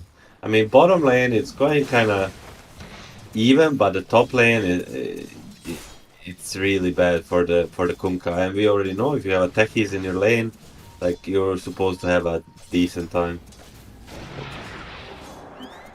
And even with the techies, he's having a disastrous time. Arteezy is pretty much doubling him in CS. Not quite, but he is there, as speed is trying to just pull the wave back, farm as much as possible, but things are not looking good at the moment for Young G. RCY, I think we should not be looking at this mid lane any longer. It is just way too brutal. It's so brutal. Look at the bottom, look at Dugu taking up harassment, but they're gonna switch to the Sven fast. Just pokes and prods, just making sure that the Sven is not having a nice time in there with the acorn shot, applying even more damage to the Olicor. Being a huge nuisance. They pull a lane in a really good position. Kitrak, that might finally be a kill. Nah, he's okay. Has a fairy fire and the 8-1 charges. And 8-1 and assault, so he perfectly knows what to do. But bottom lane, I think there's more action to come bottom lane, because they have perfect lane control, plus the small camp is blocked. Like, this Sven, he's gonna keep struggling here. And Saberlight, He has mana for both his spells if he wants to try. God's Rebuke is there, just being a little bit annoying to Yamsen. Theoler Core coming over. He is a little bit short on the mana, but Bushwhack into a spear. Dubu had the sticks, will be able to survive because it's Saberlight in a lot of trouble. He will probably go down. MSS dies on the other lane, but it is going to be Saberlight, the first casualty for Shopify Rebellion. So finally, Yangji get themselves something. Oh, nice turnaround. Saberlight and Tio getting a bit ahead of themselves, you know? Just going through whole creep wave and just fully committed on the silencer, and silencer just has too many one charges or stick. And nice income for this one. But the mid lane, okay, we can look at it for a bit. Now there's a track online, and Pango, I don't think he can even come close to like a right click a creep anymore. He's level 5 compared to the level 6 of the bounty. He's only just hit it, so it is gonna be a long time before RCY is able to do something on the map. The first power rune, it seems like the supports are rotating, and you really don't want to get close to this bounty. It would just be free track kills. Silver lining in the room control is that at least it's invis, like probably the worst rune to pick up at -6. For Yopaj, if it was some kind of a DD or a haste, then I don't know, it would turn into even a bigger disaster. Oh, Sven's gonna get gone. He's gone. He's all alone, has 4 stick charges, and the phase boot's pretty fast, but Saberlight has more than enough right-click damage to finish him off. Level 1 Warcry, just not enough to get you out of a really bad situation. Double stun lane is always a potential kill, and Shopify Rebellion coming out of the laning stage, it doesn't get much better than this, does it, Milan? I mean, your position 4 is on pair and network with the enemy mid laner, so yeah, I would say it's going pretty well for them, or pretty bad for... Oh, and they're gonna lose double wisdom. I mean, from bad to worse, you know? They're gonna try to turn on kick track, but it's a small price to pay, I guess. He is dead, especially with the silencer coming over. We all know what happens. You just fly around. Yopaj here coming comes over. your push. He just ran through. Like, this is my part of the map, but won't be able... Oh, Kunkka? Okay, speed. He's lucky that Yopaj wasn't relentless for that kill. Yeah, if he continues, he'll probably find a kill on him with the help of Arteezy, but he wants to defend the mid wave and prepare for this power rune, you know? With the new top lane. Ortiz is going aggressive. He has the Tempest double. No 6 on the Kunkka just yet, but MSS right next to him. Flux will be doing nothing, and Ubo is rotating. Arteezy is gone, especially with RCY. He's gonna try to kill the Kunkka before he falls himself, but not gonna be able to do so, so Speed survives. While Yamsen, he has his ulti active, God Strength. Well, you're just borrowing it. Mars is a god himself, one of war. He has the arena if he wants to use it with the 2 heroes coming over. Bushwhack doesn't connect, but Yopaj is here, and Yamsen will be going down. Yeah, he went for Roche, hoping that he's gonna be there, but this time of night, he is not home. I mean, yes, Arteezy dies, but they had to rotate like 4 heroes top, and they didn't get a room for it, and only 3 heroes for the... keep it up. Phoenix gonna be in trouble mid. He has to use his spell, he's gonna die. Mars TP with arena, but is he gonna be in time to catch? No, RCY is just gonna get poked for the ulti. So to say they also bring 3 heroes to kill Sven, but you know, when you bring 3 heroes with the bounty hunter, it's much more war than to bring 4 heroes to kill without bounty hunter. Pure math. Very true. It is pure math. NA math. NA math for NA region. Yeah, bulletproof for sure. They do find the silencer track. It is gonna be coming out, so even more gold into the pockets of Shopify Rebellion. Every single kill is gonna be worth so much more. And Bounty is going for a BKB. I'm still thinking Eternal Shroud might be the best item for this hero, but I don't see anybody buying it just yet. Eternal Shroud is just kind of a greedier version of BKB. Probably, I would agree, Mage Slayer or something like that. But let's look at this gang top. How much damage he can do? Oof, quite a lot. Both is coming out in speed. He wants to get drunk there with the rum. A little bit too late, my friend. It won't be able to soothe the pain. Sharpshooter. He is in a lot of trouble. Will be dying to the spark rate. Very nicely placed by Arteezy. So a nice kill for him. The rotation from Yopaj, very successful. An instant TP to the mid lane. This aggression, it's not gonna stop. He is not planning to stop any soon, and he gets the arcane rune. This silencer or Techi is just like, he's gonna make a living hell for them, in this game. Every time they're spotted, they get tracked, they need to like retreat to a tier 3 or they're gonna die. So, any aggressive approaches? How do you maybe go and kill the bounty hunter? You're a support player. Is there a better way to deal with him? I mean, they can definitely kill him. They just need to use like a lot of heroes for it. But the problem is, the biggest problem for them is this double wisdom loss. So only heroes that can be active on their side are their cores. The support still like very far away from the level 6, both of them, and that's where their like team fight comes from. But they're gonna still try. Whenever you're losing, you wanna outnumber the enemy, and they're gonna bring like 4 heroes to this top lane. Are they gonna defend the Arteezy? He's dead. He's gonna die way too fast. Uses the Tempest double. He's gonna be standing his ground. Maybe can kill Dubu here before he goes down with the multiple spark rates. Will be able to do so as at least something. But even the Tempest double does go down. Yamsen stun onto Yopaj, who is pretty speedy. Not speedy enough to catch on the Sven with the Warcry and the phase boost, however. Still very annoying to him, not letting him farm what he wants, and he, with his arcane rune, might look to be aggressive top again. They're going for it. We talked about fighting around your safe lane tower. Of course, they do not have that lifestealer that we talked about in the draft, but they are coming over. No Rolling Thunder. Gonna get a track onto the Kunkka. RCY gonna be caught. Track in a second, and that's gonna be RCY left all alone with the Flux there. Nowhere to run, nowhere to hide. Just give the gold to Arteezy. And of course, the rest of Shopify Rebellion, they all come over, just wanna fight around those tracks. No rune top for your part, so there's gonna be a region bottom. Is Dubu gonna deny it? Yeah, he's gonna handle it, but this means with the skill top on Pango, they'll get a tower. They will be able to do so. No, if you get that tower, it opens up the map towards the triangle and the statue area. So Sven is not gonna have an easy time farming. The bounty will be able to come in from so many angles.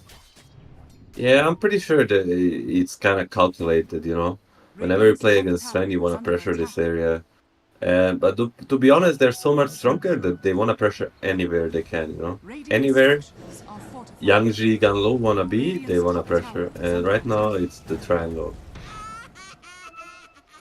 Track getting some vision down. They're making sure that they have control of this area. Still, the pings are coming out. Yangji are thinking about defending that tower, but nobody's rotating here, Milan, so the tower will most likely fall.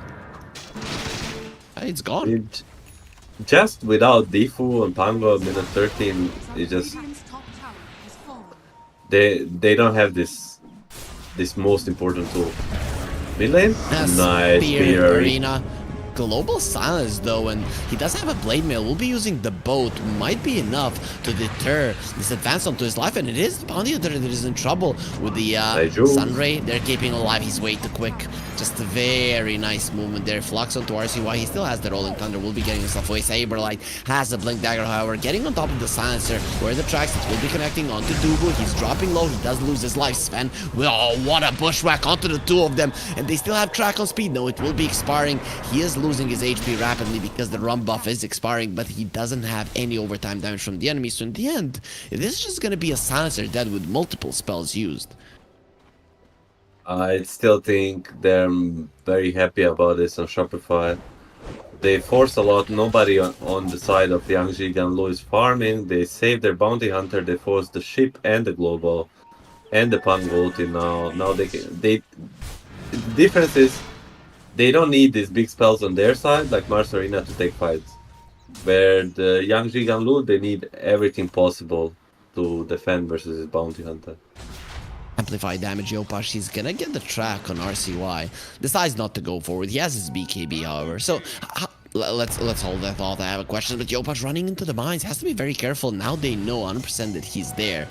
They'll be getting out. So how do you feel about the Mars change? I used to love that only a couple of players that would really practice the Mars could get a spear into an arena. Now just anybody can do it.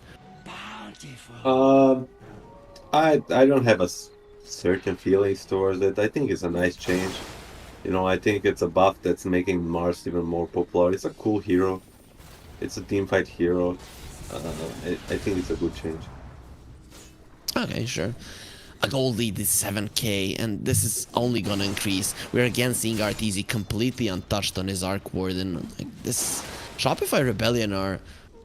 I mean, these other 4 players, they're doing such a good job at creating unlimited space for the Arc Warden. How do you actually even stop this? You can't get to Arteezy before you go through his team.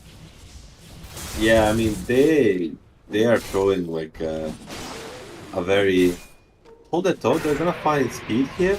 Your part. He's very dead. Sharpshooter, he's gone. Lucky for him, or lucky for them, that this bounty hunter doesn't have level 12 just yet. Once there is a level 2 track, the gold amount is insane. Yeah, the gold really starts to ramp up once he's level 12. I mean, Arteezy is just like having like the carries wet dream, you know? Like in these 2 Arc Warden games that we watched, like he's just farming it out while his team is doing everything, and at the end he comes to like pick up the cheese. Dubu. Oh, I mean, I wanna say hold that thought for a moment, and it's literally for a moment. These heroes are dying in a matter of seconds. Yeah, it's very easy for Shopify to get them down, but still no level 2 tracks, so it's not that disastrous, I guess. I also, at the moment now, Arteezy is away from his team, but I always like how they're playing the side of the map where he's at, just to make sure that no smokes can go through them and actually find him in the backlines. But then when they kill a hero or two, they disperse around the map. I really like, they're reading the map so well. Oh, it's very easy. You could almost say it's too easy for Arteezy's team, because it's the team that's carrying him so far. Nah, it's all him. It's all because you know that even if you mess up, the guy that you are messing up for is gonna carry you, and it just alleviates all the pressure. Yeah, I mean he's basically B plan right now. So even if they mess up 1 or 2 fights, he's still being able to carry this. So how is the Sven looking? He's going for a BKB. The Mask of Madness, the new one, definitely a buff for the Sven as well. Spear, Saberlight a bit off the mark. Will be missing this spell. Has the BKB as well. So you're dealing with 2 9-second BKBs. Godsjubu just destroys the Silencer Dubu. He's gonna be needing a dentist appointment after that. Yopaj got X. Has the BKB, however, that's a 9-second BKB down the drain. Very nice to force it out. Tempest double from Arteezy coming over as well, trying to finish off RCY, who still has the rolling thunder. Will have to use it defensively if he wants to live. They get the spear on the Kunkka. He still has 16-1 charges and the blade mill to work with, so he'll be fine as Arteezy is chasing with his Tempest double. But that's gonna be a nice 240 gold into the pockets of Yamsen at the cost of his mid lane tower, though. Mid-lane tower and a roll. Every time they use any of these abilities, their already limited strength gets even weaker. So I don't think they'll be making any like big plays for the next minute. They need this Pango roll to do anything. And look at the lanes also. Even if you had the roll, like how you're gonna do it when every single lane is pushing towards you? And Shopify Rebellion are just playing around the mid lane. The Sharpshooter connects on Techies. He has the blast off to jump himself away, so we'll be losing some HP, but definitely not enough to die. As now they're looking towards the Kunkka. Arteezy in a very aggressive position. Double Flux will be used. Has the Blade Mail, but it doesn't matter. Has been tracked very soon. He's not going to be here any longer. And there, the Acorn Shot, the Spear connecting. Global Silence will be used. Might be enough to save the Kunkka, but nah, he's going to be taken down by the overtime damage of Kitrak. Yopaj, however, has been put in a very uncomfortable position. BKB from the Sven, and finally, they're gonna bring this annoying bounty hunter down at the cost of support and a core as well. So again, pretty solid for Shopify Rebellion. Yeah, it's always some sort of price on these kills. This time maybe not as big as the other times, but it's only because for the thought, RC1 gains 4, sharpshooter into a laser, it should be a free kill, at least it's not tracked. Another find for Saberlight. He's rolling this game. 7-1 and 4, also won his lane. Radiant's bottom He's having a really good performance. So what I wanted to say is that it's only because Bounty Hunter has like a 1 second cooldown with BKB.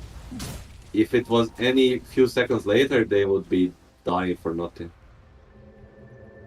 They did manage to bring him down. Still, the gold lead is increasing, and your Sven was dead all this time. He is, however, keeping up in farm, which is something that the Sven does. But there is also a Midas on the Bounty Hunter, now level 12. Level 2 track is there, and they're all dying to the Tormentor dropping low. So this is gonna be so bad if Shopify get there in time.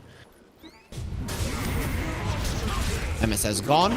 Kunkka will be following fairly soon as well. Doesn't even get the Blade Mail off. He's just dead. Yopaj pops the BKB. Not really necessary.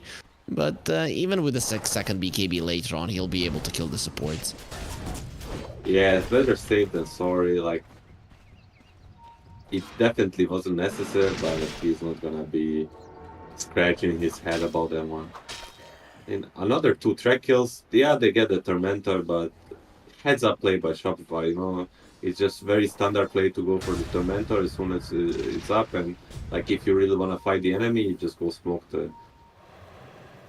And they got the shard on the silencer. His shard isn't really all that great, is it? And especially when you are not in a position to attack or even be close to fights when they're happening. Yamsen, he has an 8-second BKB, no Blink Dagger yet though on the Sven.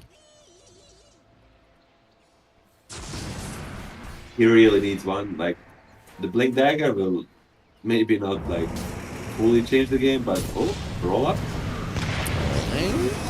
Going onto the Mars, he has the BKB, will be popping it at the moment. Just stands his ground, spear onto the techies, he does get taken down. Yamsen will get caught by the sharpshooter. Global Silence will make sure that the Phoenix dies without using the Saberlight. Blink away, they found a little squirrel in the woods, want to finish him off. The Olicorn though, beautiful bushwhack, and a double spear as well. There's a shard on Saberlight. Yamsen, he's in so much trouble, especially with Yopaj getting the bash, and he's protecting himself with the shield, and the big sword of the Sven is not gonna be big enough. Silencer left alone in this world, don't worry. We're gonna make sure that you say hello to your team one last time in the afterlife. The Bounty Hunter doesn't even come over. The Silencer's head is not worth his time for sure. Radiant's bottom tower. Wow, Radiant's I bottom mean, tower. Saberlight is just Saber Chad, you know, Saber chatting it up. A perfect arena into double spear, into find on the Silencer later. It's just a bit too much to deal with right now for the side of Dubu stack. I always forget the name at some point of the game. I mean, I don't fully forget it. I'm just afraid I'm gonna mess it up. Yang Ji Ganlu. Yes. Yeah, easy. That's like perfectly pronounced. That's what our producer said. Though I think he's pulling our leg though. We're probably making fool of ourselves, but it doesn't matter. It's all for entertainment sakes. And Shopify Rebellion, they're definitely entertaining their fans today because they are playing clean, beautiful Dota without many mistakes and just completely outclassing everybody in front of them. Yes, this is a 3rd game in a row they're just playing super fast. And I mean, I used to play with Kitrak, and like in a team and recently in some public matchmaking, he's really fond of like this kind of gameplay, you know. He's definitely forcing it on his own, like to play as fast as possible, and this does look really fast. Really fast, really clean. Shopify Rebellion looking like a strong Yamsen? team. Yamsen just found the spear connects. Let's see how much damage he's gonna take before he pops the BKB. We'll be able to get it off. Yopaj, there's the bash from the shadow. From the shadow walk, but of course doesn't go through BKB. While Techies is taking a lot of damage on the other side of the map, but he'll be fine. Probably met some random Tempest double, you know. And some support like you were walking around and there's a Tempest double and you almost died like 1 second. Arteezy again, like you remember last game he was calling for help at the rush, Yep. now he immediately understands I'll just do it myself. My teammates, they're not gonna help whatsoever. They're doing their job, hunting for kills. There will be a track on speed, and well, you're not living up to the expectations to your movement there for sure. No egg once again. Kiptrack, he might like this speed playing, but he's not really getting his egg off. So at least Youngji are punishing him. Yes, but at what cost? 2-track kills, it's definitely worth it. He just needs to be a bit careful. A bit more careful, because even there he had a Yules, probably could have bought some time. Ooh, Arena? Oh, those creeps in that tower, they're gonna stay in that place, you know? And nice This tower take is out not from going the Tiger. anywhere. Yeah, it's not gonna Radiant's escape. top tower is under attack. Considering how Dota is moving, do you think at some point towers are gonna be able to get moved inside of the game? I'm kind of thinking at some point it might happen. I mean, they're pretty well positioned, you know, where would you move them? Like, to use them aggressively? Tower is under attack. I don't know. We'll They just see. cannot- Mars Nice. in trouble. He has the BKB, however, trying to run away. Global Silence will get used. Mars still surviving, however. Yopaj, very low as well, wants to run away. The sticky bomb does connect. They have the X on him, and he'll just explode. As Arteezy does come over, he has the Aegis standing his ground, and he's actually doing so much damage. Ooh, he destroyed those two heroes. Saberlight is going to be coming in. Finally, we see an egg, but everybody's a little bit too far away. They still see RCY as the track still persists, even despite the bounty hunters, that they're going to finish off his legacy with Arteezy getting the triple kill. He gave away the Aegis, but he got so much for his team, and you do not stop this push. You do not have the power. Yeah, I mean, great fight for Shopify. And they're gonna be taking the racks from this. It just, Radiant's top barracks is like, falling. the gold advantage just seems a bit too much at this point. Radiant's top barracks Pretty insurmountable at the moment. No outer towers either. You used both of your glyphs, didn't want to use the buyback, so it seems that Youngji, they just want to fight one more time, and at least Arteezy doesn't have the Aegis. I guess that's a slight victory, something going in their favor, but just not enough.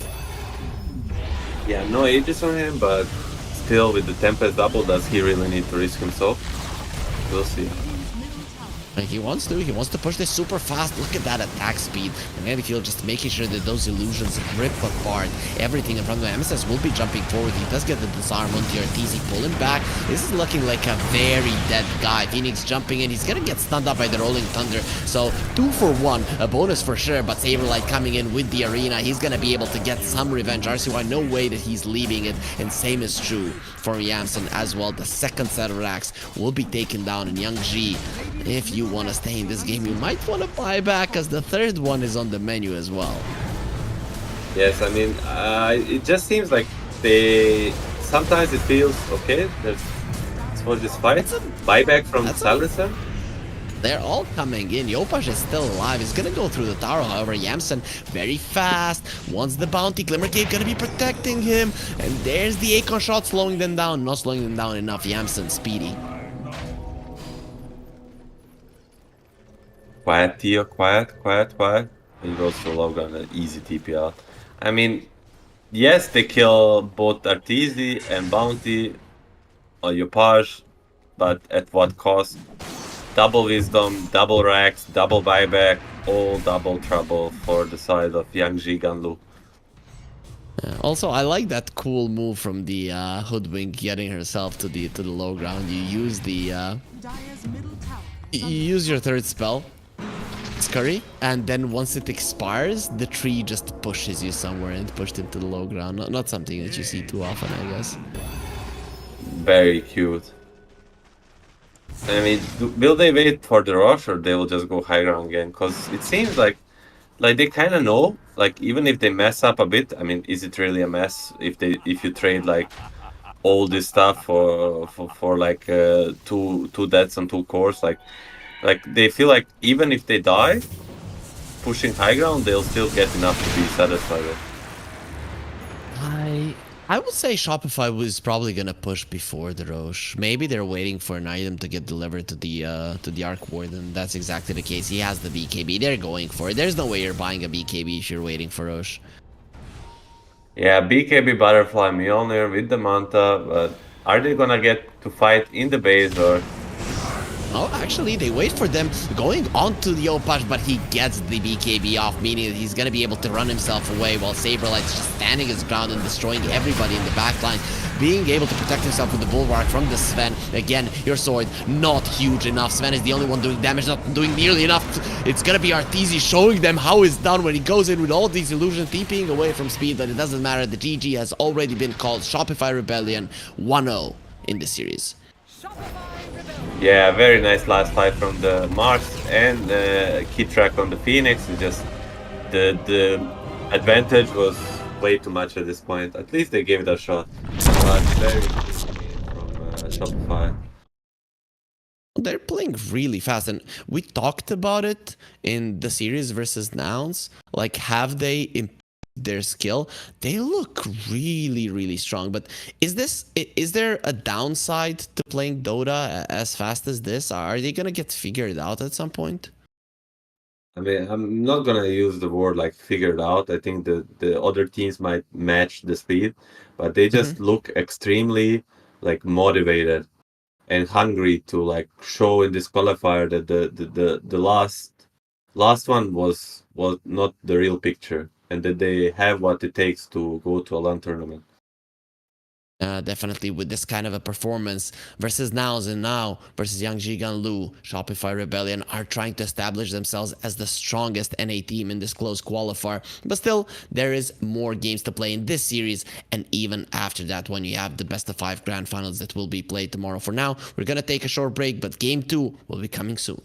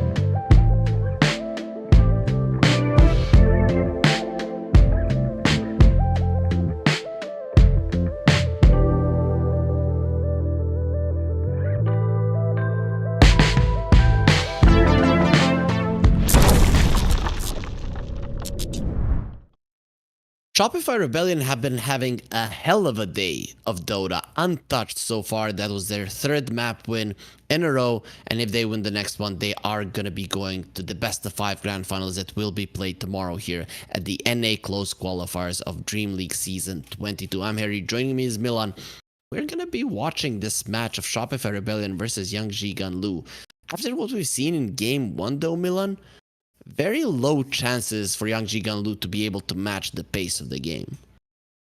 Yes, exactly. I mean, we've been talking about this the whole day or whole evening here, like how unprecedented the speed of Shopify is today, and maybe they can change something during the draft, to match the speed. Because, like this mid matchup, like Bounty versus Pango, really got to them. Like I think it's super hard to play the game if your mid lane goes like that.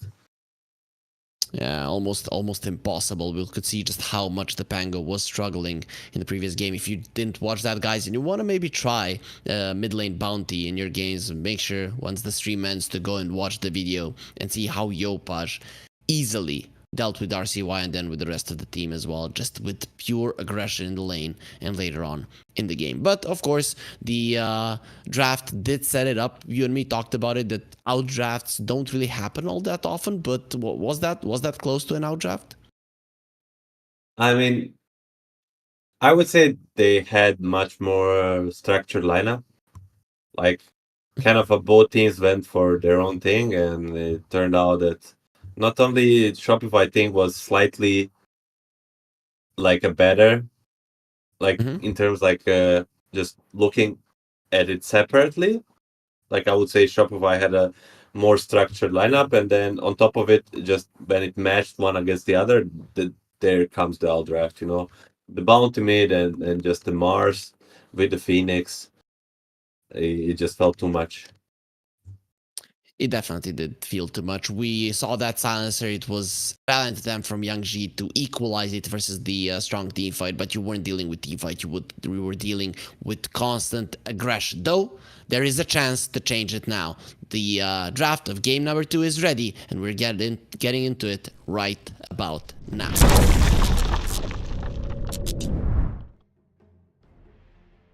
5 seconds. So there's this. There it is, and well, Young Jigan Lu, they probably feel like Krillin on their banners. They're ready to get blown to smithereens as they are banning their last hero. We aren't going to be seeing much of Chen and the Enchantress. I think they're just way too strong. I mean, it's similar to the last game. The bans, although the first pick Shopify Rebellion. did change. Now Young Jigan Lu has a first pick. They're gonna ban Tetris and take a Lion. I think they insta take. Speak for the trees. I wanted to say like Mars, but no, they're gonna take the Nature's Prophet themselves on Shopify. Yeah, both teams respecting the Chen and Edge. Kitrak banning it for Dubu, Dubu banning it for Kitrak. Neither team wants to deal with it. 10 seconds. I don't know about the Lion first pick, because 5 it was already shown that Shopify are ready to play with incredible speed, and that they can punish these supports that need their level 6s. Nature's Prophet is one of the best ones to establish tempo, and Lion before his 6, he is it's kind of a liability, especially from like minute 6-7 when cores start hitting their level 6s. I mean, Nature's Prophet is definitely still like a banger of a support hero. As you said, he just plays very fast, and they're already playing fast, so he's just gonna build up on it. And Lion, he's not too slow of a hero, but definitely like more for a mid game than for an early game. Yeah, for sure. He needs time to get up to a working speed, with it being cold weather. Everybody with a car knows you need to turn it on, and then you need to wait a little bit for it to heat up. That's how it feels for a Lion. Once he gets into the groove, he can start playing fast Dota, but before that happens, it is a problem. They actually ban out the Crystal Maiden. I think this is the first time that you and me are casting it that we see a support ban out in the second banning phase. I mean, the Shopify does ban the Faceless Void as their 12th ban, but 10, 11 bans, Venge, Crystal Maiden from Yang Jigan Lu and Dubu, or PPD, who knows who's drafting for them, that just shows like immense respect for Kitrak. And I mean, regardless of that, I think Kitrak is just gonna end up playing Nature's Prophet anyway. But we'll see who takes it. It's definitely should be their sport duo. And now Yang Jiganlu has to pick up the first core of the draft. 5 heroes in, we're gonna see one core, and it will be, I would say, some like offlane hero probably. Like maybe Mars, maybe Kunkka again. We're gonna see. Mars is banned, so Centaur I think is a pretty good one. Centaur, Kunkka Primal, something along the lines. Or Darkseer, that's like a speed classic, right? He really likes that hero. Sure, but now that hero is gonna get countered in lane most likely. What deals well with Darkseer? Like Jugger, maybe a Lifestealer. If you ask me, top of head, Jug, Morph, Bloodseeker, and Anti-Mage. Like these came like a blitz, you know. You said what deals? I'm thinking of these 4 heroes, and on top of the like Lion and Gyro, and you're gonna be also like dealing with a counter pick on a carry matchup. I would say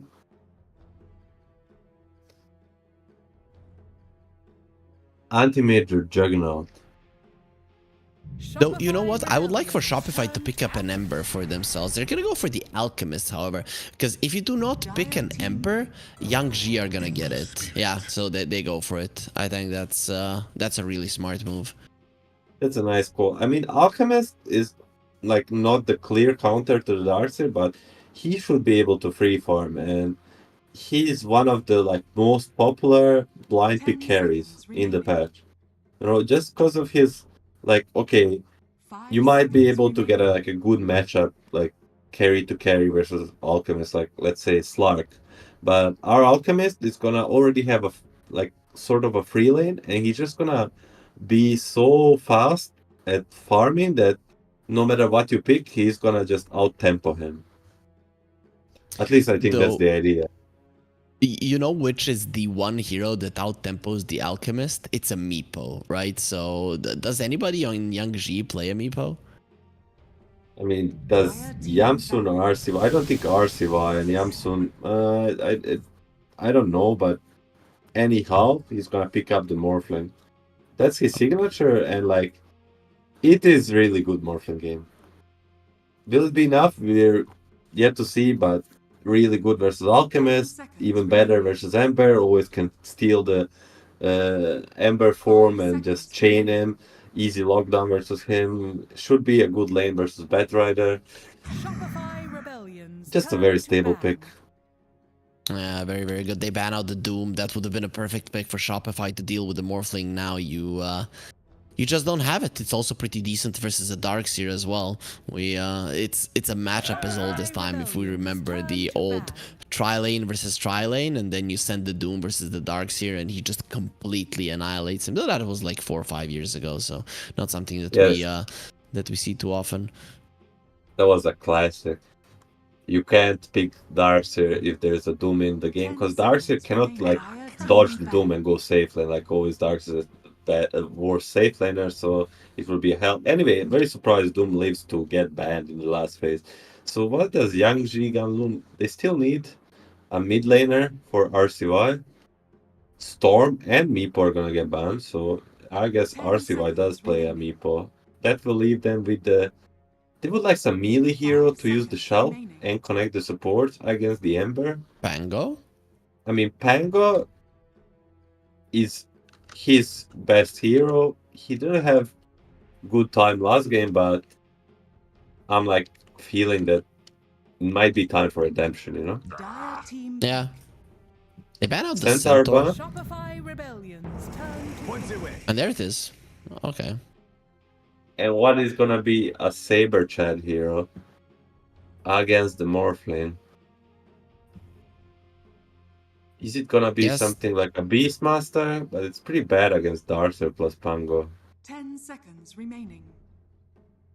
I guess it's not that bad versus Pango. 5 seconds remaining. I wouldn't Me. mind the Beastmaster. Yes, you have Roar, but he can kill the boars pretty easy. He can gank you early. I mean, if I had to say on top of my head, I would say Beastmaster. If I had chance to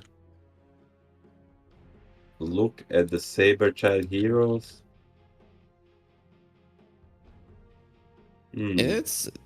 There's not too many good offlaners left for sure, but I think you do need objective takers if you're Shopify.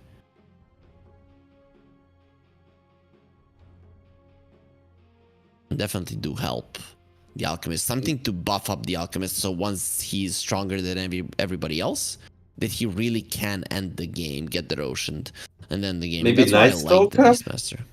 Night Stalker or Beast? Night Stalker would be so cool. I haven't seen it in quite some time. People are staying away from it. Maybe sometimes if you have really squishy supports, I see it banned out. What the hell? Nyx Assassin. Do you know who Arteezy's bastard is? Do you know the guy? It's No. like a Russian pub player, like for like. Oh, I know. I the mean, guy. I don't know think the he's guy. called like that anymore. Like he called himself Arteezy Bastard probably like 6, 7 years ago. Now he goes under some other nickname, but that's the nickname people recognize him under. He like popularized the Nyx offlane or mid lane so hard in EU. Like if you would play a pub and he would get to pick it, you would just like you would accept the defeat. He owns with it so hard. I'm very excited to see what Saberlight can do. I don't remember him playing that much Nyx, but that's probably because I played too much Nyx and then he couldn't pick it himself. I guess that probably does kind of solve the mystery. But yeah, I'm looking forward to seeing what this Nyx Assassin does. I guess it is one of those heroes that the Morphling always has to be afraid of. Like wherever you are on the map, you just cannot play full into agility because you can just die. I mean, that's the biggest strength of the hero. You just play for like a one-shot build, right? You get your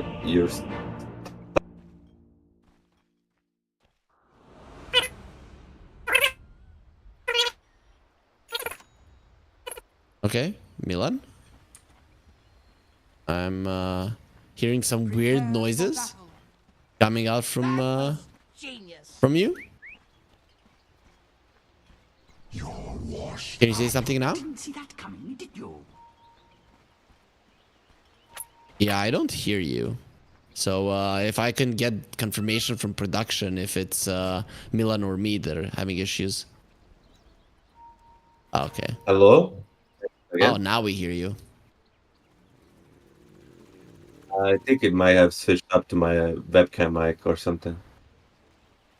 It was a pretty cool sound. It sounded like, you know, the old video cassettes if you were kind of trying to get them to the start, and then like 30 that in seconds between to that go. sound of a fast forward or fast backwards video cassette. It was kind of weird.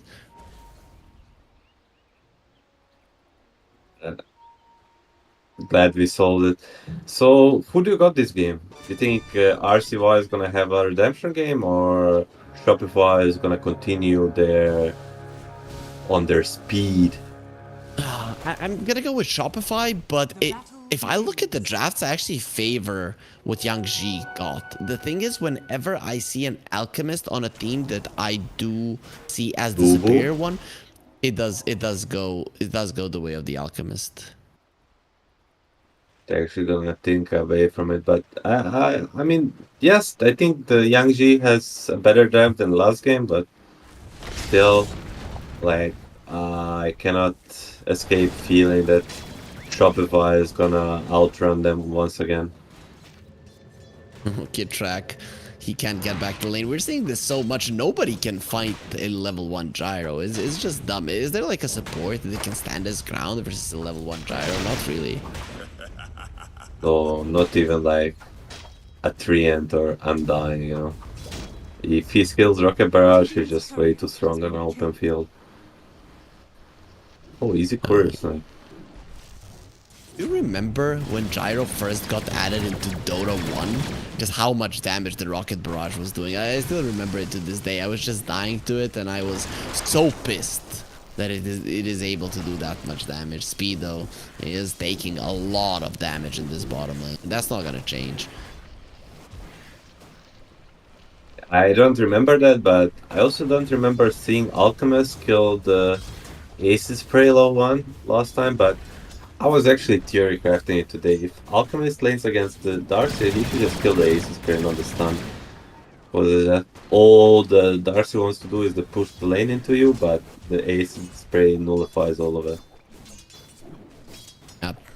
He started off with it and it's looking pretty solid for Arteezy. You want the early CS on the Alchemist nowadays. You want a really good laning stage and this is an amazing start for him. But mid lane is going really well for the Ember. Once again, the Opage is crushing it. This definitely shouldn't be as big of a difference as it was in the previous game. Oh, Theo? I mean, it just... Dyer's courier. The mid lane, he's gonna get a courier, no stick for the Lion. Pretty big pickup. I mean, the courier kills, they don't really matter unless they kill the items that are being delivered. And that's where the goal is, it's inconvenient, but when you lose like a stick, it might make a difference between winning and losing. To continue on the thought about the mid lane, like this reminds me of like when I used to play with Quinn in Quincy Crew, and he would play against like a tier 2 mid laner or upcoming mid laner. He would just cool them. Like he would just demolish them no matter matchup.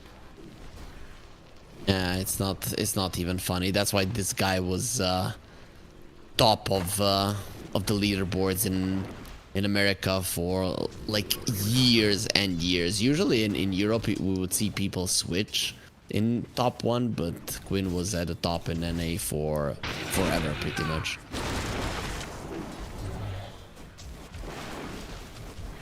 Now let's see. So 0-0 in terms of kills, but in terms of gold, already a 1k gold lead, and it just comes down to this CS advantage. Even the Nyx assassin is farming well. I want to look at that top lane, right? I really don't know what to expect from Saberlight and his Nyx. I mean, not much on the lane. Just on the lane, he's just happy getting his own things. Like right now, 19 to 18 last is super happy. Like action starts when he gets the level 6, or if like Lion or Morph messes up. But overall, just super happy. I guess you stay only with 1 point to the carapace. There's I could see him. No, I mean start... that's a big misconception actually. Like I've talked to some Nyx experts, and like if you watch, like you only get 1 point in the Mystic Flare, and then like obviously you max your stun, and then you don't max the Mystic Flare before the carapace, because you don't play for like multiple flares. You play for like a 1 punch burst, right? Okay. Okay, that actually makes a lot of sense. And the carapace actually scales like really hard. Yeah, I know. Like, I mean, it's one of the better. Yeah, I haven't played much. I didn't play much Nyx ever since they changed the second spell, so I'm not really sure how much it can do. I don't have the feel for it, but I can understand what you're saying. Yeah, I mean, it's just kind of natural to think, oh, I want to max Mystic Flare and just spam it, but you actually don't get to spam. Bottom lane, Arteezy and Kitrak. Ooh, Arteezy's taking a lot of damage. He'll get the stun off and gets MSS, but only after he dies, so MSS is the one who gets the first blood. If he had thrown out the concoction beforehand, maybe it's a first blood for Arteezy, but definitely a big kill on that bottom lane. He got surprised by the level 2 rocket barrage. You know, level 1 hurts, level 2 demolishes. Literally demolishes. Arteezy got demolished there in the bottom lane, but also RCY got demolished in the mid lane once again. The glyph will get used. Yopaj, is he gunning for a kill with the TP from Kitrak? They might be diving this one, but every single support is rotating to the mid lane. Swashbuckler is available. RCY taking some damage. That's 2D from Kitrak. Gonna be going into the creeps. Not gonna be enough. Now Yopaj going in. RCY doing a lot of damage. That's Rocket Barrage. It's hurting them so freaking much. And Yopaj needs to get himself away. RCY will finally take down. It is gonna be the Firefly that finishes him off. MSS a little bit too deep. Theo is trying to bait them into this fight as Dubu does get the deny on the shield room. So very nicely done by him. I mean, they need to start putting respect to MSS name. He's just doing way too much. They're like not respecting him at all, and he's just killing heroes left, right, and center. Like not really killing. He only killed Kitrak twice, but I mean once Arteezy, one Kitrak. But he's just doing so much damage. But let's see what happens with the Wisdom Rook. Hopefully they get one this time on Yangji, Ganlu. Yeah, MSS is already waiting, but actually look at the look at Theo coming over, and the TP from the Nature's Prophet, it's probably ready. So this is dangerous for MSS. Who gets it? It is gonna be Theo. It secures it. Saberlight gets it on the other side, and Theo might pay with his life coming in. There's the Hex actually coming in. Kitrak, the blood grenade, amazing. They have another one as well. A few more hits onto MSS. He's dead, and Dubu is gonna be following through. This is a complete disaster. At least he gets the Ollie core, but it is such a small thing to gain after losing so much. Just as I said, man, like I hope they get the room, but they lose another wisdom, and not only lose the wisdom, they also feed the lion after TP and the gyro. Silver lining, they do get the Bat Rider, but at what cost? At what cost? I guess it's still fine because Lion got the experience for the bats. Did Lion get the experience? Oh Yeah, no, I mean you mean for the bat. Yeah, That's really nice of you. Arteezy? He's gonna get saved. Here comes Saberlight to help, and the Mind Flayer gets him the kill. Speed is gonna die. Ulti from Kitrak, he's already level 6. MSS. We talked about his damage, but that's gonna be even more. Dubu now dropping low immediately. He's gonna start sucking the mana out of Yopaj, but Theo is gonna be sucking the life out of Dubu with Yopaj with the Arcane Rune, just finishing him off there with a Sleight of Fist. Just another great kill in Shopify Rebellion. They're just on another level today. Radiant's top tower is under attack. Yeah, I would agree that this speed, this like being everywhere at the right time is just, it's turning to be a bit too much for the Dubu stack. Yangji, Ganlu. Yeah, it's Yopaj. He wants more. He still has that Arcane Rune. He got the kill. He's gonna get hexed up. The damage might be enough. He's gonna have the Flame Guard. It will turn around. The next assassin not even coming over. Yopaj is doing it all on his lonesome. Will be getting out while trying to kill Dubu unsuccessfully. Every time I see this Remnant play, now is a super calm one, but it always reminds me of the Ana. I feel like he's the first one that ever did it. Do you remember that one? Yep, I remember it. He was, I mean, he was godly on the Ember. He could do anything on the hero. It was just dumb. Just how cool and collected he was when playing it. Not really making any mistakes. Unstable Concoction, Arteezy going on to speed. DPs are coming in. They want him dead though. They have the Rolling Thunder here. RCY coming over. Arteezy, however, he does have the Chemical Rage, so shouldn't be going down. Kitrak, however, no way in hell that he will be surviving this one. Gets the spell off. However, dies. They want a stun on RCY. He stuns himself, but here comes Saberlight. We'll get the stun off. Mind Flayer to secure the kill. Speedy's dead. RCY, however, still hiding in the trees. Now they know where he is. Took the damage from the Iron Shell, and then they will easily find him and easily finish him off. Yamsen next on the menu, chasing him down. Theo is just being annoying, but actually with the Ember Spirit being in the vicinity, Yamsen could actually go down. Sleight of Fist chains will connect. Let's see if this Morphling will evaporate. He does have 4 stick charges. Arteezy, he really likes stunning himself. Yamsen will get a long stun on the Yopaj, but it's not gonna change the outcome, and the outcome is his own death. Tower is under attack. Really quick rotation from the Shopify. I'm sorry. Like we keep saying about this, like every time. Let's just watch Dubu die before we continue. Easy peasy, 6k lead at minute 10. Every time they make a move on Yang Ji, they're just like, it's like Shopify already knew what they're gonna do, and they're super ready to react. Dire's bottom They always have vision, they always have an idea of what's going on. They've also taken down the mid lane tower, so the aggression, it's gonna be even easier to use. And RCY has been found by Saberlight. He needs to run December. If he comes over, RCY is just dead. Like, he might be dead even without it. Mind Flare? Bye-bye. Just That's way too stupid much amount of damage, damage. man.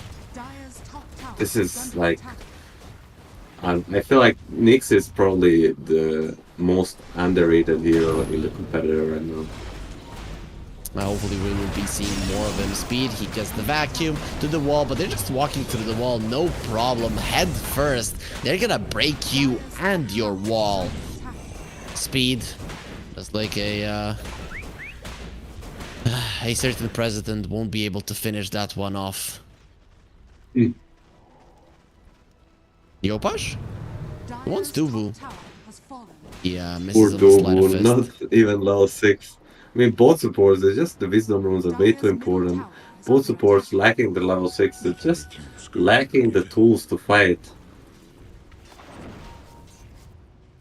Dire's bottom tower Oh, what now? Shopify, they are 10k gold ahead, and it's gonna be even more. Arteezy has the Radiance, and he's gonna have a Blink Dagger after he finishes with these stacks, which is pretty much gonna be now. Yeah, I mean, like, their life was not bad enough already. Yopar's gonna catch the MSS with the Mage Slayer. He doesn't really care about the magic damage. Oh, he tracked really deep in, and this is what we see from the Nature's Prophet all time. Hero is very hard to bring down, and Morphling died to the ulti of Kitrak, who gets denied by a neutral creep. Oh god, Yang Ji. Milan is starting to laugh at the misfortunes of Yang Ji Ganlu. There's the Dagon and the Mind Flare. More than enough damage to finish off Dubu. RCY gets that high. He's only level 7 on this Pango. It's a disaster. Yopash, will he check? He'll check. Oh no, the Iron Shell caught him. He knows. Now he knows 100%, but actually gets himself away. Everybody's coming back to life. I mean, it's going from bad to worse to disaster. I don't know. I don't know if this game. Let's look from the other perspective. I don't know if this game could go any better for Shopify. Like, this is insane.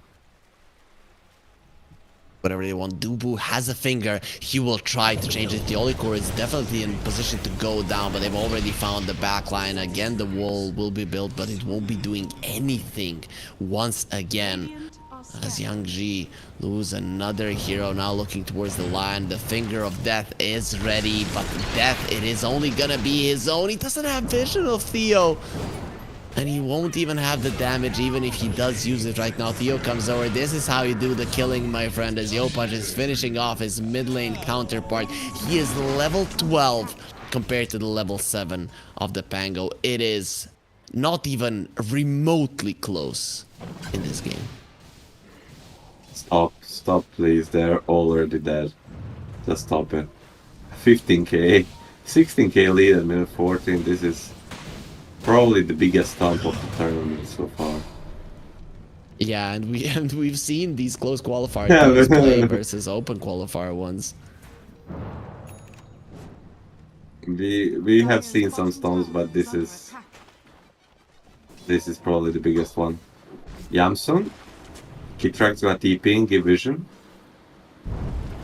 See him for a second there, but they will find him in the end. Uses the adaptive strike on Yopash, pushes him just slightly. They have the lasso, will keep him in place, and ultimately bring Yamson down. Damage more than enough. That's just another kill under the belt of Shopify Rebellion. is under attack. Make it another one. Dubu is just praying or running away. Leave me alone, please. Just leave him alone, Saberlight. It's not fair. And actually, they're gonna be bringing all of the heroes. They want to all die together. These are real teammates, Milan. Being together, die together, lose together, everything together. At least they are on the same page. I mean, even in a slightly even game, the Nyx can be like a super annoying factor, like that you have to think about all the time. But in this in these stomps, he's just like he's just feasting, you know. Yeah, he is.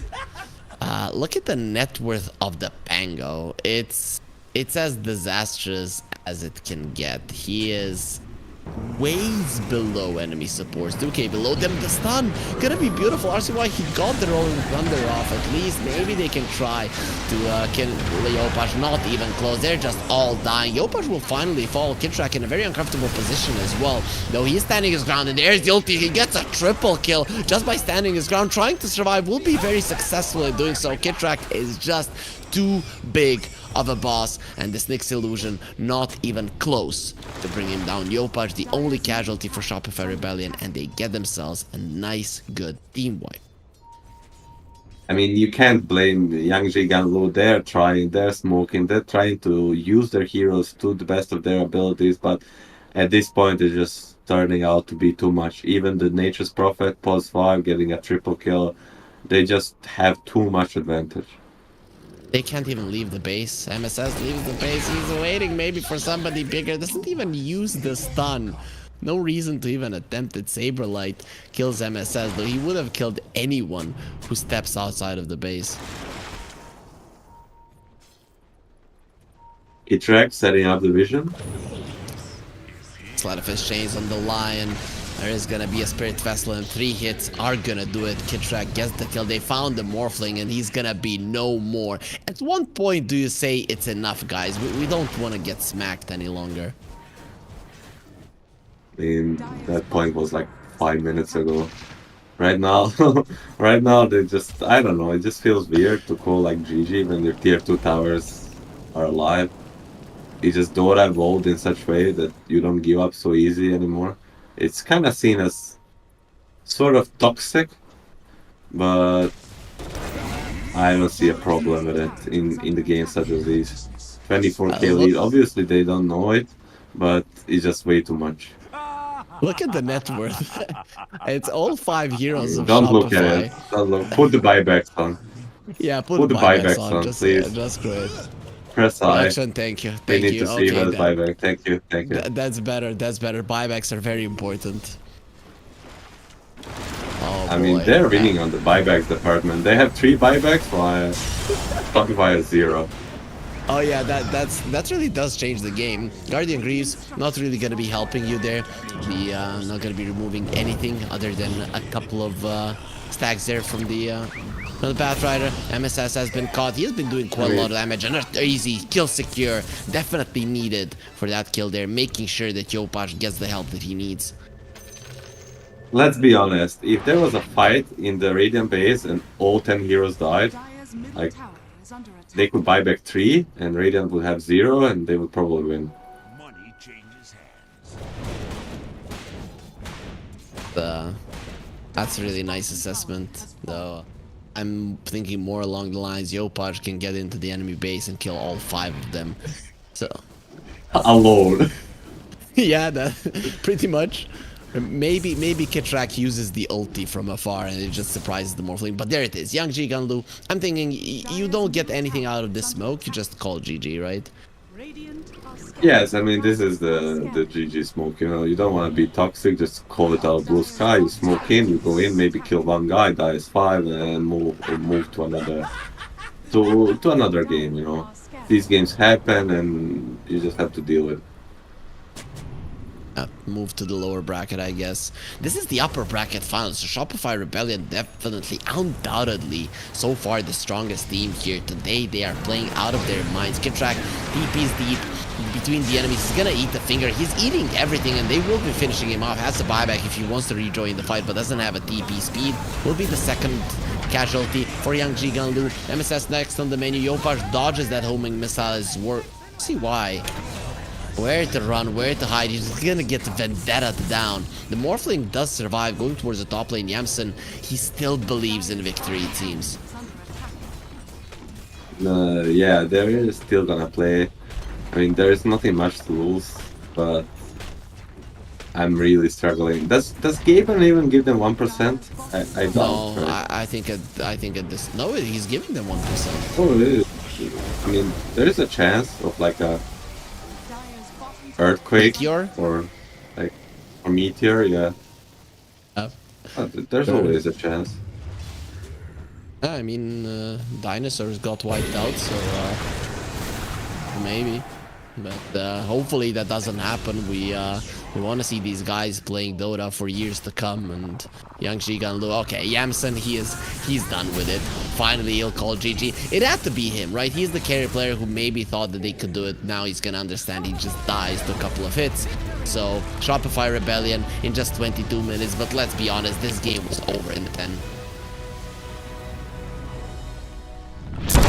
Yeah, man. This game was over probably in minute. You know, there's so much like pressure out of the lanes, and they just showed like they're just on another level today. They're looking pretty good. So guys, if you want to check out other streams, you have the Tango one. Nouns are still playing there, but it is probably only a matter of time before they're gonna be winning there with the 2-0. Tomorrow we have 2 more series left. So Shopify Rebellion are waiting in the best of 5 grand finals. That's gonna be cast by Kappa and SVG. And the lower bracket finals, it's still not certain. You should be following the Tango stream, but it is gonna be Young Jigan Lu versus Nouns most likely. After what you have seen today, Milan, who's going to land? Is it gonna be Shopify Rebellion or Young Jigan Lu or Nouns can maybe threaten their authority in this qualifier? Definitely, it's gonna be between Shopify and Nouns. Who's gonna take it? Like right now, it seems it's gonna be Shopify, but I wouldn't count Nouns out. You know, it's gonna be a best of 5. It's gonna be a long series, and they'll have their shot. They definitely will have their shot. This is going to be it for us in the NA region. Thank you for all of your great NA fans from following us through this journey. It was definitely amazing casting this region for you. As I mentioned, go to the Tango stream and make sure to find out who's going into the lower bracket finals to face off versus Young Jigan Lu tomorrow. Me and Milan are going to be on the MENA region, so be sure to be there. It is going to be very fun. Support us and, of course, support your favorite MENA region teams as well. But until then, have a good night and bye-bye. Nice.